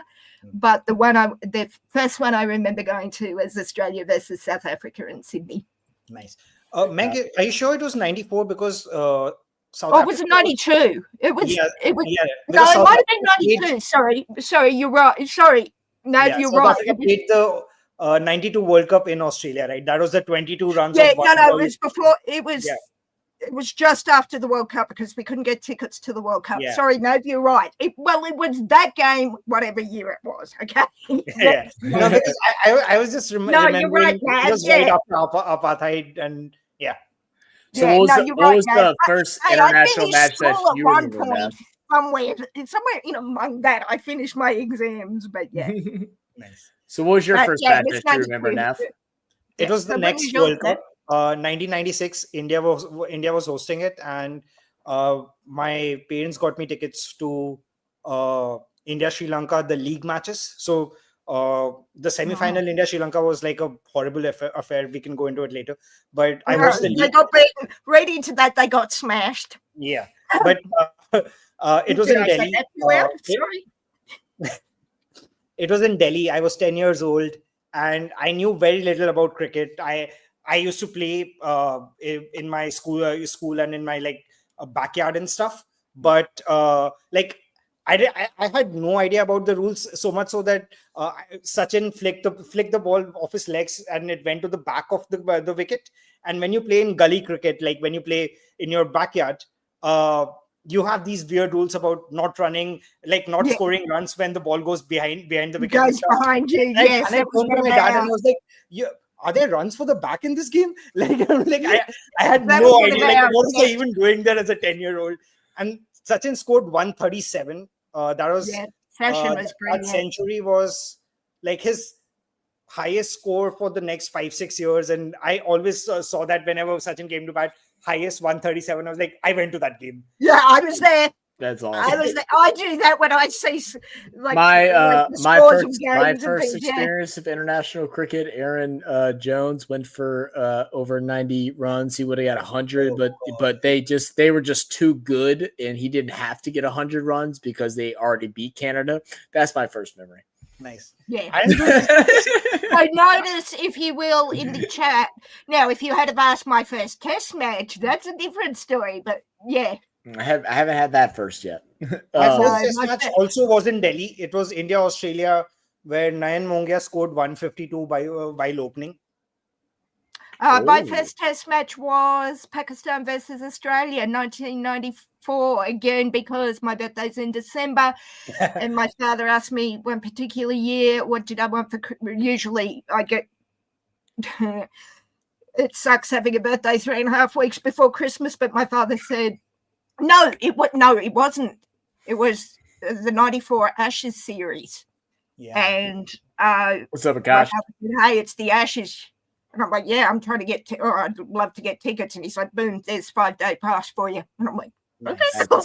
Yeah, so, $400. And so if you know Sydney, there's a stand called the Barongal stand. So that's like right up looking down on the pitch is here, and you look down on the pitch. Hang on, where is it? Like here, and you see the umpires moving into position. Yeah, best seats in the house, aside from the members bar when I was umpiring. Simba said Coley was born with a bat in his hand. Mohammed Siraj is now also a police officer now. Interesting. Yeah. There's a chance of DSP, which is apparently a police officer rank that goes on every time Siraj comes in because he just became an honorary police officer. That's funny. All men are born with a bat, Simba. Yeah, makes it real painful for their mothers to give birth. But there you go. Akash said, "What up, Akash? How you doing, brother? Appreciate you joining us tonight." And look, guys, we do truly appreciate you all for joining in. I know this was a unexpected live stream. We still got a little bit left before the end of today's series. The plan, there is no true plan. I would love to come join in live for tomorrow. We'll see what time the start time is, but I will say definitely Saturday will be some type of live stream, and we'll have a little more preparation to be able to have everything going on. I have talked with Nav, and he does want to come on, and I know, and then Meg said would love to come on as well. So we're definitely going to plan. We're definitely going to plan some things out to have some different people on. I'm hoping to do a little bit of every day. We're test series 1. I'm hoping to do a little bit of every series if I possibly can. But right now it is 37-4. Australia, not batting extremely well. God, no, time out. It is 4 for 37. 4 for 37. I heard somebody else You say Australians and your weird no. Or numbers. if you're in the UK, it is 37 for 4. Everywhere else in the world, it's 37 for 4, but in Australia, it's 4 for 37. Hey, listen. Well, you know what? There's 4 wickets and 37 runs, and you know just what? because you're about to kick your ass, don't give me cheek. Yes, if you're in the UK, the score is 37 runs for 4 wickets. Or if you're with the sane people in God's country, which would be New Zealand, it is 4 for 37. Yeah, I mean, in God's country, it'd be like the 15th inning at this point, and we'd be going in overtime. 300th inning on day 2. Sorry, man. I went to World Cup finals in 92. Oh, that's awesome. No shit, Sinbad. That's crazy. And if you were truly in God's country in the US, you'd be in Seattle, Zach. Let's not start that right now. I'm good. I don't want to be depressed by the rain. Winters are not the best time to be there. Summers. I was there October 2 years ago. It was just starting to get cool. It was beautiful. No, it's not the best time. AV said my first match was the IPL 2012 Punjab versus Oh, that would have been great. Awesome. That would have been a good game. I'm interested. Yeah. I'm gonna go grab a drink. How the IPL match experiences my bladder's running, guys. So bathroom. Sorry, Nat, say that again. No, I like how are IPL match experiences for the crowd? Because I've heard bad stories. Personally, I've heard bad. I don't know. Not being Indian, I've heard various things, but it's like Big Bash here. I went to the Big Bash in Brisbane before I went to New Zealand, and I think, speaking from my experience of crowds, you get the good and the bad in any crowd. You know, whether it's Test match, smash and bash. Sorry, that's my nephew. No worries. We'll just have some dead time on the air now. Yeah, no, sorry. I'm going to turn that.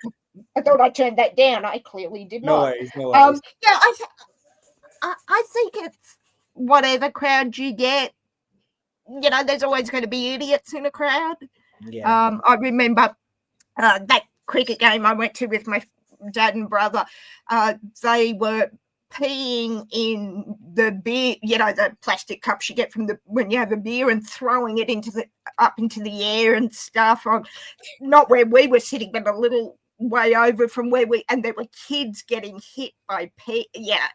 So, you know, I know in India they don't drink a lot, but, you know, you get a skinful of grog anywhere and you're going to have idiots, you know. Yeah. I mean, they do, but it's just not served in the ground side. So people would. Oh, okay. Especially for IPL, it starts at, say, 8 p.m., 7:30 p.m. I'm sure they go to the pubs before coming in. Yeah, well, that's the thing. I had the pleasure of being with the Barmy Army, the English fans at an Ashes test, and they start drinking 3 days before the game begins. And they're the nicest people, but they can get a little obnoxious when they've been in the sun all day, drinking all day, you know. But I think it's any crowd. I mean, I saw it when I was at the football in Seattle, you know. Yeah. You get a skinful, you misbehave. Lay down. Yes, Labuschagne looks like his feet are in cement right now, which is unusual. Yeah, I was gonna turn our attention back to that. Labuschagne is at 1 for 37. Very Pujara Dravid-like innings, but one run off 38. I know he's a slow player, but he's not that slow. Like, he's struggling. It's very slow. Yeah, and also the sun would be dropping behind the stands too. You're already terrified that they're going to hit you in the head with the pitch being what it is, and you're not wanting to throw away a wicket. Not making excuses, but I'm saying keep that in mind as well. No, it's interesting for this stadium, especially because it's a very close stadium, right? So you can already see shadows forming around the boundary line. I'm sure it's not easy seeing the ball right now. Oh, umpire's call. Oh, I think you must be just ahead of me. Sorry for spoiling it. No, you're good. You're good. Yeah. I'm more worried about these dogs not breaking everything in my house or my dad's house. Zach, which state are you in? Get away! God, get down! Oh my God, I'm in Louisiana. I'm at my dad's place right now, so I got like Nice. Their dogs are like I'm dog watching right now. Yeah. Are you doing New Orleans for Thanksgiving, or is it somewhere else in Louisiana? Wait, say it one more time. Are you doing New Orleans for Thanksgiving, or is that somewhere else in Louisiana? No, I'm right near New Orleans. I mean, we just do Thanksgiving with family and stuff like that. Yeah. So we just get together. We cook some food, all that good stuff. I actually delayed my Thanksgiving plans by a couple of days to watch this test, so I'm going back to watch it. There you go. Did you really? Screw the family cricket's on. Man after my own heart. I'm traveling on Sunday instead of tomorrow or today. Just because. So where in the US are you, Nav? You're on the West Coast? Yeah, in California right now. So these timings are really great because Perth test match starts at 6:20 p.m. for me. Adelaide will be 8:20, and then 4:20, 4 o'clock, 4:30 for the Sydney Melbourne ones. Yeah. I know it works out great. It works out pretty good for us too. I mean, I think the test series 2 is a little bit tougher because hang on, guys. My nephew's ringing again. I'll be back in a sec. Do you think, Meg? Yeah, I think this series is fine. I think 2 is going to be a little bit rougher, but I don't have anything going on, so I think I should be able to at least do a couple hours. Probably be able to do the first 2 to 3 hours, but the closing ones, depending on what holiday plans are, because I have no idea what the holiday plans are at the moment. We'll see, but those are the best times. So we're hoping to be able to catch a good bit of it, which I'm excited for. Oh, that's a great wicket. What a grab. You're a second ahead of me. That's mine. I'm ahead of you now? All right. Oh, yeah, I can pause it. Did you saw the catch? No, that's fine. That's fine. You're good. It's still not at the wicket stage for me. It's probably the next ball. Let me know, unless I'm seeing a replay. No, you're not, because the score has been updated. Just my Sling TV, Willow, whatever. Yeah, I'm using Willow too. Yeah, it's I'm so glad. Shout out Willow. We need to talk to Willow about getting a damn sponsorship deal, considering that their app is really horrendously ass. It's the only one that you can watch it. It's ass. It's so ass. You can't adjust. You can't adjust volume at all. Great cricket all along. Amazing length. Got the edge. Great catch. I mean. Yeah, it's like the perfect fast bowler's wicket. You can't ask for more. Yeah. So, guys, you asked about the time for the test matches. So, for me, for y'all, it's early, right? So for me, it's 10 a.m. So for me today, because this is Perth, excuse me, and we're on daylight saving time, Perth is 3 hours behind us. What a grab too! His fingers just got underneath it. Yeah. And we started today at 1:30 p.m. daylight saving time. So it's what? It's 15 hours ahead. It's just 6 p.m., 7 p.m., 8 p.m. It's just clicked over 8 p.m. Friday Eastern daylight saving time. Yeah. And the next 2 are 10 a.m. starts. Melbourne will be 10:30 a.m. and Sydney, Melbourne. No, I just said Melbourne. And Sydney, you'll be 10:30-ish. So this is the late one because they're 3 hours. Oh, this is the late one for y'all? I got you. Yeah. Yeah. This is perfect timing for at least for me and on our channel, because it's they're starting right around the time for the most part that we normally start streaming, and we just got to go a little bit later, and the later ones are okay, just depending on what time we got to get up the next morning. The days story walking, pal. I'm up at 3:30 every Monday for the Seahawks. Okay, so good on you, Meg. I got sleep issues. I ain't trying. So do I. I have a little thing called severe insomnia. Oh, that sounds God horrible. bless caffeine. That's all I'm saying. But yeah, see, what you're talking about is what I deal with most. Yeah, I'm just like, and I gotta fix it too with the job field that I'm going into, because the job field I'm going into is shift work, which will actually That'll kill you. It'll actually benefit with doing cricket stuff once I do get a job, because it won't be nothing to be up at 5 a.m. to do streams and stuff like that when I'm coming off a night shift or whatever.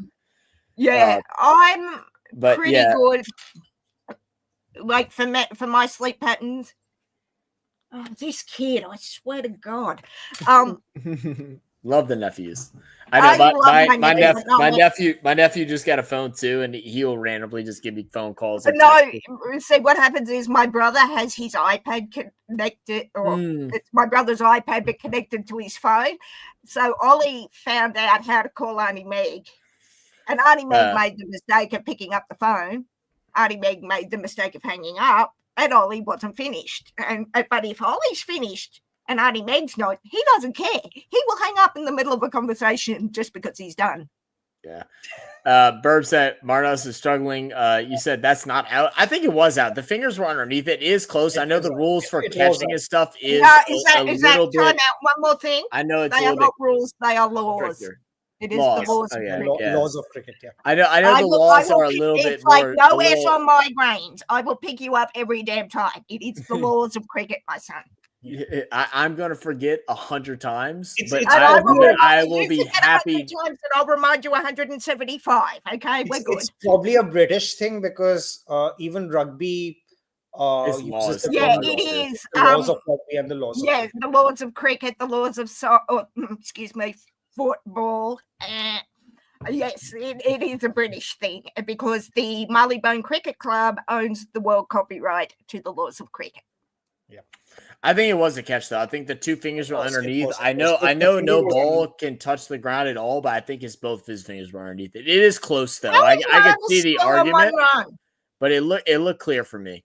So I think they just got rid of the soft signal a couple of years back. What's that? There was this thing. There was this thing where the umpire could indicate to the TV umpire that I think it's out or not out, and that was a soft signal. And then the TV umpire has to refute beyond evidence. No, the TV umpire.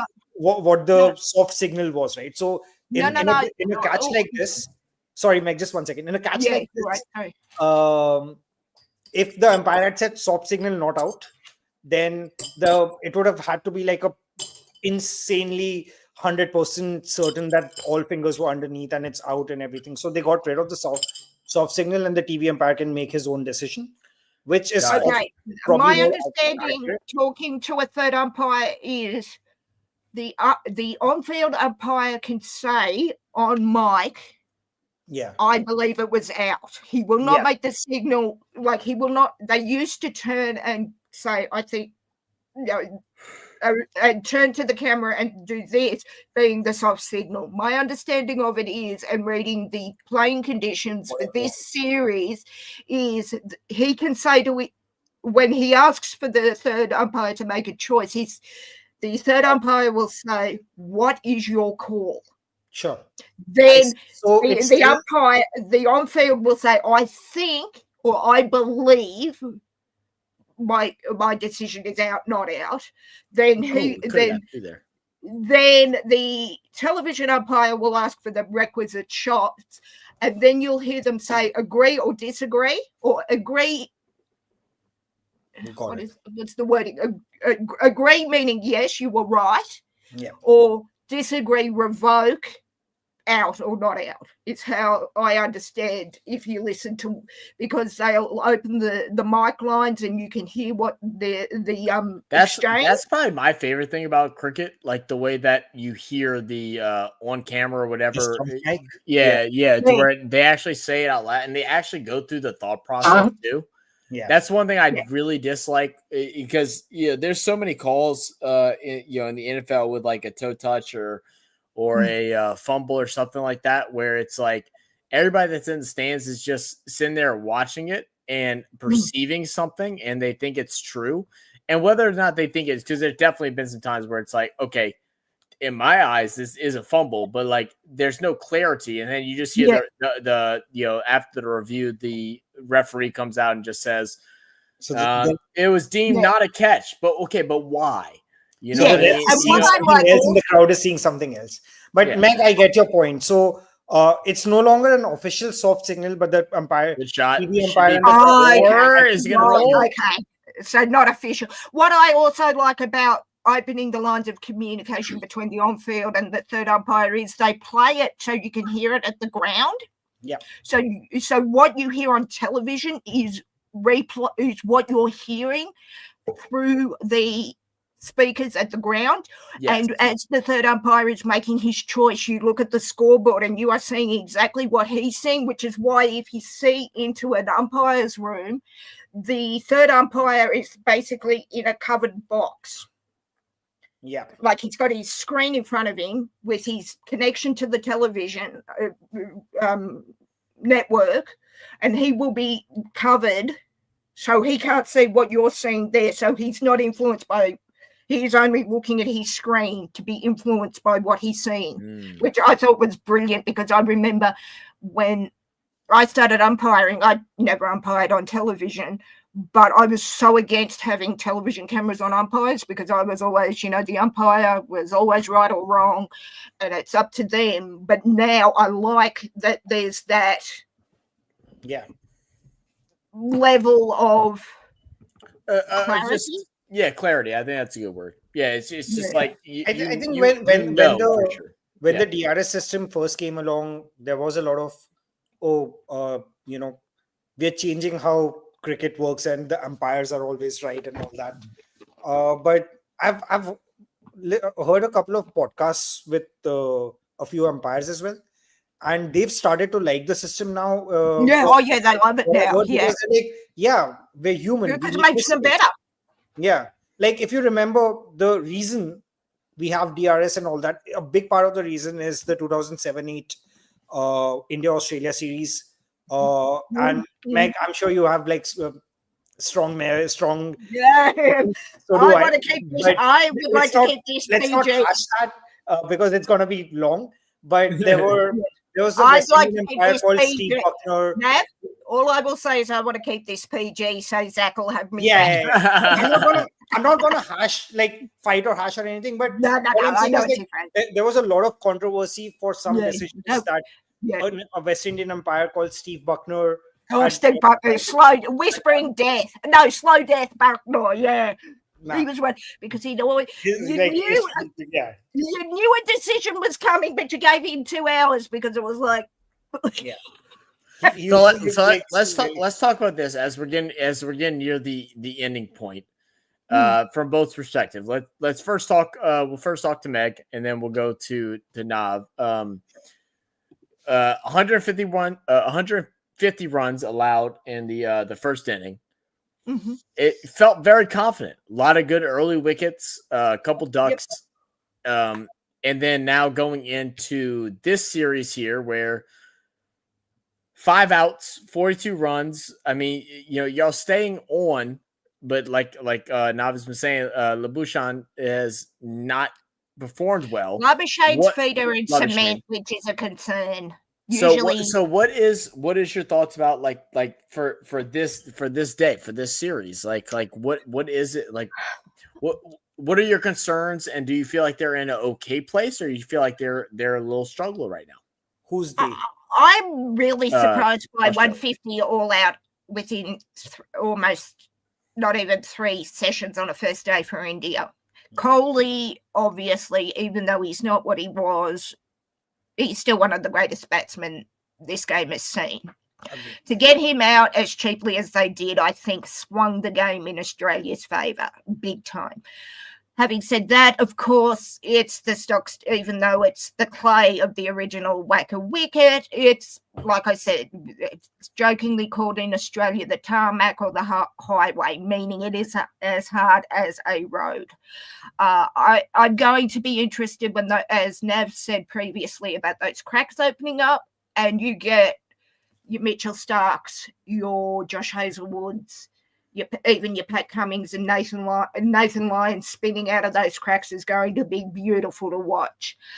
5 for 42. I'm very concerned that Marnus is not seeing as well as he is. You can say that's because it's whatever excuse you want to use, right? Yeah, whatever excuse. It's getting dark, the shadows, whatever. I hope. I'd be one run of 30. What are we? Let me check. Where is he? 2 runs off 42 balls is unheard of for Marnus, because usually he would be dancing down the pitch, just swinging and hitting and having a lovely time. So do you have concerns for Australia's batting right now? Like, are there concerns? Not really. 5 wickets for 42 runs is not good, but it's the first day of the first test of a new series. Yeah.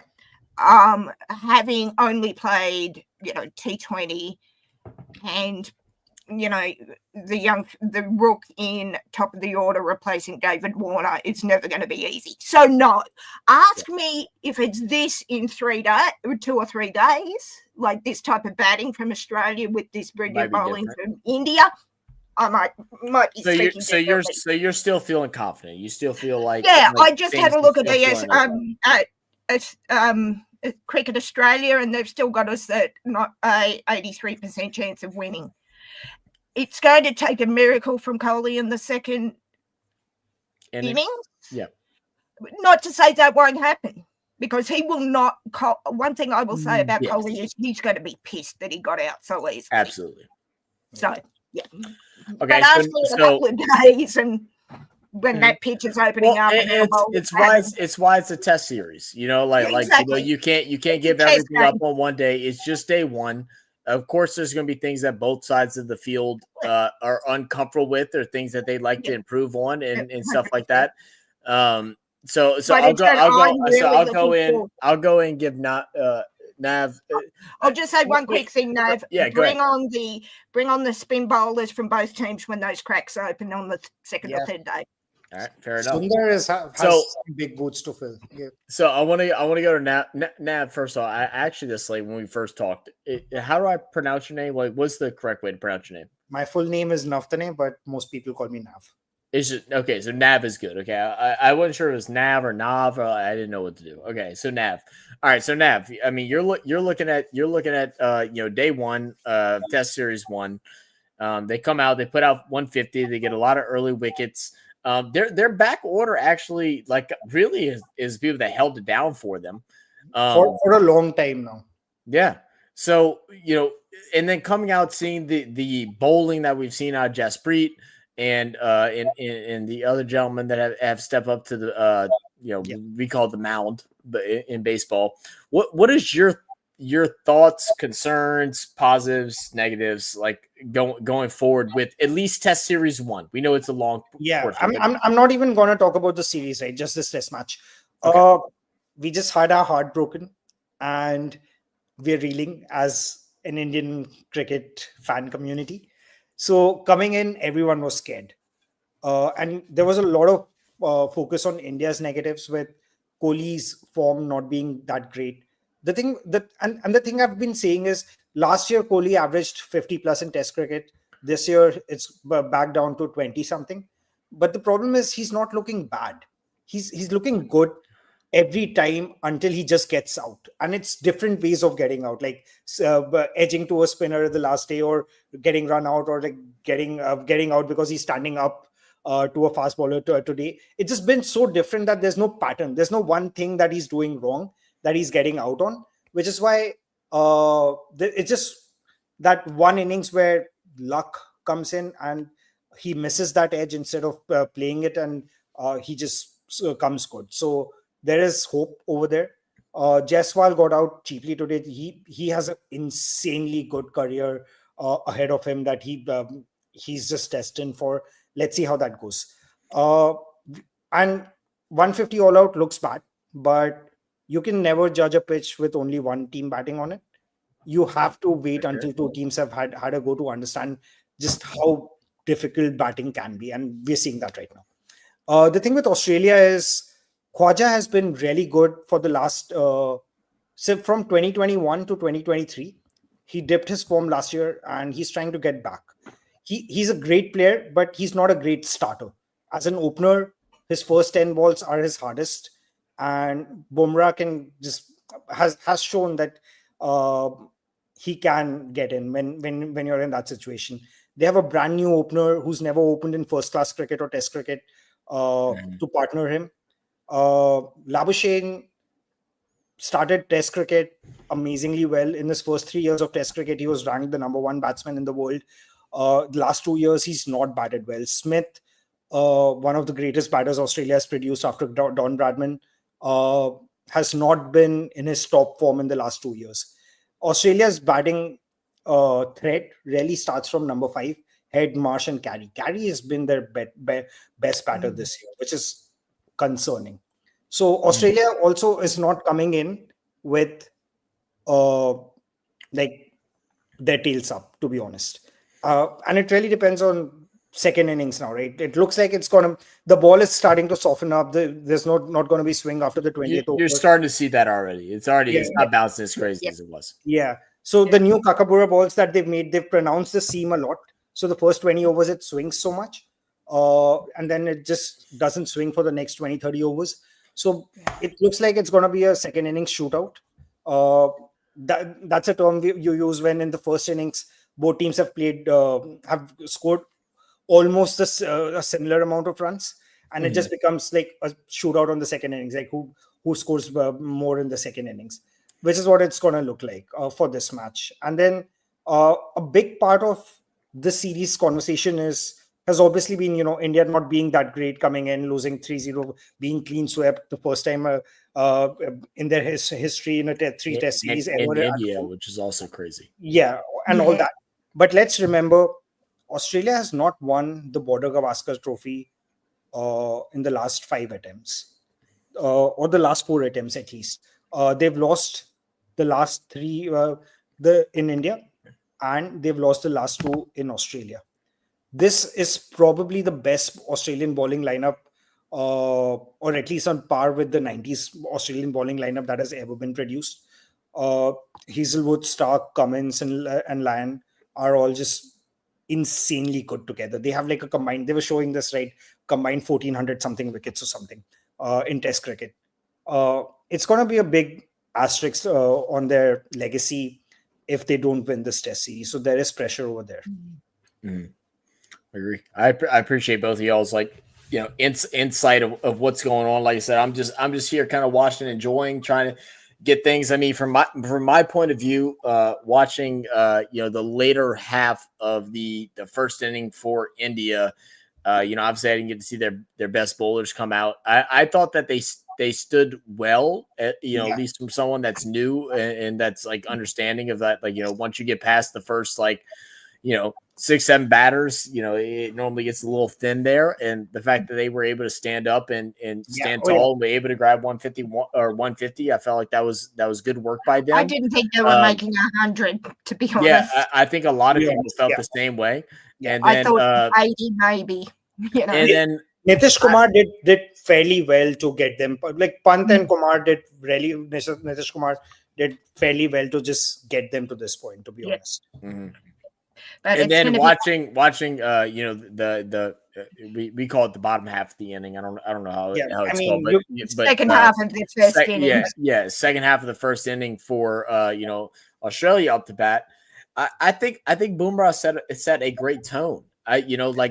His they showed his delivery pattern like several times where his release was in a bundle. It was like a circle that could only fit like 4 or 5 balls inside of, which was it just showed great consistency. I felt like he came out. I mean, we saw Bumrah's numbers just a couple of seconds ago. I think it was like 3 for 9 or something or 9 for 3. I keep forgetting the correct. Excuse me, you had it right the first time. I had it right the first time. I don't remember. I'm not great. 3 for 9. 3 for 9. Yeah. But I will correct you on it every time. He's came out great, and I think they also could have stole a couple more. I think there was a couple that was left on the table. There were a couple of those catches. On any other day, you would say India would take that for sure. every time. If you're an India fan of India and you're favoring this team, you're hoping those back, but you're hoping that the momentum has carried forth, and so far it has. The fact that I don't know about I've already pronounced his name wrong like 3 times. Labuschagne. I mean, he's been up here for a while, and just that's not getting much victory off of it. 48 balls or something. That's insane. As I said, that's insanity for him. It's almost like if Manus is gone. Apparently, I know baseball. Yeah, I think. Yep. That's a wicket. There he is. He's gone. And I was literally just about to say that as much as he's been the best batter in Australia over the last couple of years, is what Nav has said. Maybe it's for the best, because at some point he's just holding up the plate. What we call it in baseball. He's just holding up the plate and stopping other people from getting up there. Siraj just got one to come in more than the others. That's really okay. So what'll happen now is, Zach, a night watchman will come in. So that is a batsman who is not really a batsman, but it's going to be there to save the next. Hey, Meg, there is no night watchman anymore. The next batter in line. No. Sorry. The next batter in line would have been Pat Cummins. So you don't protect Pat Cummins.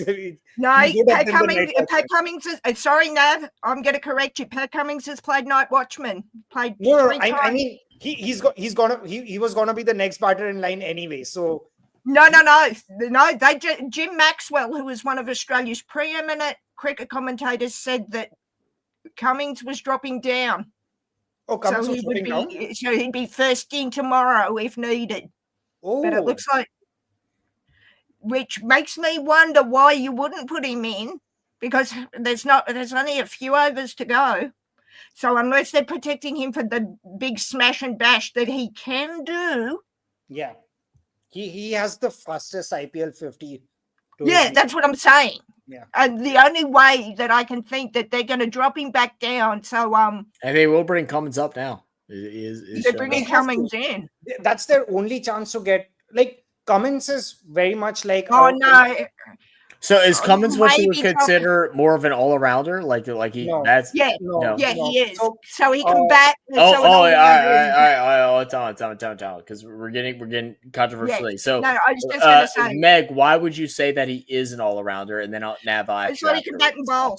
Primarily known as a bowler. Yes, we agree that Cummins is one of the best bowlers, but he can also drop 20, 30 runs when needed, and has done it. Did it in the UK several times.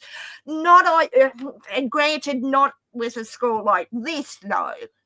Yeah. But you can drop him in as a night watchman or as an all-rounder. What is a night watchman? What is that? So a night watchman is a batsman, usually one of the bowlers, who'll come in at the end of a day's play, like around this time, when a team is in trouble.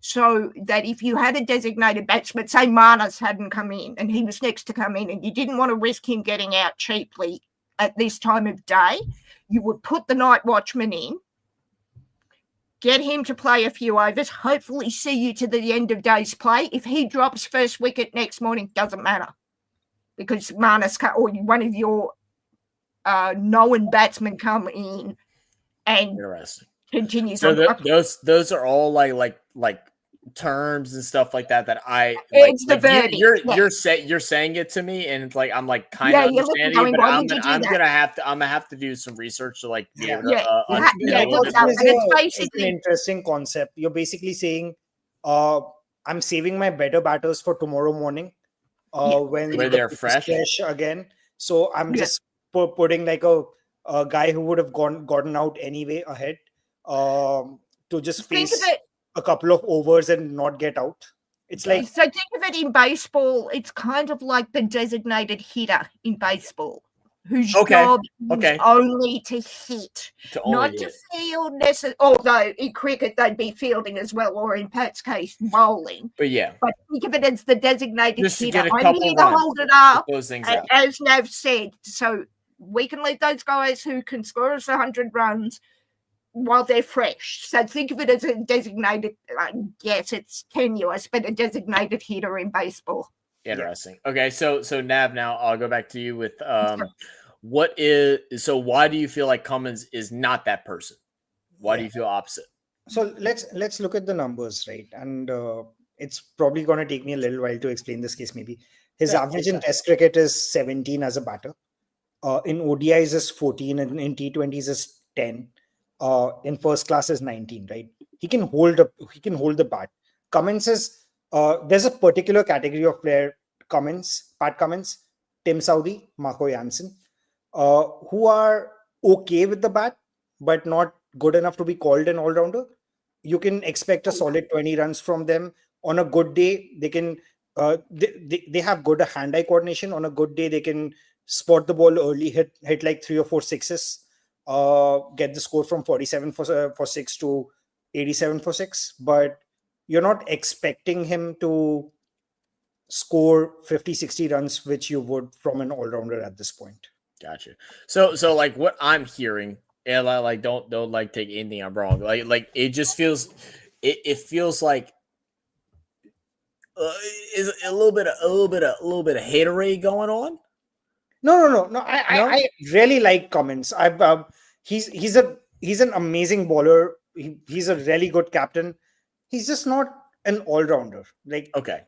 Yeah. It was just the only reason why I say is because it's like, whenever I talk sports and stuff like that, because I mean, I have haterade for players too. So it's like whenever I look at a player that might be really good, but it's just like, I feel like they're not good enough for be that. It could be a little bit of like, oh yeah, I'm just a hater on that player because I just don't think they're that. What I'm getting from this player is that he's kind of on that borderline. He could be the all-arounder, but he could also not be, depending on the day, the event, the time. Yeah.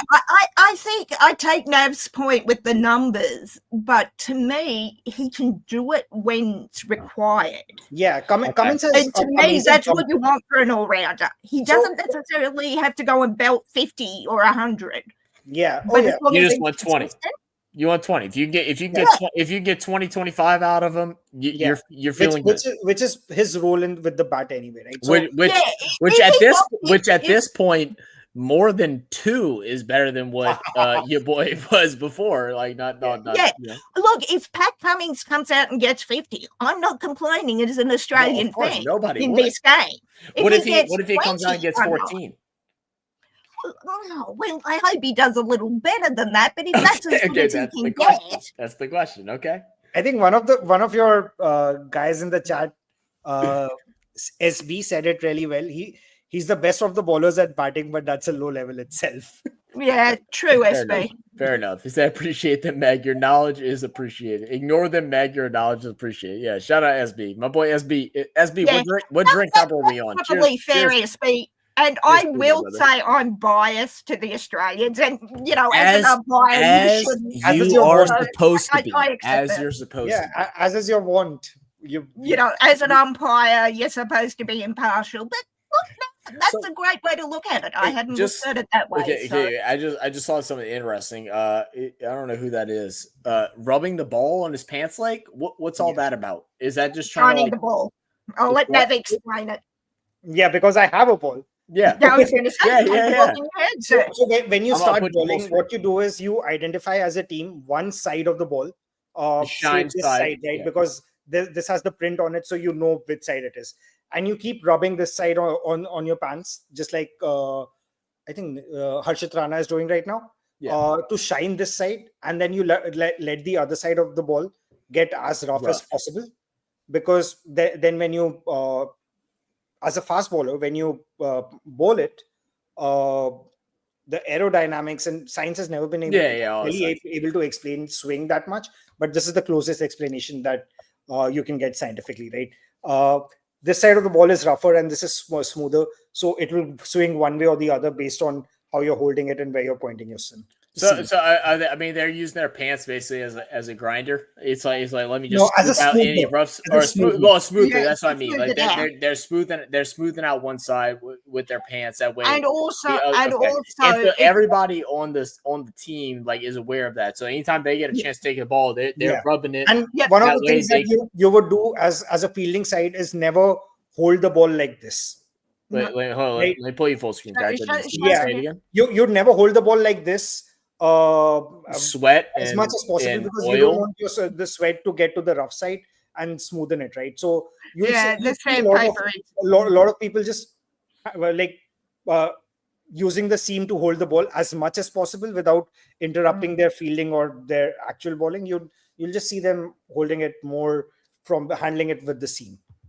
That makes sense. I'm learning a lot. I'm not gonna lie. Like it might not seem. I still don't fully understand it, but I'm learning a lot. Also, a bowler's position of their fingers along that seam, so along the stitching, will determine how it spins. I mean, there's a lot of physics involved. That part I understand. It out of the hand like that.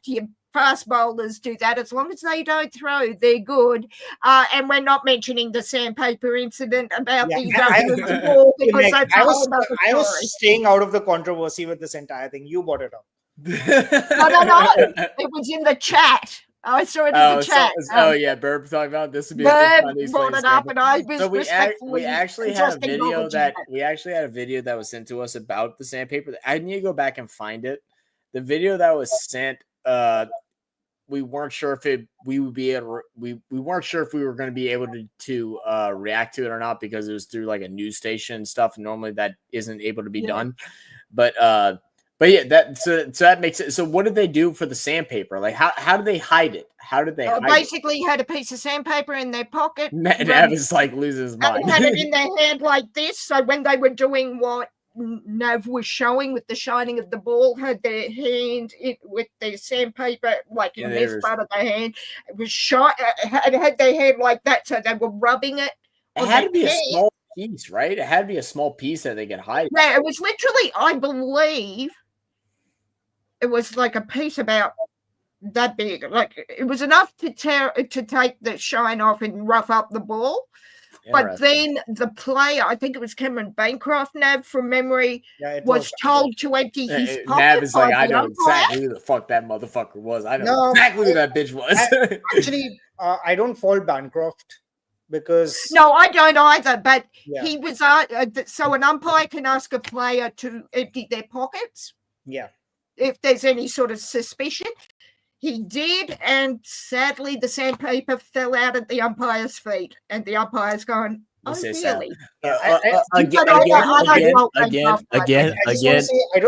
I don't fault Bancroft because he was the junior most member of the team. Yes. He was told. He was told to do it and did it.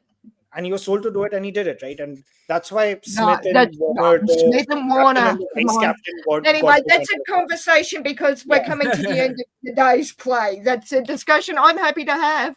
No, that's right. It's a very fair conversation. I'm trying to stay out of controversy. I'm just saying. Yeah, no, I am. No. Well, look, you can stay out now. I'll go in both feet. So it's the same thing, right? If you look at the Pakistan spot fixing incident, I don't fault Mohammad Amir as much as I was angry at Salman Butt or Mohammad Asif, right? Like Amir was a 17-year-old guy in his first tour in UK, and the captain came to him and said, "Do this. We need to do this." Yeah. And that's why I don't fault Bancroft. He was the new kid on the block. Your vice captain and your captain come to you and say, "This is what we're doing." You can't say, "No, sir," because that's not in the spirit rules. Whatever. It's like, even if you felt bad about it, as I would have, and most of us would have, you're like, "Yes, sir, no, sir, 3 bags full, sir." Yeah. Well, I mean, if you're the New England Patriots, if you ain't cheating, you ain't trying. You know what I'm saying? Like Brady, Tom Brady was At that point, one of the best quarterbacks in America, right? It's a completely different thing of him doing it versus him telling the rookie draft pick of the year to go and deflate balls. Yeah. Like, who would you fault? Would you fault Tom Brady, or would you fault the rookie draft pick of the year to do that? Yeah. Well, it depends. Well, with that, I mean, with the whole sports and cheat, I mean, sports are based around cheating. Like it's happened. It's happened in every era. It's happened in every sport at some point or another. It's not good. Yeah. That's why it's not cheating until you get, gentlemen. It is not cheating until you get caught. Well, and that's the whole joke between it, like what I mean, my Saints are a team that has been. They said that they were cheating because of Bountygate, because players were paid to hurt other players. Or something, wasn't it? Yeah, they're paid to hurt other players and stuff like that. But at the same time, they were also the least penalized team in the NFL that year. Yeah. So it's like, they didn't get penalized for it. So was that a problem of them, or was it a problem of the league? It's a problem of both. Yeah. It's a problem of both. So another 4 there by Carey. Look, we made it to 50. Wow. We made it to 50. I think it was leg by boys. But like talking about like cheating sports, I mean, that's a funny thing. It's like Tom Brady. I mean, Tom Brady, any person that's a fan of the NFL, because of what Tom Brady has accomplished, he is the best NFL quarterback that's ever lived. He's the best football player that's ever lived. But no question, he's living past the allegations of Spygate, where they actually had people that were spying on cameras in their practice fields. Deflategate, the tuck rule, which is all very was Belichick though. Yeah, but they know. Everybody in the building knows. It's very obvious. Like they can lie and say they don't. It's the same thing. It's the same thing like how Sean Payton said he didn't know players were getting paid to get hit harder. But like, everybody knows. Everybody knows. It's part. If you don't know, you're an idiot. Why do you not know? It's the same thing with like Barry Bonds, Sammy Sosa, McGuire, all these guys with steroids use, which baseball is like a whole nother story, because baseball probably would actually be dead if it wasn't for the guys like Sammy Sosa, like Mark McGuire, like Barry Bonds, because baseball was on the verge of going bankrupt before that time. Yeah. So everyone knew, but they were just ready to call them out. So I mean, you have the same story in cricket as well. Like there are multiple famous successful, non-successful players who've gotten caught, not gotten caught, knew that this was happening, said nothing, and all of that, right? I mean, from the very beginning of cricket, Lord's the home of cricket. They have the statue of W.G. Grace, who is considered England's first great batter. He was the kind of guy. He wasn't out. He was the kind of guy who not out. Exactly. He was given out LBW, went to the umpire and said, or the bowler, and said, all these guys have come here to watch me bat, not you, bowler, you umpire. I'm not going out. And he scored. Look at that. Cummins, more runs than what how do I pronounce his name wrong 3 times? Labuschagne. I'm gonna forget it every time, but he's already produced more runs. Just call him Marnus. Just call him Big Man. That's all you need to know. Man. It's a part of sports, and everybody knows. Like everybody knows that's because the people that like especially with baseball, like people are holding the bats, people are swinging the bats. Everybody knows his bat's loaded. Everybody knows. It just one person gets caught, one person gets in trouble, or 2 people get in trouble. It's just how it goes. It is an ugly, disgusting thing. That's a wicket. Yeah, let's turn back to this. That's a wicket. For a second. Yeah. Boomerang, another one. Who was it? Boomerang is on fire. 4. Boomerang is. I don't want to say he was a surprise. He's like a man possessed. He's a beast, man. He's so good. Like, look at his economy rate, 1.4. With a worldwide sport like what cricket is, where people come in and talk so highly of Boomerang regardless of where they're from. Yeah. It just shows how good he is. Shows you what a It's player the he same thing with John T. Rhodes. It's the same thing with it was the same thing for Bradman, and that's with why they had Bradman. body Yes, line. it's the same way. It's the same way. You think of it this way, right? Like when I was growing up, cricket was all I knew, but I knew who Michael Jordan was. I knew who David Beckham was. And when I Even came if to you didn't America, watch it, but you knew it. Even if you didn't watch it, Yeah, you knew them by reputation. Yeah, exactly. I knew who Tiger Woods was. Same thing. I came to America and I knew who Tom Brady was. And my B school friends, my grad school friends, they knew who Sachin was, even though they hadn't watched cricket their entire lives.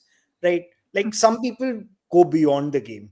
Kohli, Sachin, Bradman, Ricky Ponting, those guys, Steve Waugh, those guys are famous because they are those guys, right? Bumrah that's the upsetting thing with being a US sports fan. It's like, Kohli is like the most followed sports athlete in the world, or second or first, whatever it is. Like I think he might be second behind Ronaldo or something like that.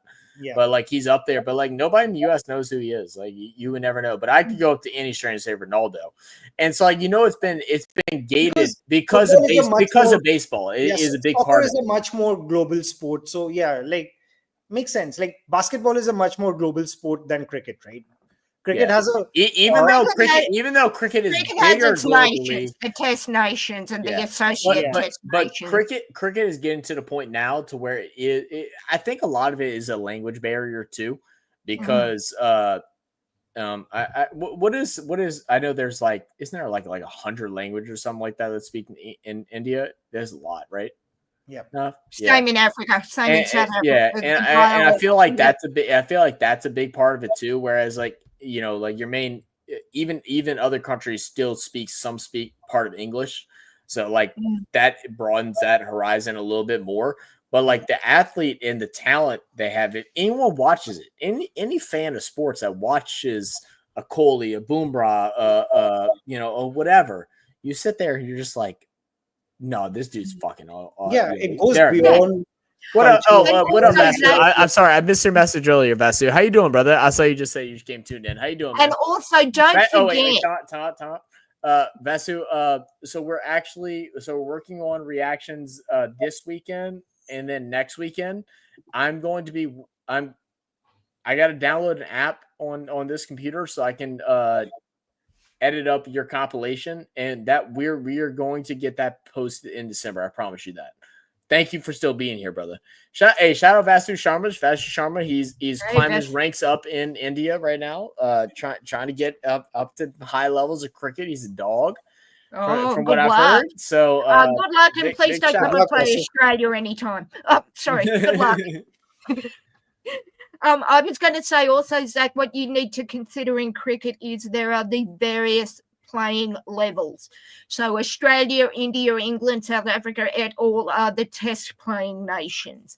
Then you have associate test playing nations. This is all under the International Cricket Council, the governing body. So you have associate playing nations like Canada, USA, Afghanistan. Then you have what are called the minnow nations, which are the nations that play a lot of cricket, usually in Asia and places like that don't have the financial means to become associate playing nations. Like that's another thing to consider with the different languages as well. Yes, I take your point that there are language barriers. There's 15 languages in Africa that they speak within their test team. So hopefully America is, I believe, in consideration to become an associate. They still have to get a women. They're years out. There's a couple of things they're probably 10 years out if I had to guess. They still need a women's league. I think it's gonna be somewhere between 5 to 10 years. I think 5 to 10. I'd say maybe 6 or 7 because I'm led to believe there is a women's team from US coming to the next Women's World Cup. That does wrap everything up here, right? So I can close this out. Yep, close it up. Okay. Yeah. One day, when we have time, Zach, we can get into the history of why this is the thing, because the International Cricket Council used to be the Imperial Cricket Council, and they decided that this is going to be just Commonwealth countries, which was a decision like in the early 1900s, which was very British. Let's keep it within the British, yeah, yeah. Because at that time Argentina had a really good team. The England team. I heard that there were some South American teams that actually had the English team traveled to Philadelphia. And USA had a really good team, and Philadelphia, the Philadelphia team beat the English team in a 4-day match, and USA had a really good cricket culture. That was back when Central Park had a what were their names? I used to have it saved. There was like Sam Bradman, and then there was another guy, and they were both like top class cricketers. Yeah. Back early 1900s, like 1920s, something like that, right? And then they created the Imperial Cricket Council, which later became the ICC, which kind of scuffed it up and kept it within the empire, and for like 100 years left these nations out. And now, because money is involved, these guys are coming back in to get USA involved and Ireland involved and all these people involved that they should have done like 50 years back. So the game is 50 years behind because of that. So we can get into that. I'd love to have that discussion with you, Nev, because can I just quickly shout out Burb? They need to focus the Netherlands, Scotland, and Ireland. Burb, they are 3 current associate nations, so they are one level down below the test playing nations. Yeah. I know. Netherlands is like the next up, right? Or Netherlands had one good player called Ireland. And then Afghanistan is did they make an exception for Afghanistan? Yeah. No, it was much later when they opened it up. The current Indian batting coach is from Netherlands, Ryan ten Doskate. Oh, I love Tendo. I loved watching him. Is that where he ended up? The batting coach because he played batting consultant. No, wait, he's the assistant coach under Gautam Gambhir. Abhishek Nair is the batting coach. Yeah, but he's in the Indian coaching setup. Son of a bitch! Yeah. I loved watching Tendo. He was. I saw a what game was it? Bradman 11 game. Where he was playing for the Bradman 11 down in Barrel on Bradman Oval, and he was a sweet timer. Sorry to interrupt, boys. No, Ireland were test playing, but they've been knocked back. They had some issues, shall we say, at an administrative level. I will keep it clean by saying that. Fair enough. I believe that if they clean up the issues, they will be back into the test playing nations. But I haven't kept up with ICC stuff for quite a while. But yeah. I mean, as far as like broadening the sport, it's like I think they're doing the right thing by like a lot of people don't like. There's been some people that have came into our chat, like especially during the World Cup, that were saying like, they need to allow more people in to expand the sport. The sport's already huge. And I do, and like I get what you're saying, Nav, too. Like, yes, making it a little bit easier and stuff like that. But there's also nothing wrong with keeping a standard.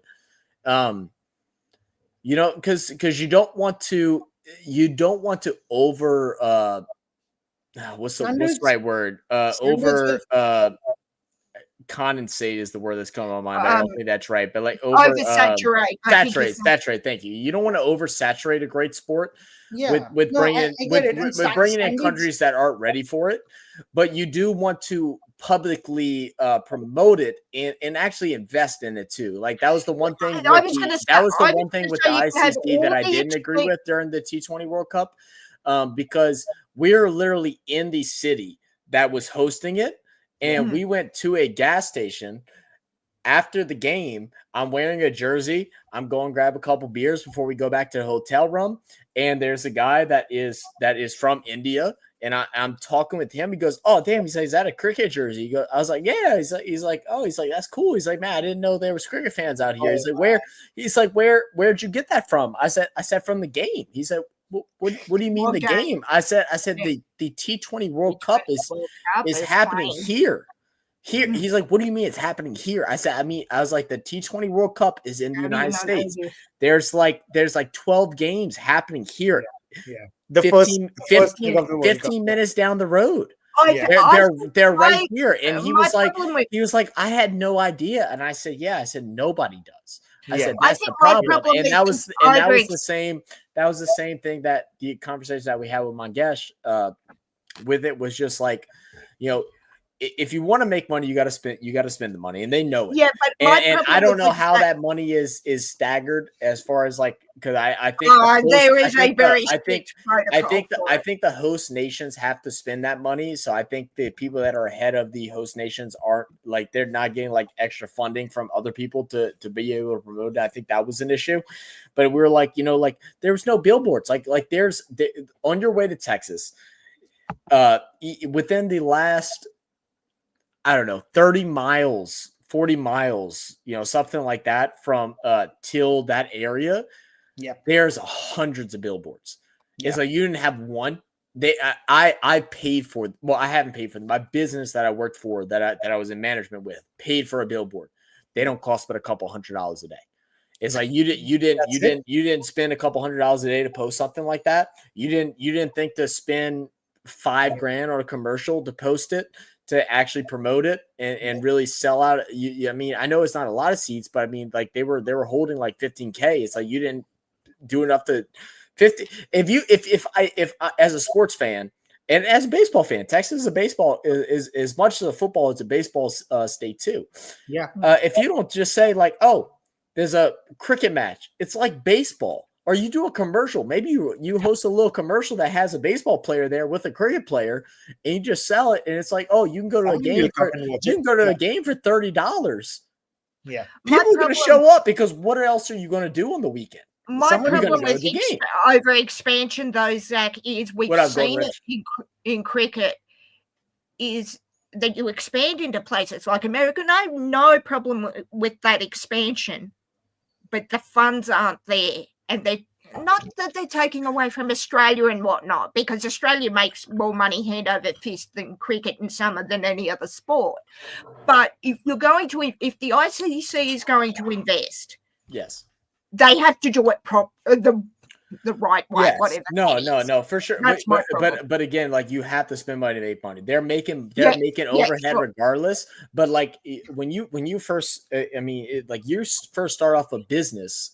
Yeah, and like if my expectations is to make 50 grand within a year, we're talking small sales, make 50 grand within a year.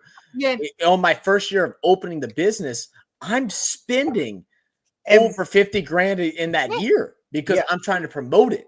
So like if you're only expecting to make $100 off of this thing, you're spending $300, $200, whatever to promote it. That way it grows because and that's where like I feel like the MLC messed up a little bit because they were starting to promote it. Their big promotion was going through John Boy, which John Boy is amazing. Shout out John Boy. If I haven't checked him out, he does. You're muted by the way, Neff. John Boy, his channel is one of the biggest sports channels. It's amazing. It's amazing. But there's wait, what just happened? No, it didn't. Sorry, I was trying to watch. What are you watching? He's watching the end of the game. The last ball of the day. It looked. I think. I thought it was over. I closed it out because I thought it was over. Oh, now I'm an asshole. The ball just about bounced short of Bumrah for a cotton ball. Sorry, I just got excited. Sorry. No, you're good. I wouldn't have closed it up. I didn't. But those are like little simple things that I feel like because like America is such a marketing thing, and it's like how they market is great. Now I don't know if you've seen our video that we reacted to where it was Jasprit Bumrah and then Micah Parsons, where they got together and they did a video. It was, I forget what the series is called, but it was amazing. That's things that they should be like highly promoting. Like they should have done that before the T20 World Cup and then boosted the shit out of it to everybody because you watch that, you not only got to watch the sport, but you got to learn the personality of the player. And it was awesome. Like I got there and I like Bumrah starting off. Sports is not about robos playing each other. Sports is about stories and backgrounds and what these players have and cricket is, especially with the history. Yes.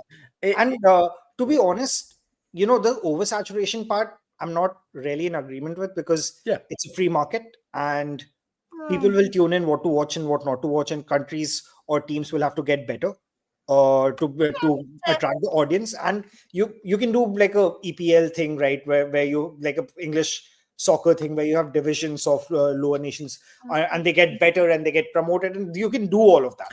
The hardest thing right now is that we're in an era of what me and Non joke about all the time, where we think it's so silly, is the what they call glazing, where it's like if you overhype something, then all of a sudden it's not cool.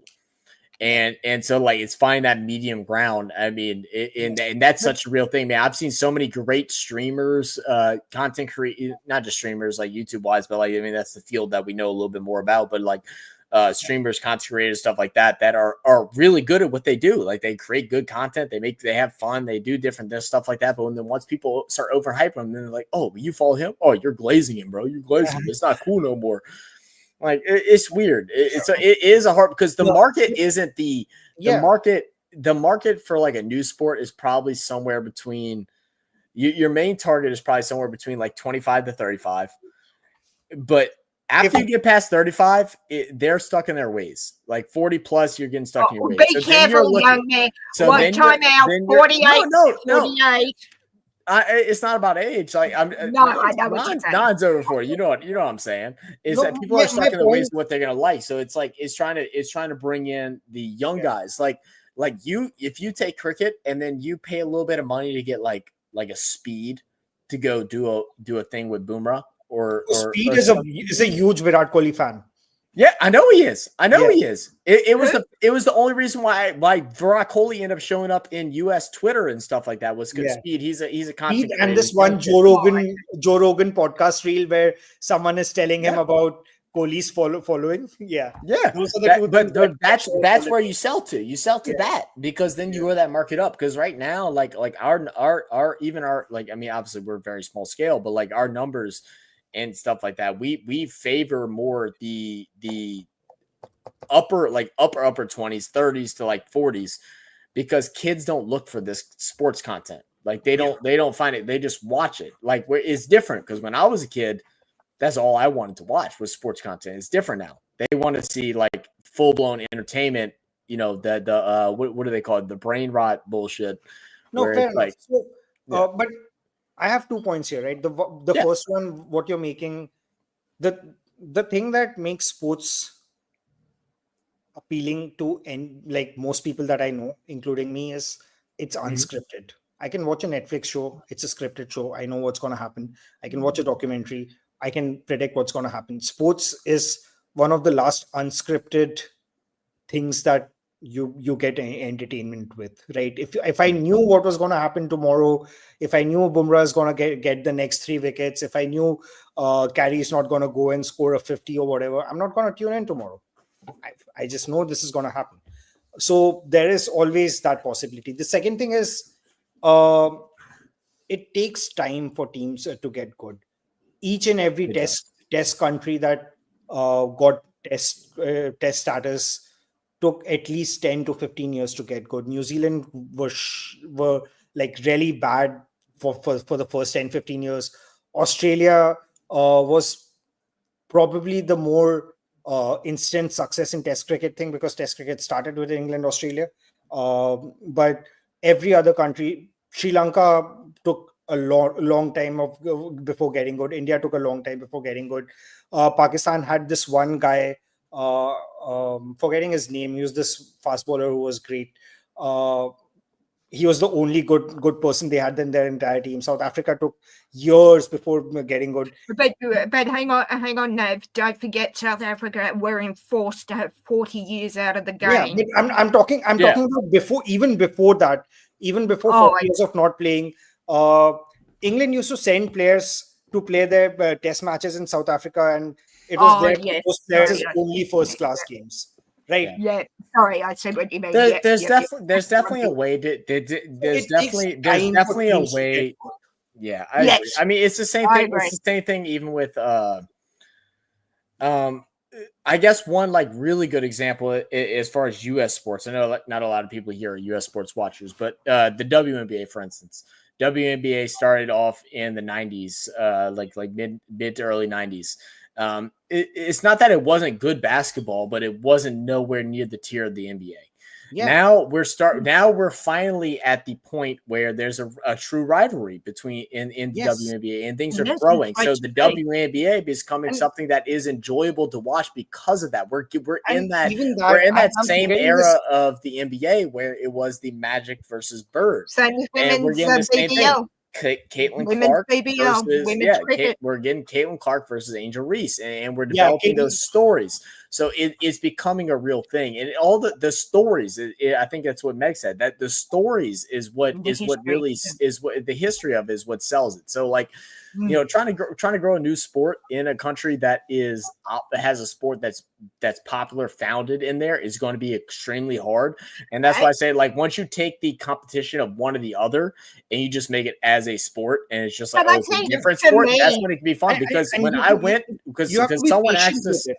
Because someone asked us earlier today, was asked like, what's your thoughts? What's your thoughts on cricket as American? It's like, are you liking it?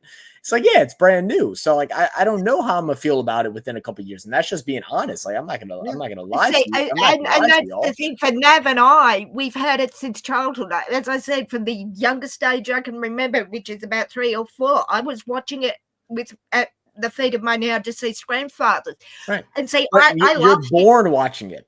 Yeah. That's the difference. You're born watching it. I was born watching baseball. Yeah, I will always have a different love for, even if I think cricket is a better sport, I'm going to have a more love for baseball. Yeah, because baseball is my culture. I grew up. That's what I was about to say. But see, I grew up missing school to watch games, like just like how you did. Talking about Bradman again, my grandfather came home from the war to see the 48 Invincibles leave the country for 12 or 10 months, and told me stories of how good Bradman was, of hanging over the fence in Sydney, watching this guy named Bradman, or listening on the ABC radio, which is our national broadcaster, as I did all day today. First thing I turn on for the cricket is ABC radio, watching it with you, but listening to the radio, and that's ingrained as part of our summer. As I said, my birthday's first day of summer, bang, first test starts a week before my birthday. Boom, you know where I am. Anyway, I'm going to love you and leave you. I'm going to love you and leave you. Love you and leave you too, man. I'm glad to have you here. I'll send you a message. Like I said, I know I want to do a exclusive live stream with Nav.